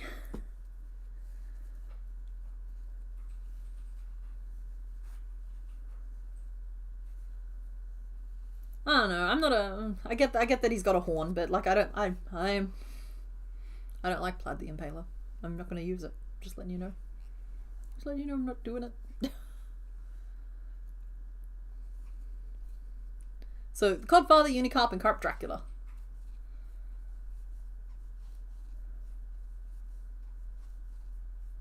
Splotch. Yeah, I think so. So because I'm starting in the center of the face, so then I can get like the rows forming really nicely around our fish. I can just start with a magic ring of 6, work up a little bit, and then make it slightly more long instead of round. Orange. Magic ring 6. 6 increases. Now Goldine isn't huge, but Goldine is nugget sized. So from memory, working purely from memory. And I'd love Sea King to be approximately the same size while also not having access to Goldine at the moment. So that makes this a really interesting exercise in fish. Is the horn cream? You are correct. You are correct. The horn is cream. That is okay. I have something for that. We have cream. Thank you. Good catch.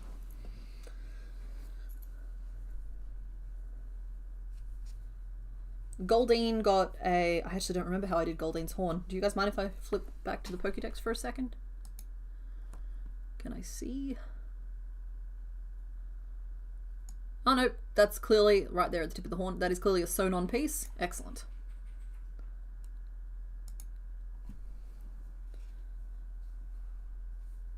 Goldine we haven't seen in a while.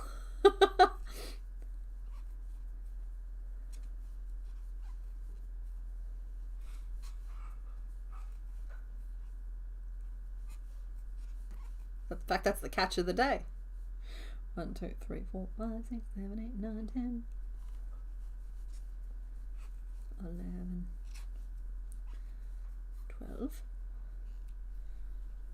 Okay, I could start encouraging the oval from this point. I think it'll be more organic if I start encouraging it from this point. So we'll go single crochet, increase, single crochet, increase 3, single crochet, increase, and we'll do that twice. Now instead of taking us to 18, that means we are going to hit 20.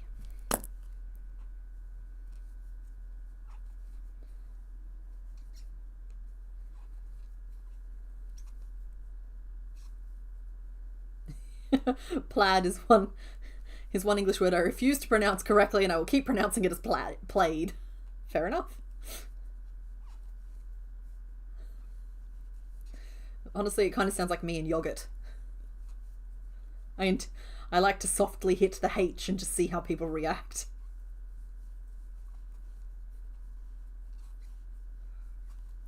Plaid.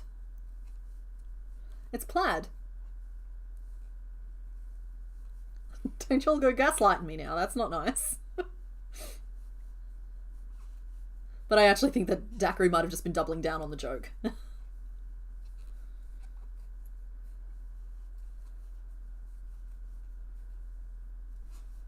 Oh, maybe not.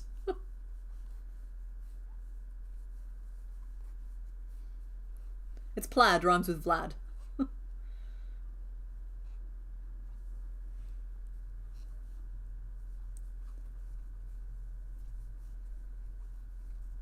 Look, I gotta say, though, Plaid the Impala is way funnier to me than Plaid the Impaler.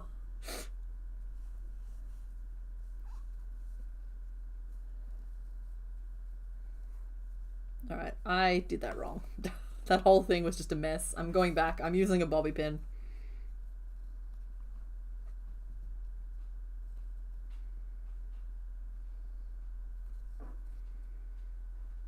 One, two, three, four, 5, 6, 7, 8, 9. Okay, good.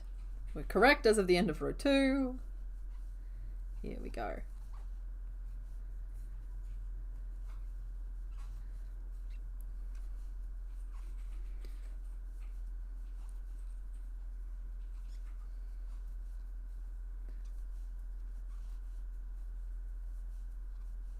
Salmon instead of salmon. Fair.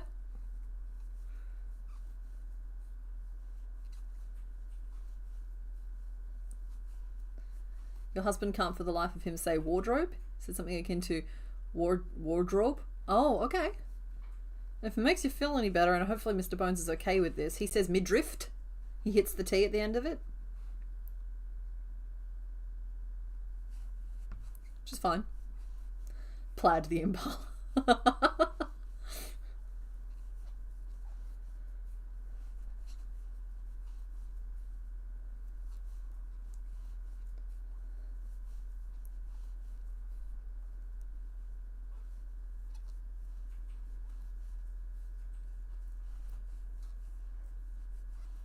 Wait, every time you look at Codfather's drawing, all I see him is screaming with a dummy in his mouth.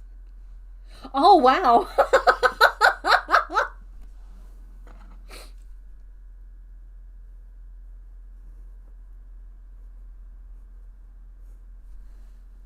Am I helping?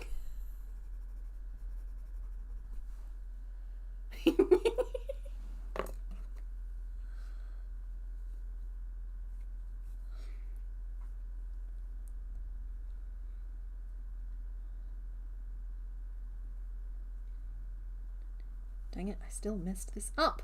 I forgot to do my increase 3.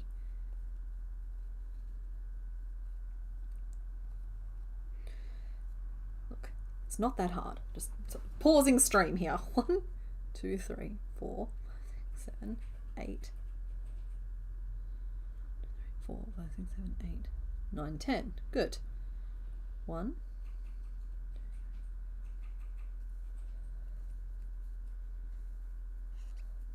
2, 3, 4, 5,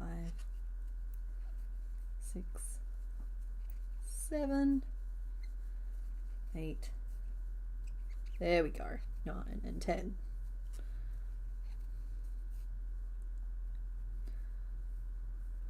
Oh, I missed something. Ah.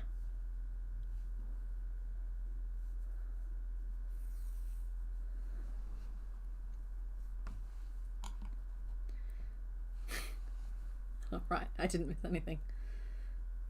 Thank you for the luck. Daiquiri, that's mean. Is that payback for what I did with Seeking Space? Because if so, fair. That's fair. 1,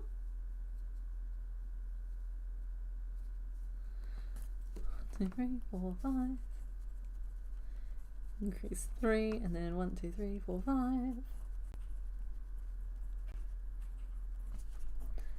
Just going to get us up to 24, and that's going to be the widest point around. You do realise that if I can't get the count right, we're just going to be here forever. So, like, who are you really punishing there?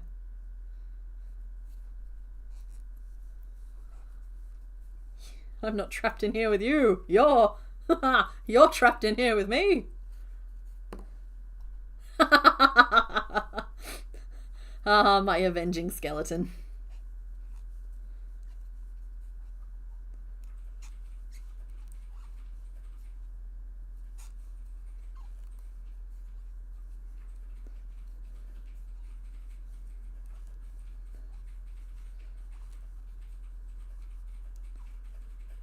We're willing to suffer to make you suffer with us. Wait, this works less well if we have the strategy. No! I wasn't avenging, I just legitimately didn't know what the numbers represented. Ah.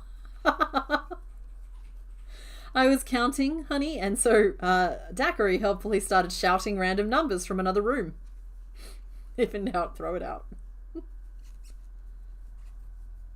Mr. Bands. Yeah, basically. We thank him.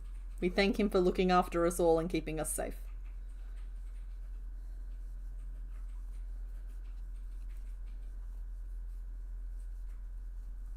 One, two, three,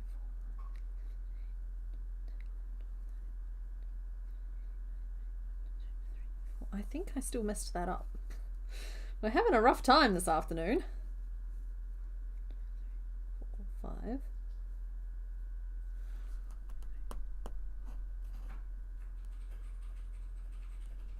Oh no, that's my bad. Should be 9 and 4.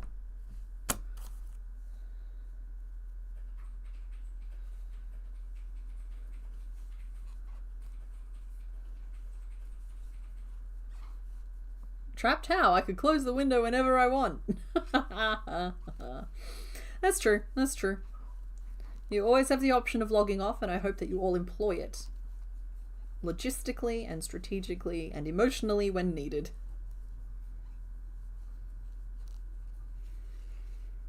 Oh! So, during the week, my washing machine exploded. Basically, it made the most alarming tearing metal sound. Expensive sounds. Very expensive and alarming sounds, and there was some banging and there was some crashing. And we ran in there to see what had happened.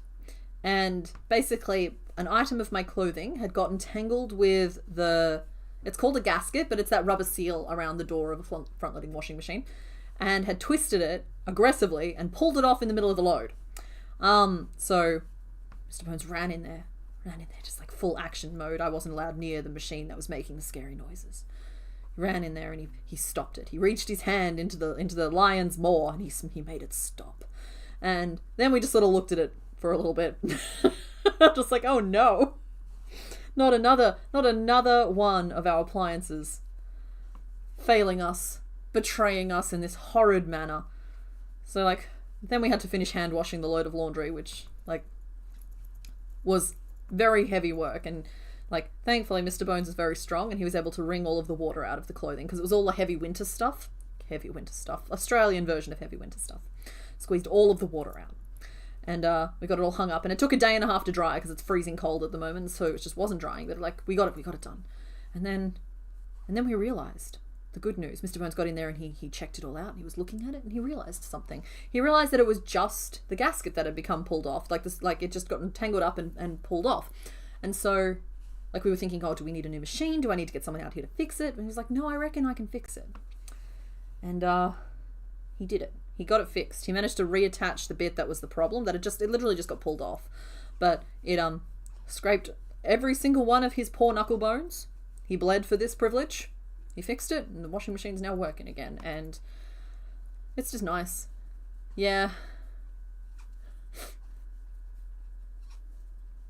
Yeah, the clothes being stuck half washed was a lot. And like we were like standing in the shower cubicle, just like wringing water out, trying not to like stretch things too much or anything like that. So yeah, that means that like Mr. Bones has fixed a great number of our appliances at this point. He has fixed the oven. He fixed our hot water system. I mean, we had to replace it within 12 months, but still, it bought us 12 months, which is not inconsiderable. I had to buy a new hot water system last year. I don't remember if I told you guys that. And he's just fixed the washing machine as well. So he's a very useful fellow to have around. There was no water damage. It honestly didn't even like spray or leak that much. It was just like he got in there and he stopped it before that would have been an issue. And the issue had happened when the clothes got tangled during the spin cycle anyway, so the main tub of water had already kind of drained out. And like the first thing we checked was like, did it bust a hole in the wall? Because it's one of those laundries that's like in a cupboard. And it hadn't, because it had like this little cart next to it, which would kind of help hold it in place, which thankfully. And yeah, he's a very handy man. Mr. Bones, we're not calling it that. Yep, no water damage, no damage to the appliance itself. We got the gasket back on. In fact, after some research, it turns out that replacing that gasket or taking that gasket off is just a thing that some people do as part of the process. In fact, it's even better now because it had started leaking slightly before then, and we realized it was because there was a little bit of crud blocking one of the drains, and so that got cleaned off in this process. So we're actually better off than before it exploded. Is there anything Mr. Bones can't do? If there is, I haven't found it yet. I've accidentally made this fish huge. What are you guys? You guys are meant to be supervising me. What? Why didn't anyone stop me? It's massive. This is a massive fish.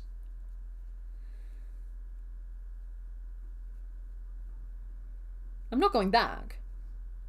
Like, we made our choice. Now we have to live with it. We made our fish, now fry it, so to speak. But, like, guys. Just a heads up. Fish is turning out pretty big. He's not an early warning device, but he's a present warning device. Oh, no, don't you guys all start saying big mega fish, megapod the fish. That's not...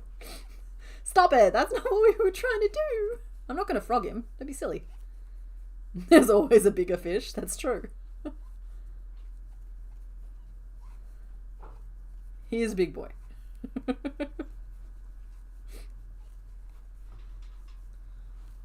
know how we're giving him vampire names? Oh, yeah, kind of. His fins, they look like one of the fancy ruffled collars. He looks a little capey. He is capable. Oh my god, you have to stop acting out of cape. That's true, bigger fish does mean easier details.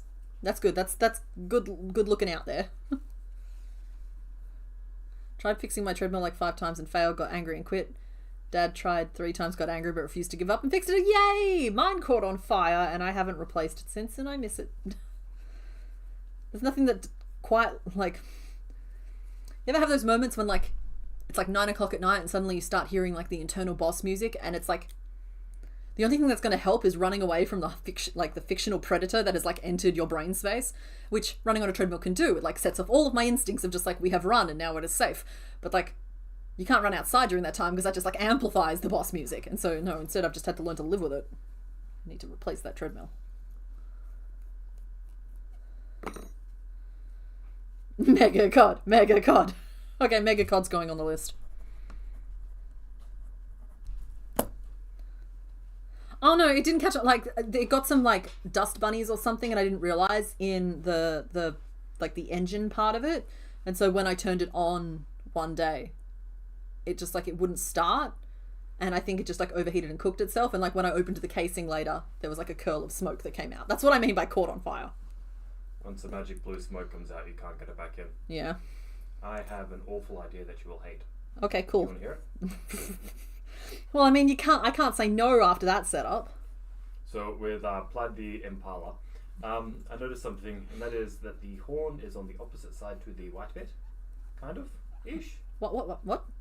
The horn and the white bit, they're kind of on the opposite sides of the potato. Okay. But they kind of line up with each other. Do they? And so if you started with the horn in cream, you go down to the base of the horn and then go around with the fish, color change to white, and it kind of works out if you have like diagonal Yeah. lines.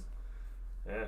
Yeah, I could have done that. I'm not doing it. Yeah. It's a Get terrible idea because it involves a lot of toting. You already fundamentally changed how we did the Venusaur to our benefit. I did. Yeah, I did. Yeah. I'm very smart. You're very smart. Best skeleton. Best ever. Yeah. Well, maybe not the best skeleton because I really like your skeleton too. Oh. Okay.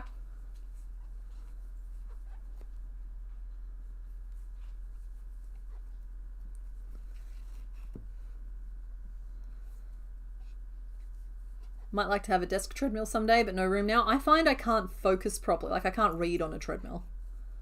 And because like I'm a reader, I can't read on a treadmill properly. I can barely watch television properly on a treadmill. So I can't work with one. I've accidentally made him very Puck-ish. But we will all learn to cope with that. Now, did I move that before or after? Hold on 1 second. I'm just looking for my last increase. I think they were my last increase.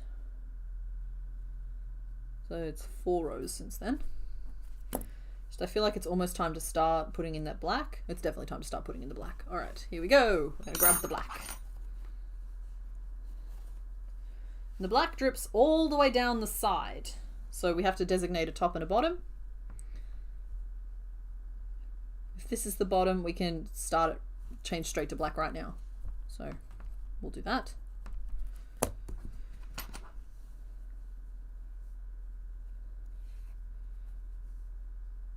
And yeah, we're going to work in black for a little bit. And if this starts turning out as a disaster, we're just going to wrap it up and try again later. The end of this is somewhere. There it is.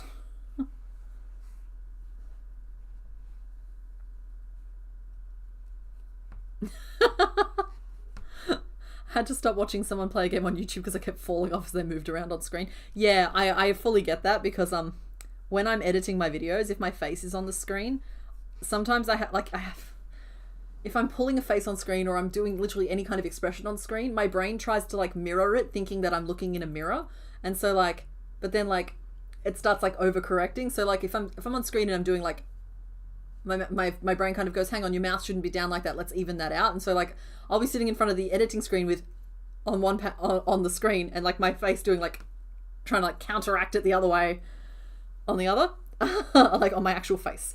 So like I get it, I get that.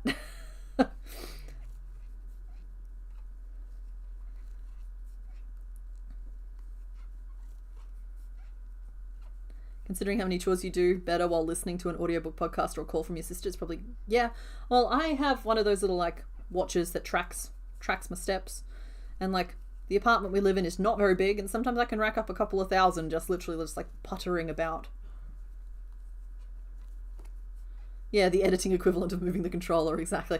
Brains are weird, but aren't they wonderful?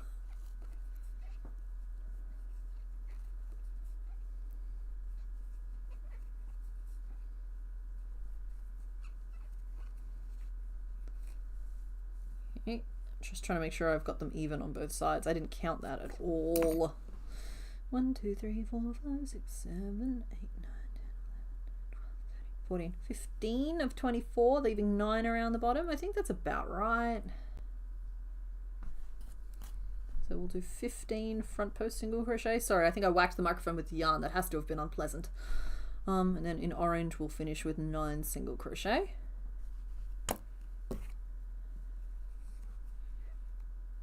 Now I'm using post stitching there because it gives you a crispier join between colors. It's like just the fastest and easiest way to get a nice sharp line. Even when it pulls down a little bit, it's going to look pretty consistent and nice and sharp instead of the little V's you get otherwise. There's a choice. I'm pleased with it.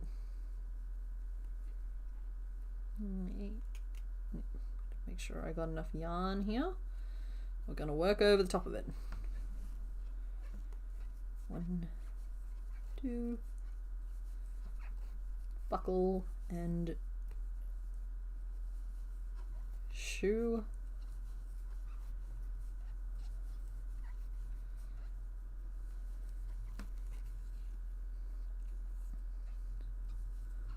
Oh, bye, Salon Demon.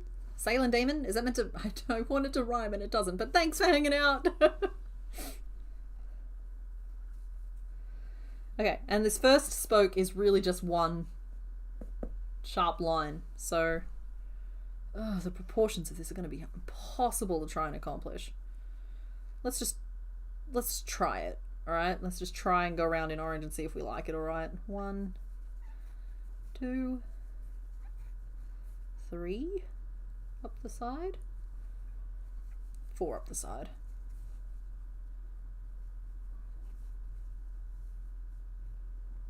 Nope, 5 up the side.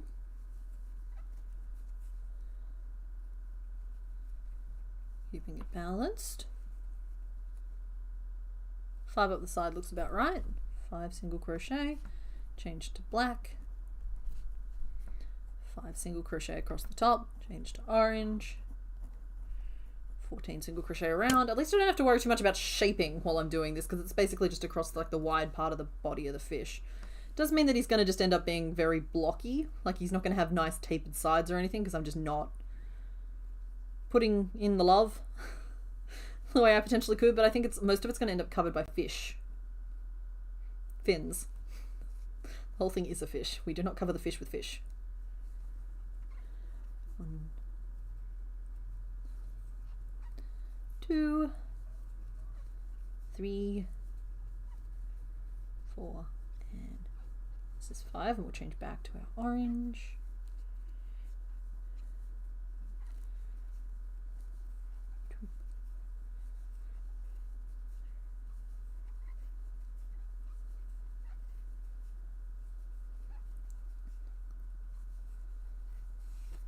And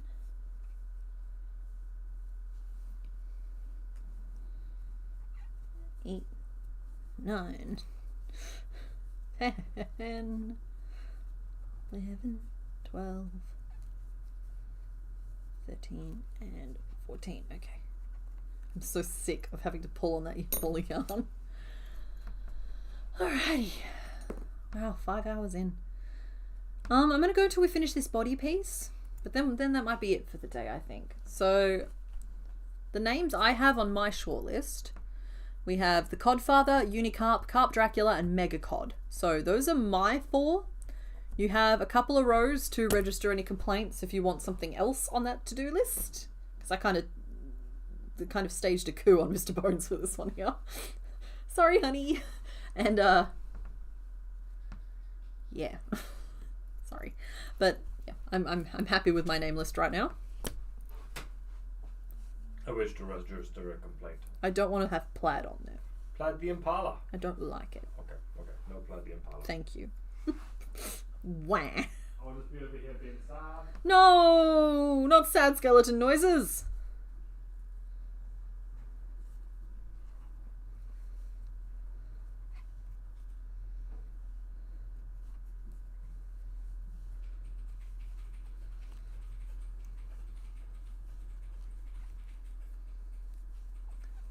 No complaints? Excellent. Oh, and everybody, don't forget, I'm just going to say it now until the end of stream. The next stream is on Friday, not Sunday. We're going to be here on Friday. I don't want to have to deal with the heartbreak of anybody turning up next Sunday and being like, I missed it, it was 2 days ago, what happened? Ah! It's like, nope, next one's on Friday.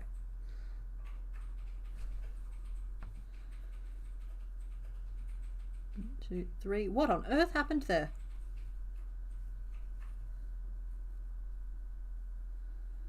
Accidentally added a stitch with my color change. 3 single crochet, and we have black for 9 stitches, and back to orange for 12. That's Thursday night in American. Must make note.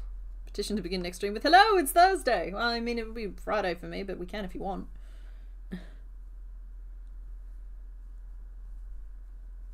So yeah, video will be up hopefully at its normal time on the main channel, which will be actual Thursday, but that's basically Friday for me. In fact, you know what happens? I'll be releasing the video and then like 9 hours later will be the stream. That's not actual time, so it's about like 9 to 12 hours later, something like that. Yeah, sorry. I am aware that people are like Friday is a different day to Sunday, which means that the usual group probably will miss it, but I didn't want to have to skip the stream altogether. And I feel like having at least a replay to watch on Sunday when you do get time is better than having nothing. And then we'll be back to normal the following week. I just didn't want to skip one. Hello, it's Thursday-ish has unfortunately become basically my default greeting. Unfortunately, I film those greetings and then I don't realise it's going to be an ish until later. Sometimes if I think it's going to be an ish, I record both a Thursday and an ish. But most of the time I'm just not that prepared. Same time, yeah, so starting the same time these ones start.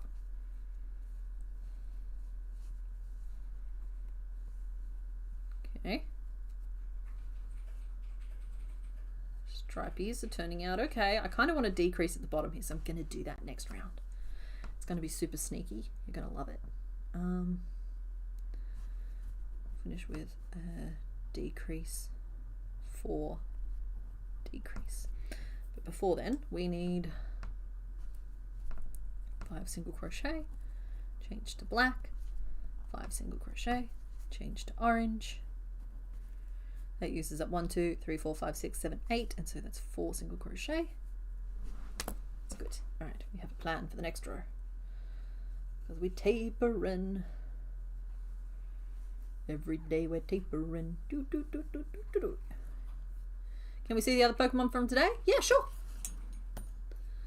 Let's see. So we made Venusaur earlier today. I'm not leaving straight away. I'm still going to finish the body of the fish. And I actually found Bulbasaur so that I could show you a comparison. Guys, I'm so pleased. I'm just, it's so nice to put down the fear I've been carrying of how Venusaur is going to turn out because he's going to look fantastic. I can already tell that much.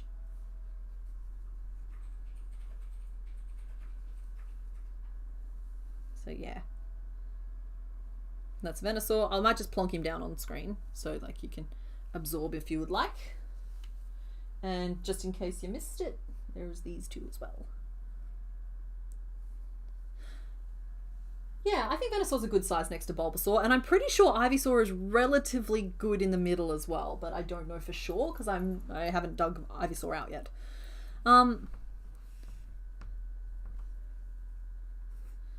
Next stream will definitely be less than 5 hours. Like today is a 5-hour stream. It just sort of turned into that because of Venusaur, and then I insisted on starting another Pokemon, even though honestly I was probably too tired too. That's good. That's good though. I'm riding the high of having Venusaur being done, which is glorious. Truly glorious. Even though there's still like hours and hours of work to be done on it, like all of the heavy lifting of the design work is done. And I found that I can play Monster Train really, really easily. In fact, I'm better at the game while crocheting. And so, like, I'll sit there with my hook and play some of that tonight. Just make a few more of those pieces. Good. Good, good, good, good, good. Taper the underside of this fish. The other thing to remind everybody of is the fact that we will not be doing reveals for the rest of this, and by that I mean the choice, the when you guys vote for these things, I'm not revealing what's behind the doors. We're just going to chip away at that document now from now until the end of it, because 1, 2, 3, 4, 5. We have reached a point where this is our 10th remaining Pokemon. We only have 9 Pokemon left, which means that like it just makes sense to chip them out of the same documents or the same options. We've not named him yet. We're slowly wrapping up. I'm not bringing it to an abrupt close. We'll be done in the next 10, 15, I reckon, but I want to finish the body. And he only has one of his little stripes so far. He needs another one and then a little point, so potentially should have started the face stripe a little earlier, but I'm doing my best. Something didn't turn out quite right here. 12, 13, 14, 15. So that was 24 around. How many have I accounted for here? 10, 13, 14, 15, 16, 17, 18. Oh, that should be 6.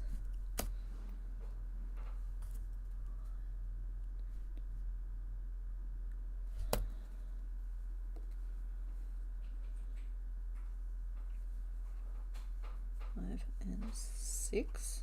And then if it's a decrease and a decrease, cool, now it works. Yeah, we're in the top 10. Seeking Heroes number 10, that is correct. So like, we're nearly done. We're on the ramp up now. We have finished the first 3 rows entirely of the Pokédex, which is very exciting. It really, really is. And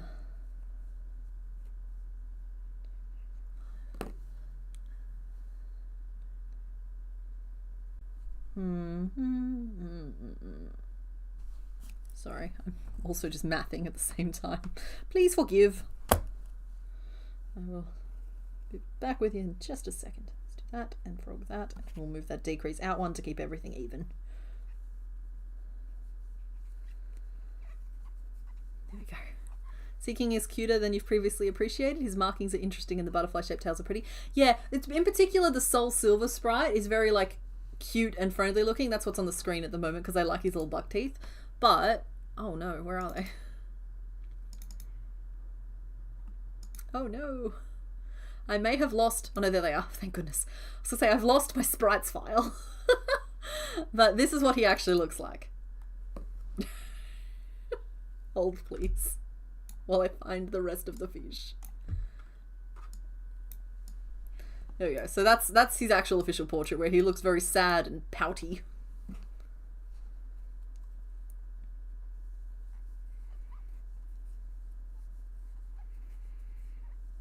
Alright, I will get the name vote started though. Here we go. I didn't live stream last week. Mr. Bones and I were both a bit unwell, which is why we're both sounding still just a little bit rough today. But we are hanging in there and we are a lot better. So, God, Father, that's not me using the royal we, that's me literally referring to both of us. Unicarp. Now, keeping in mind that Goldine's name was Tunicorn. That's why these names all look the way they do. Dracula.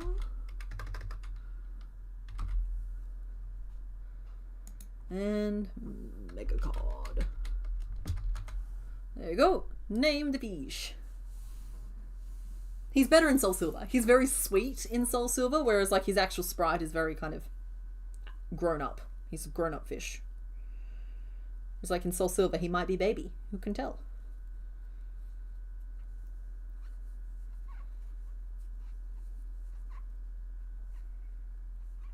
2 and 3. Changing to the black.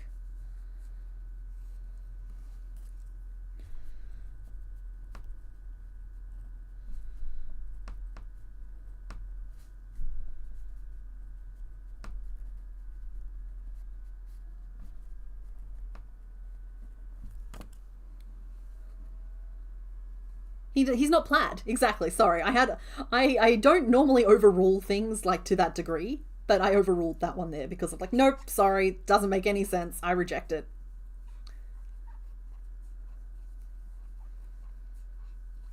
It's like if something's going to be like odd, it has to be odd to the level of feral microwave. That is the correct appropriate amount of odd. Odd cod.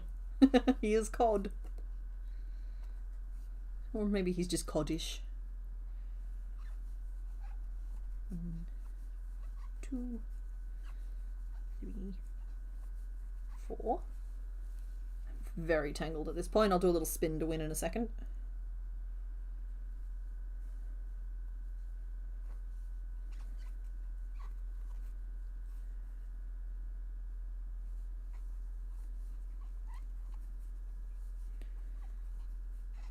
And I am putting a lot of decreases around this fish. It's just a lot of them are being masked pretty effectively by just how many stitches there are. Sorry, the color changes. That's what I was trying to communicate there.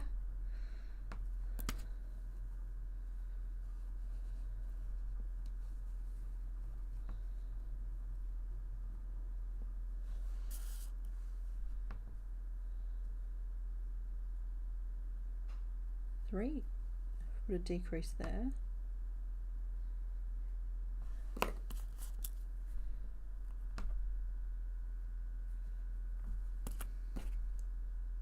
Go. Bedave. Yeah, no, Bedave. Or we named Bidoof Bedave. It's such a good name for Bidoof. Though I will add, as I mentioned, if we had not found the Bidoof solution, I would have included Bedave as a name for Venusaur.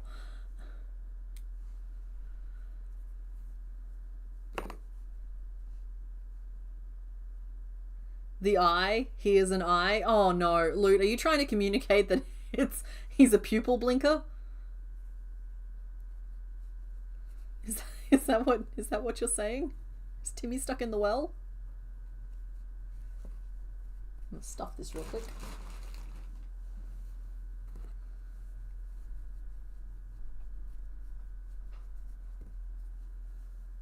There we go. Okay, cool. It looks like you guys have stuck with the original name we selected, which was the Codfather, and I think a big part of that is, like, we've spoken about him as the Codfather so much. Oh, all that loaded was a giant eye, I understand. That said, I do think he might be a pupil blinker. That's true, the sprite was large.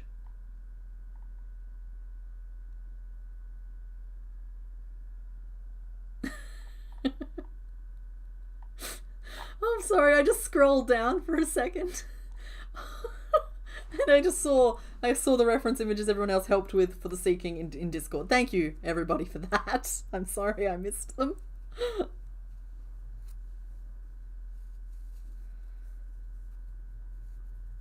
sorry, let me just untangle myself here so I can keep going.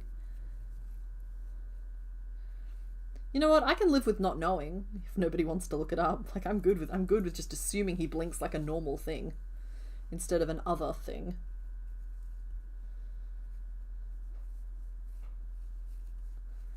Does anybody else find that, like, their black yarn is, like, extra tangly? It also tends to be thinner than my regular yarn. Don't know what it is about it. It's like it gets stretched extra by the processes. Oh, you're looking? No! You mustn't read from the book.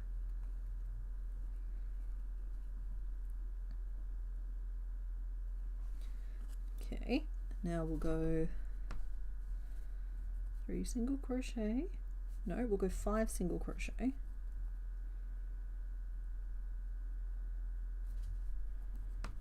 And black will just be 3 single crochet, and then orange again.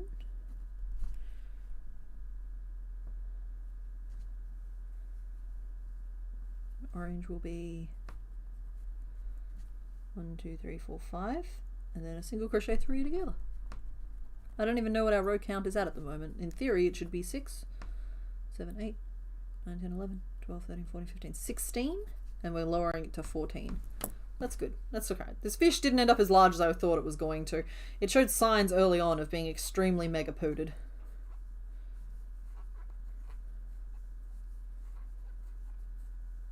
But decided to behave itself.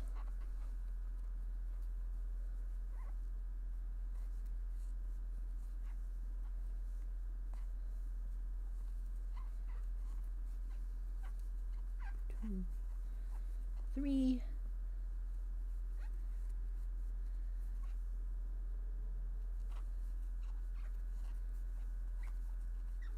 Two, 3. 4 and 5. I actually don't mind the zigzaggy nature back here because it kind of gives it like a scale kind of look, and keep in mind that he'll have other little black spots stitched on where appropriate, a pair of giant eyes, a pair of giant lips, the little white bib, little underbelly thing. Like, you've had to triple strand your black to make it chunky. That's interesting. See? Yeah, it's like just something not quite right about what happens with black yarn.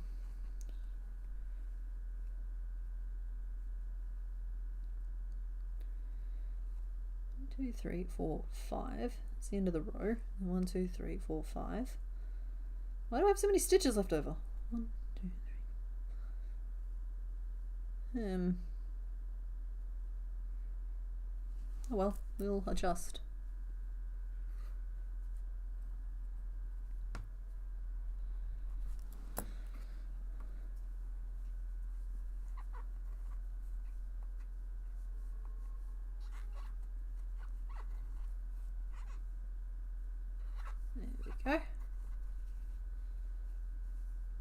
1, 2, 3, 4, 5, 6, 7, 8, 9, 10, 11, 14, 15, 16. Alright, now I'm down to 16. I just miscalculated before.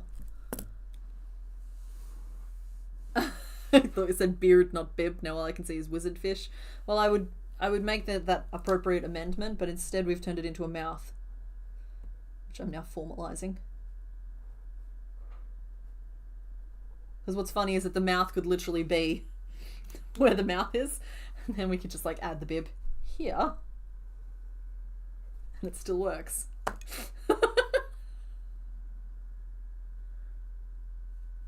Could be mouths all the way down.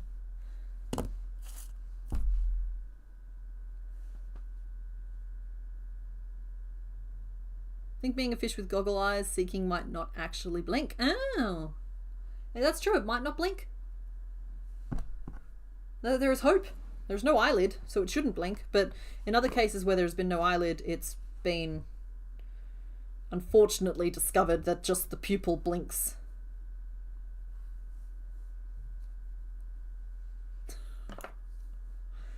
Alright, okay, the black can stay attached for one more row. I'm just trying to like work out what this should be doing. Let's go decrease and 3 single crochet. Then we'll change to black and do a single crochet 3 together as the final black stitch, just to try and give us a nicer point to our color marking, which I think I've managed to keep relatively even, though it does look a lot longer on one side than the other for some reason. 1, 2, 3, 4, 5. Yeah. Oh. Loot, I can see where the confusion is coming from. I will confirm, however, I believe that is a pupil blink,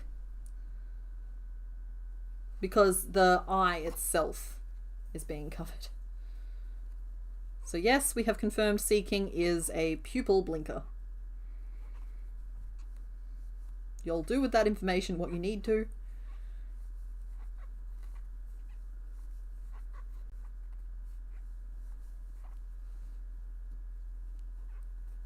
I think that the fact that natural fish don't blink makes it worse.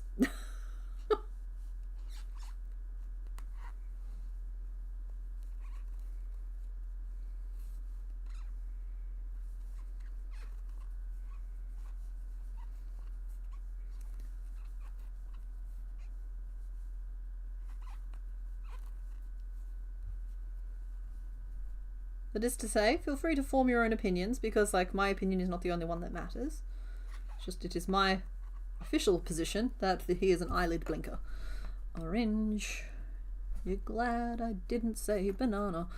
A decrease and a single crochet 3 together. We should now be down to 1, 2, 3, 4, 5, 6, 7, 8, 9, 10. 10 glorious stitches in our little fish's butt. I'm trimming off the black. We're done. We're done with it. It's over. Stop tangling around everything, for goodness sake. You go back over there. No wonder I keep throwing it across the room. My official position, exactly. Oh, I'll close off the vote now. You guys have made an official decision. It's a good catch. Here we go. So the Codfather won with 51% of the vote. Then came the Unicarp at 20%, Carp Dracula also at 20%, and Mega Cod at just 7%. Thank you to everybody who voted. I'm still going to close off this piece. This piece is nearly done. I've just got to work the last little bit.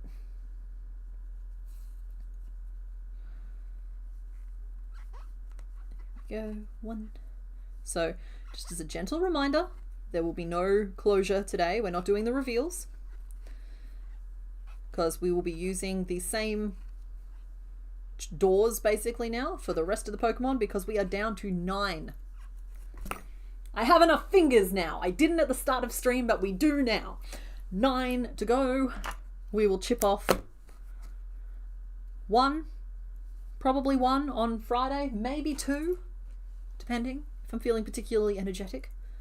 Friday's normally not a very energetic day, but we'll see how we go. Yeah, we'll see.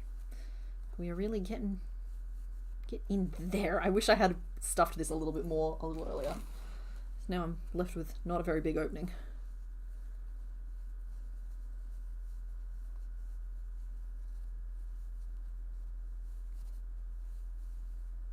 There's a line Coletti spaghetti, there is a line directly across the eye.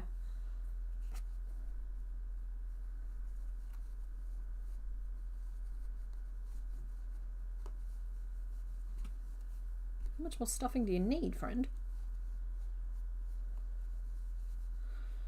There we go. So, yeah.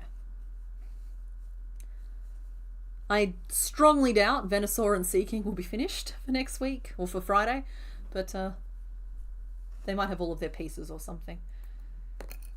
There we go. That is where we're going to leave our little friend today. Sorry guys, I am just a little bit wiped out after we went for 5.5 hours and Venusaur was just a big one. You know, whenever we take something from the evil board, we're going to be a little tired afterwards, I think. But that was good. It was good. Honestly, it's a miracle we got as much done as we did in 4 hours. Look at him. He's looking pretty special, frankly. And this will become a majestic fish. Just trust the process. We are very close. I'm going to put the Pokédex back up on the screen for you to have a little look. There we go. So this finishes off this one here today. So we finished the first 3 rows and it finishes off this one here, which finishes off a column, but we still have literally 2 more things in that row. But then, like, sorry, I'm just going to park that over chat for a second. No, that just seems wrong. Let's turn the fish off. So that is where we currently are. That is so close to being done. And then, of course, when we're done, we'll start chipping away at the next chunk. I do intend to keep going. There is still plenty of life left in this project. I am very grateful that all of you seem to be down to come on this journey with me because I really appreciate the company. Alrighty, so yeah, the lines between the gens are an excellent addition. I think it was Nikki left a comment about that. Wicked. It absolutely has like fundamentally changed the nature of this document. But okay, we're gonna wrap it up there. So there's no reveals today. I'm just repeating it so no one thinks I've forgotten. We have named Venusaur Watermelon, and we named Seeking the Codfather, and that's where we're going to leave it today. So we'll come back on Friday. That's it. I'm just so used to there being other things to say that I don't really know what to say. But yeah, you guys have a good time soon, and I'll see you in a couple of days. Bye. That was the wrong button. This one.